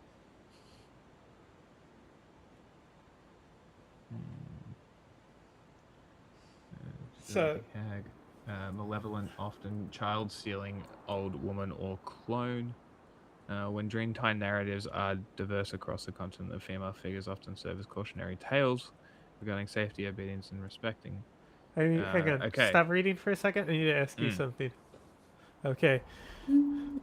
Can I show you a very, very small spoiler for one specific character in Baldur's Gate?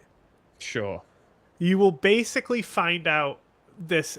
You find it out basically right away too. Like you maybe have the chance to talk to her once. Half the Okay. time, people won't even find her before you can like already in the like later part. Okay. Okay, ready? Okay.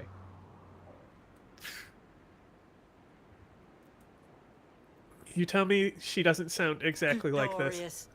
One moment, and she needs her real nails for glorious. One moment, and she needs her real nails for this.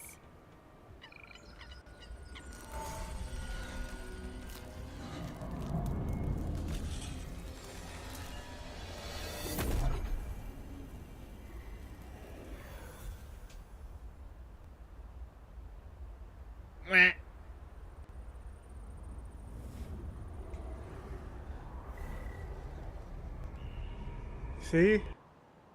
Okay. Where's the video? So hag coded. Okay. So here's some indigenous stuff that might work. Old woman entrusted to watch over children instead of protecting them. She swallows them and attempts to escape, representing... Okay. Associated yes, with... hags like to eat children. babies. They love to eat babies. Well, babies taste the best. Yeah. So that's kind of the thing. Is like Baba Yaga is probably more of a hag than a witch. Yeah. And this is like modern. So like it's just like these are just generalized fantasy rules, you know? Like you can do whatever you want, but like just like how there's generalized vampire lore that like we all accept. Yeah. You know? Like Jack, give me a vampire fact. They can't go outside in the sunlight. There you go. Wow. So that's what I'm talking about. So like once you know what the conventions are, then it's clever when you subvert the conventions a little bit. Be like, this is my different vampire story. You know, and like a movie just like this, like a different kind of vampire story could be on the movie poll right now, dear viewer, and only your vote will have their voices heard. Okay, here's one that might work for Pauline Hanson. Okay. It's called a York, Y-A-W-K, right? While often described as mermaid-like spirits in Arnhem Land, they're not purely benevolent. They are younger water spirits, green hair made of algae, who are feared by children because they are believed to drag people underwater and drown them. That could work. Yeah, she's trying to attract people to drown them. I think what happened. So the thing is, this is what I'm saying, Jack. These are different things. These are like cultural folklore and not like generalized monsters, you know? That's true, but I'm trying to find something. You know, when I more say somebody's a localized. troll, I'm specifically talking like a specific type of mythical creature, you There's know? a troll in the dungeon. A specific fey kind. You know, and all I'm saying is that those things existed, like that spirit you just read about, read about. That exists because it scares children from getting too close to a river that they don't know is flowing fast and drowning. That's why they exist. But see, the fey creatures exist for our amusement because they're not real things or part of any actual like folk culture. It's a modernized cinematic universe that we can all experience by acknowledging that she is a literal mythical creature. Picked that with these laws that they're putting out there and concerns me. Overreach by government. People's freedom of speech is more important to them. What self-respecting politician votes for that? They're clearly not voting according to their conscience. So I don't think there should be hate speech laws at all. I think there should be laws that prevent speech that incites violence. We already have those laws. Correct. We already have it. They could have done something about it, and they haven't. For the first time, I really thought, well, these could be the laws that get me in jail. Sorry, you can't back down. The same as me. I can't back down from what I believe in just because some laws have been in place. Don't sit back and whinge about it when it may come knocking on your door one day and you're affected by it. Tell me about Hey, Pauline. wearing the burqa. Pause it. So I thought, well, Pause it. if you don't want to ban the I'm just curious. When you said that there, quote, are no good Muslims, okay? Why are you whinging? Stop bitching. You just said that you don't want to back down. So why are you complaining when the fucking laws are coming for you for doing the thing it said not to fucking do? Stop bitching. Take it on the chin. Man the fuck up. You want to be a fascist leader? Go to jail and write Mein Kampf in jail, you fascist fuck.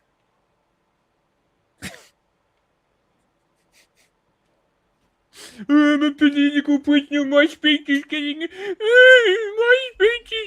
taken. Literally, the biggest platform in the country, openly spewing racism. Okay. I need to say something for anyone listening and interested in the movie poll. Okay? I stopped We took putting... the freedom of speech away. Correct. I stopped putting what languages stuff was in just because shit needs to be cycled out, and it's like, you know, certain stuff wasn't being picked. So I just want to say, much like with Seventh Seal, I didn't put what language it is.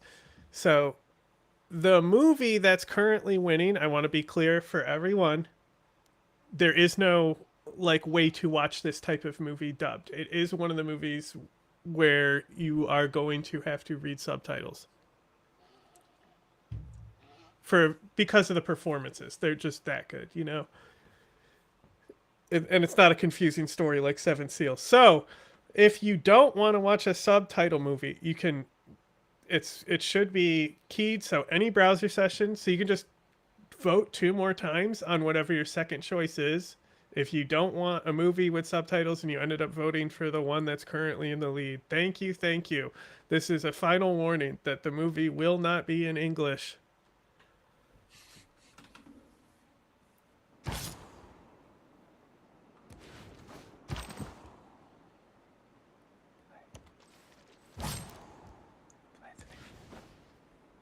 burqa? Burqa? Burqa. Why do we become politicians? Is to be a voice for Hey, the people. Pauline, why If have you can't owned a be up burqa and for a honest with decade? yourself, what you truly believe in, and you've got to pass legislation, you know in your heart it's not the best for the country or people, then you have to stick with your conviction and don't vote for it.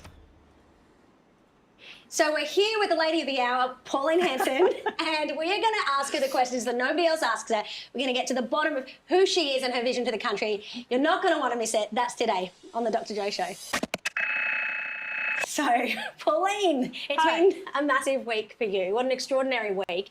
It started with the news poll saying that you were crushing it, and it's ended with a coalition in tatters because they supported Labor's hate speech laws. The Liberals did. How does it feel to be Pauline Hanson? No different to how I have been previously. I think... Check, look at me. She's like, how does it feel to be Pauline Hanson? Well, to be honest, that skin's a little tight. Just starts molting. Nice, you know what it reminds me of? Men in Black. The guy who gets taken over by the fucking roach. Yeah, but he doesn't molt. A fucking actual but he does human being molting would be he does fucking terrifying. Like, she pulls her skeleton out and then it reforms her skin around her bones. That's some Mortal Kombat fatality shit, bro. Somebody should write that down. Fucking hell. In many ways, I feel vindicated, especially the poll so that's come annoying. out. I feel People vindicated. saying, you know, well, she warned I us was about right. this. She's been telling us this. She's a person of I'm pretty great. conviction. She I'm sticks Pauline with what she says. Cuntface. I don't, you know, flip-flop all over the Flip-flop. place. Even They're with the called hate laws, thongs, I idiot. think I really tuned into it about That was an people's freedom of Australian speech joke. is That's more great. important to them. People cannot lose their opinions, and I think, I picked that with these. You know what? I think some people should lose their opinions. I think certain people don't have a right to have an opinion. Like, generally, also, if you're learning things, generally, opinions change.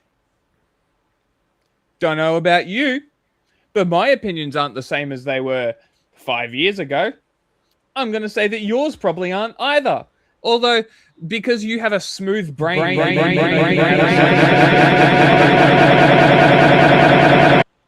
Sorry.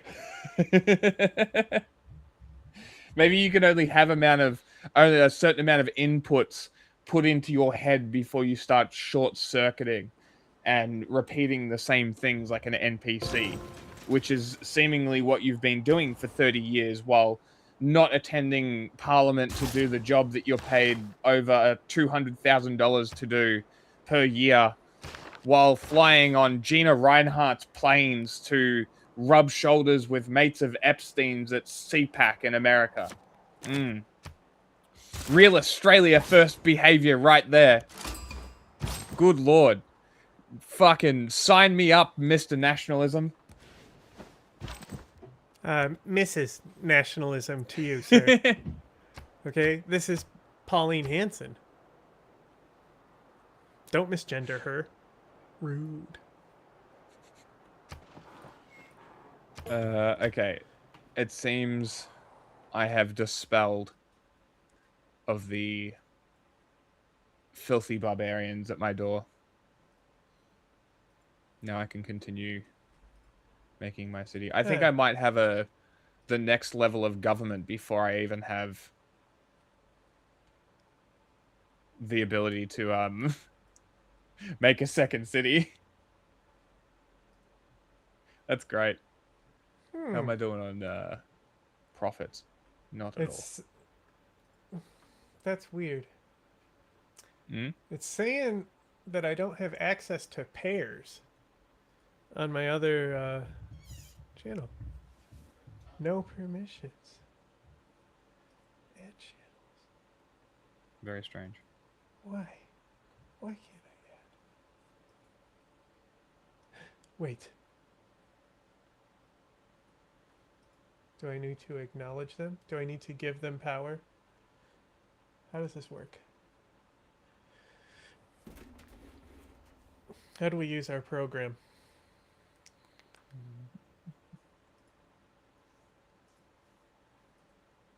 No.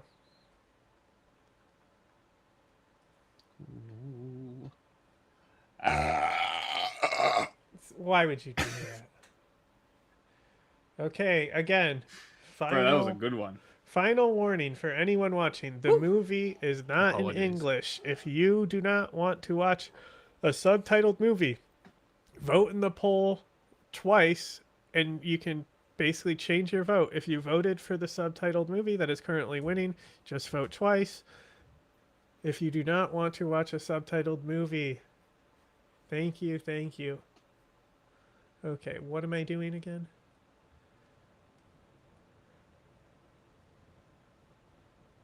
Maybe it's not letting me pair because they fixed the glitch where you could basically just add a bunch of channels if you pair accounts together.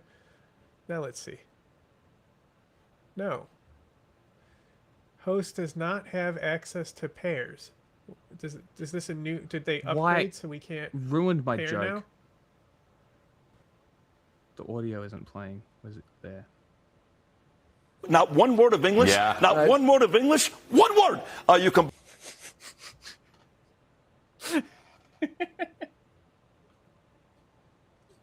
Play the video.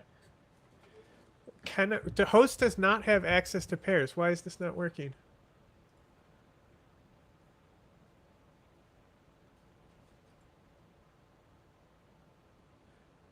Did they make it so we Because can't you have pair to now? be... No, you have to be on the guest channel. I am. I'm trying to. This is my other. This is my Bong Slut browser. So, are you logged in on StreamYard or Restream? I'm working on it. No, but it should. This always worked before. Are pyramids civ-wide? Yes, it's all builder charges. Did I fuck up?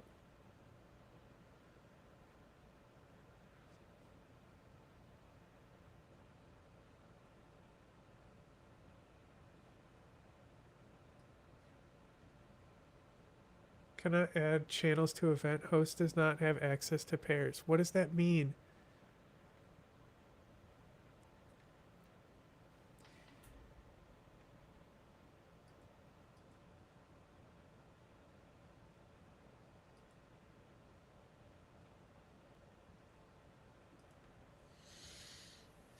Okay, let's try this. Is this any different?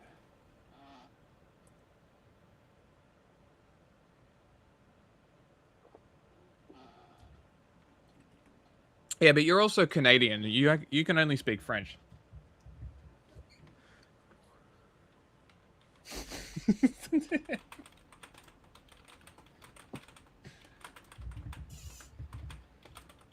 If they fucking made it so you have to pay for more to get the pairing feature, I'm going to be kind of annoyed. But there's other ways to do this. That was just the good way. Mm-hmm.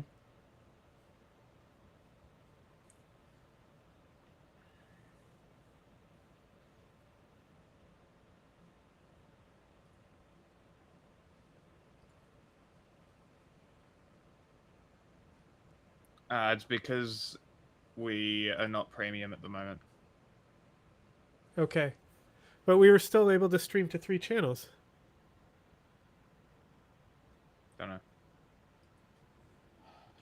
And it didn't put the Restream logo on our stream. I don't know.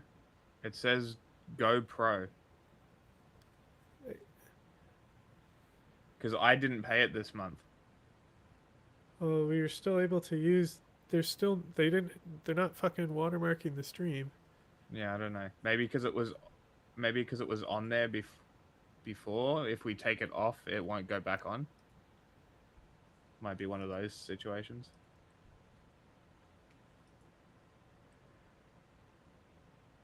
Yeah, see, we're on a free plan at the moment.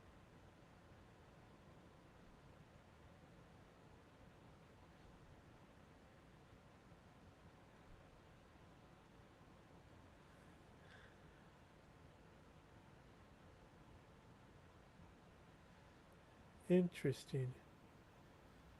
Interesting.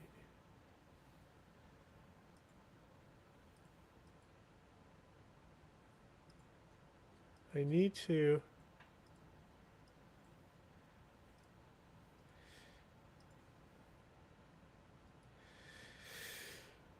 Ooh, okay, so... Gotta figure out how I want to do this. Just use another stream to start the stream. Start the stream on the channel. Yeah, so do the same thing. that's what I'm doing is I'm starting the Bong Slut stream. So on a we separate can, window through Restream. So we can rate it. I don't understand you, Swedish woman. Speak English. Here, and I'll send you the link for that. That they're putting out there and concerns me. Overreach by government. I said it was a because that's the studio I'm going to share from. So yeah, but we're going to be able to watch it anyway because you're just going to screen share it here as well, right? I guess no, we'll have to go there. Well, that's the point, is that I want it screen shared on that alternate channel. Okay. Well, once the channel's made and shit, we'll rate it and then we'll shut down here.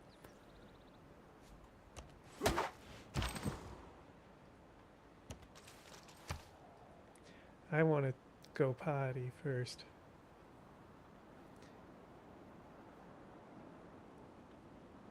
I want to go high.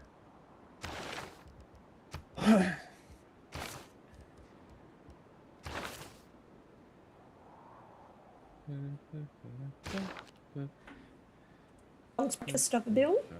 So it's been, you know, a very interesting week.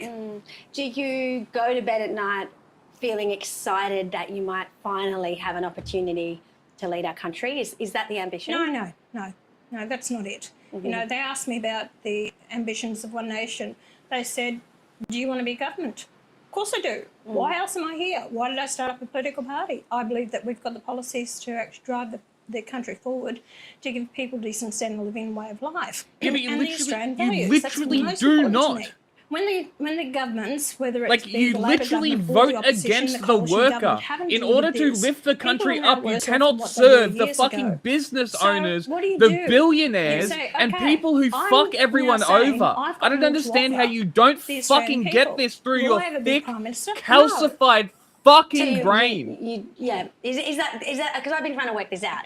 For you to be Prime Minister, you'd have to have a Like, majority you in the House of literally Representatives. believe the I have same to win shit the for Senate, 30 I'd have to win the years. White House seat. I'd have to win that seat. Yeah. I'd have And to for get 30 majority. years, you And I'm have being been honest. told I that know you were a age is fucking problem. idiot. Right? So I'm And being only realistic now, about when it. the But I average think in intelligence has future, dropped One to Nation your has the level, opportunity, are people to coming do it. around to be like, But you you know can hold what? the balance The of power. Is person that what who's you're been shooting saying for? the Most same definitely. thing We for have. 30 But years, but it that also means person that is we could be correct. The opposition. Yeah, you could have more That's numbers it. than the Liberals. in that. Correct. Yeah. Would So the you next form a coalition with the Nationals, with the Liberals? Would you? She already you know, is. Is Joanna, that I'm not going to Half put the Liberals have political jumped force. ship. I think that's it'd be immature of me to actually say that. These are only polls taken on a small number of people, and you can't just base your whole everything on At that. least she's a little bit grounded about the fucking the guy on results. the motorbike literally said, "I love you, Pauline. You got my vote." And honestly, comment after comment, orange is the new blue. That is what everybody's saying. I'm in this conservative chat, and people who never saw One Nation as the answer, they believed in the future of the Liberal Party. They've actually become members of your party. Because they're not listening to the people, grassroots Australians, and that's what they want. They feel forgotten. It's all about these politicians, what they have to do to maintain their jobs. She's literally But at telling you what times, she's you doing. really She's need just to say, okay, I telling might you use, what you want to hear. right out there. Why do we become Meanwhile, politicians? she's It's the taking voice of the Gina people. fucking If you can't be Reinhardt upfront and honest flights with yourself, what you truly believe and in, taking you've billionaire passed legislation donations knowing and your voting heart it's not the against best your for the country or the interests people, then you have to stick with your while conviction and feeding don't you vote for it shit. or vote for it. So, what do you think was going through This guy hates some planes. of those Liberals' minds when they voted for this legislation? Like, I don't understand what Andrew Hastie was thinking. He's put something out on social media saying that if the Liberals hadn't done the deal, the Greens would have with Labor, and it would have been far worse. So, the Liberals saved the country. But what's your take on that? I don't believe that. You know, sometimes you have to stand your ground. It's overreached. So now you're giving the power to the minister, and what he's saying, he can nominate or say who's a hate group. So if you've got someone, all right, say there's a radical that joined my party and they joined online, and I don't know that. Now, that person can be up for hate speech. That means that impacts my party, my membership. They can call me a hate Pauline, party. pause it. So therefore, you know, I'm going to be targeted. Running for One Nation candidacy. Let's see if this pops up. One Nation ambition at South Australian election. A test bed for Australia, expert wants. And of course it's the fucking... Hold on. Here we go. Convicted rapist runs as Pauline One Nation candidate. What about that, Pauline? You gonna put your weight behind that one? We'll see. Pauline Hanson's One Nation has hired a convicted rapist to run its federal election campaign. Sean Black, who, according to a Queensland judge, showed no remorse for his crimes when he was jailed in 2018, is now working as a party's campaign director at its Brisbane headquarters, which, if I'm not mistaken, Pauline, is the state that you are the senator for and where One Nation is centered out of. How about that, Pauline? Does that align with your pro-woman stance of being pro-life? Womanliness? Black has been handling applications for prospective candidates from around the country for the upcoming federal elections. Emails seen by the ABC show. Party sources said he was involved in interviewing, vetting, and relaying endorsements to candidates and giving them training and advice on hand to campaign. Oh, so teaching them apologetics is probably what that is. It also makes him a key strategist in the re-election bid by Queensland Senator Malcolm Roberts, who is, I believe, the Queensland leader of One Nation and somebody who used to work in the coal industry, and one of his biggest propositions is restarting coal. I can't imagine why. Oh my god. Wow. One Nation really voting for the fucking people, huh? Okay. Awesome. Queensland Senator people Malcolm who are Roberts, watching on YouTube, who you have to employed go here. Black as you have a to go media here. If advisor. you have to click the link on YouTube to go to the movie channel. If you are watching on YouTube, you have to click the link and to go to the movie channel. If you are watching on YouTube, you have to click the link to go to the VUV channel. The rest of you are about to join the raid. Well, fuck me if I wanted to clip this out, huh? We're already at the end of the stream. Like, you're not going to clip it anyway. Sure. You want to be here? It's a 2-hour and 30-minute movie. You want to be here all night? I literally said we're switching over. And you said, okay, once the other channel goes live.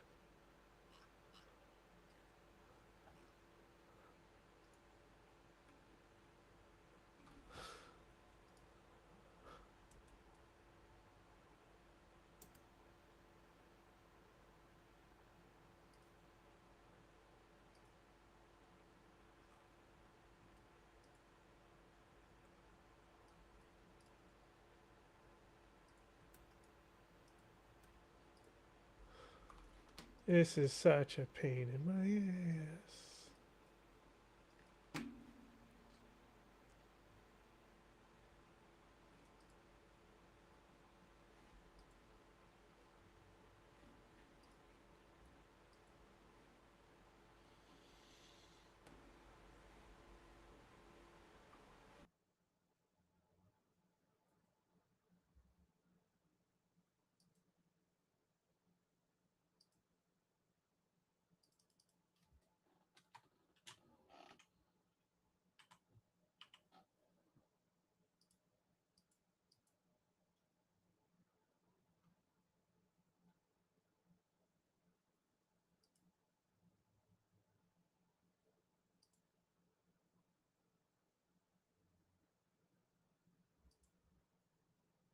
Okay.